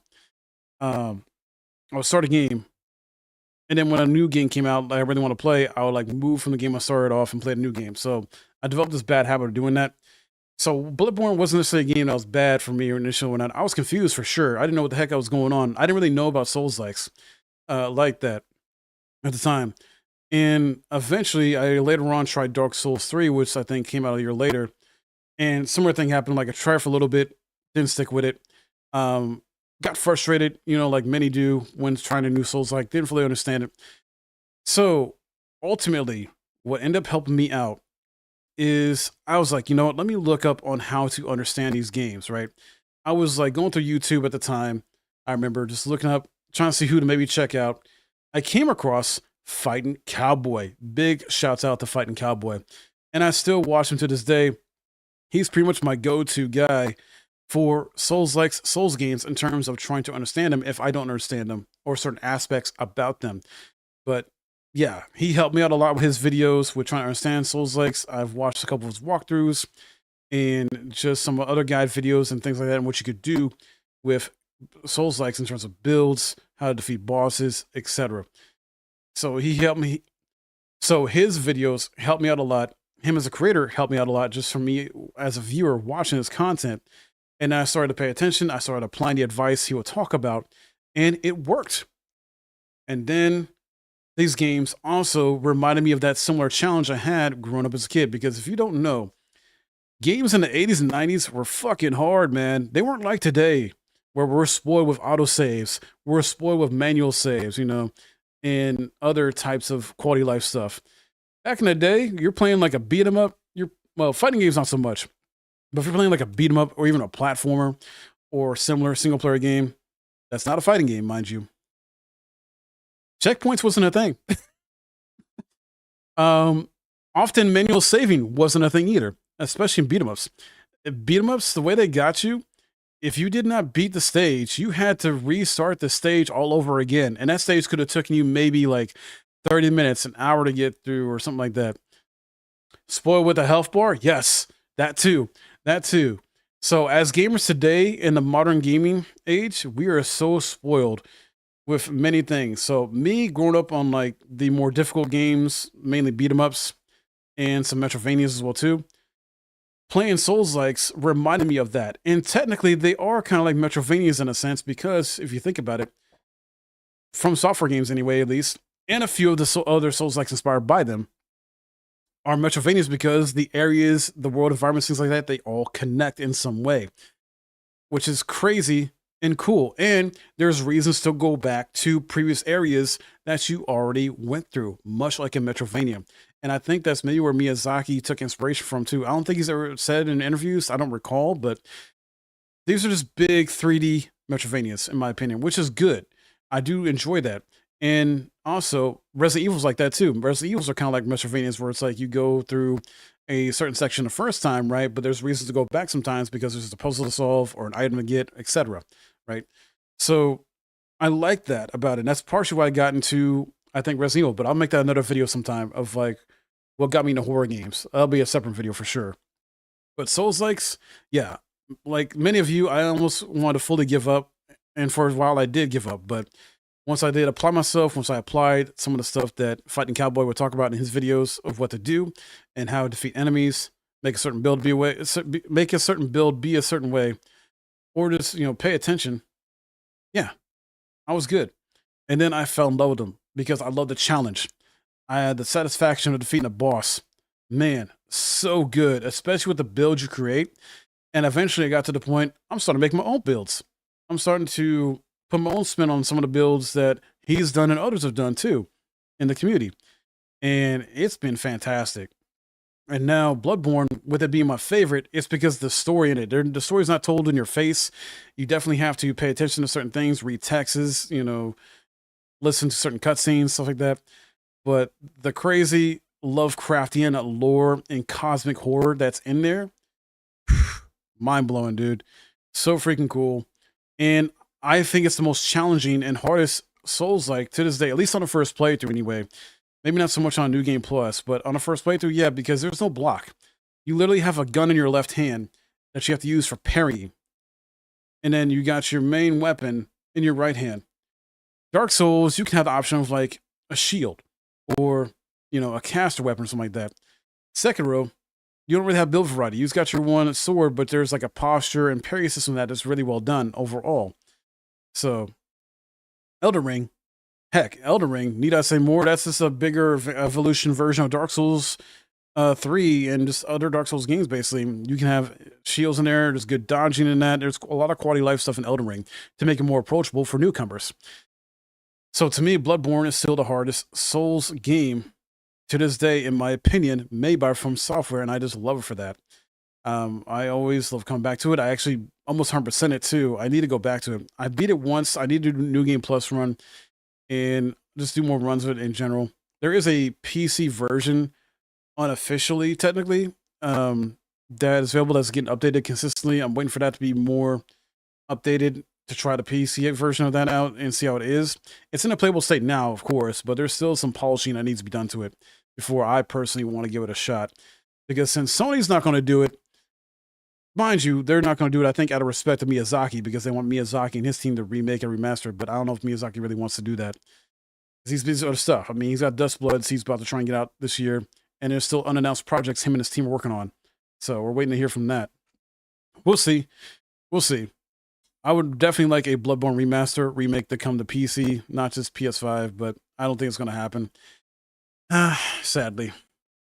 I did play other Souls games too, though. This led me into playing and completing Dark Souls 3, Dark Souls 1. Dark Souls 2 I still got to do. I tried Dark Souls 2 a few times, and man, that game is so aggravating. But I have played and beaten Elden Ring a few times. Love the DLC to that.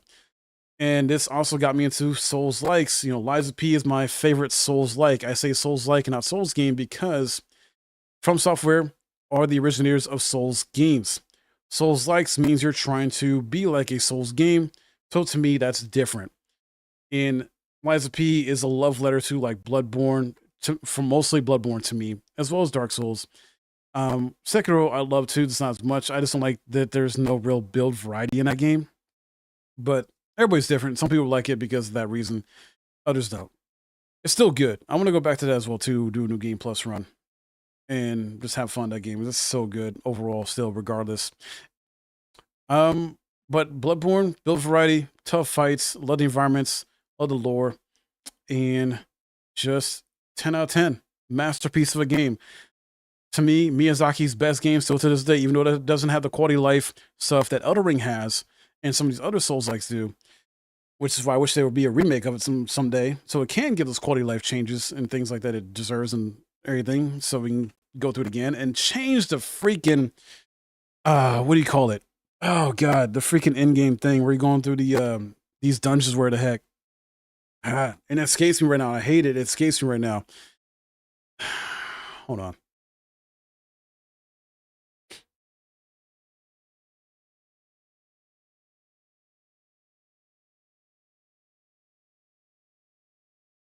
Chalice dungeons, those freaking Chalice dungeons, dude, and how you have to get certain things or items for your build doing those Chalice dungeons.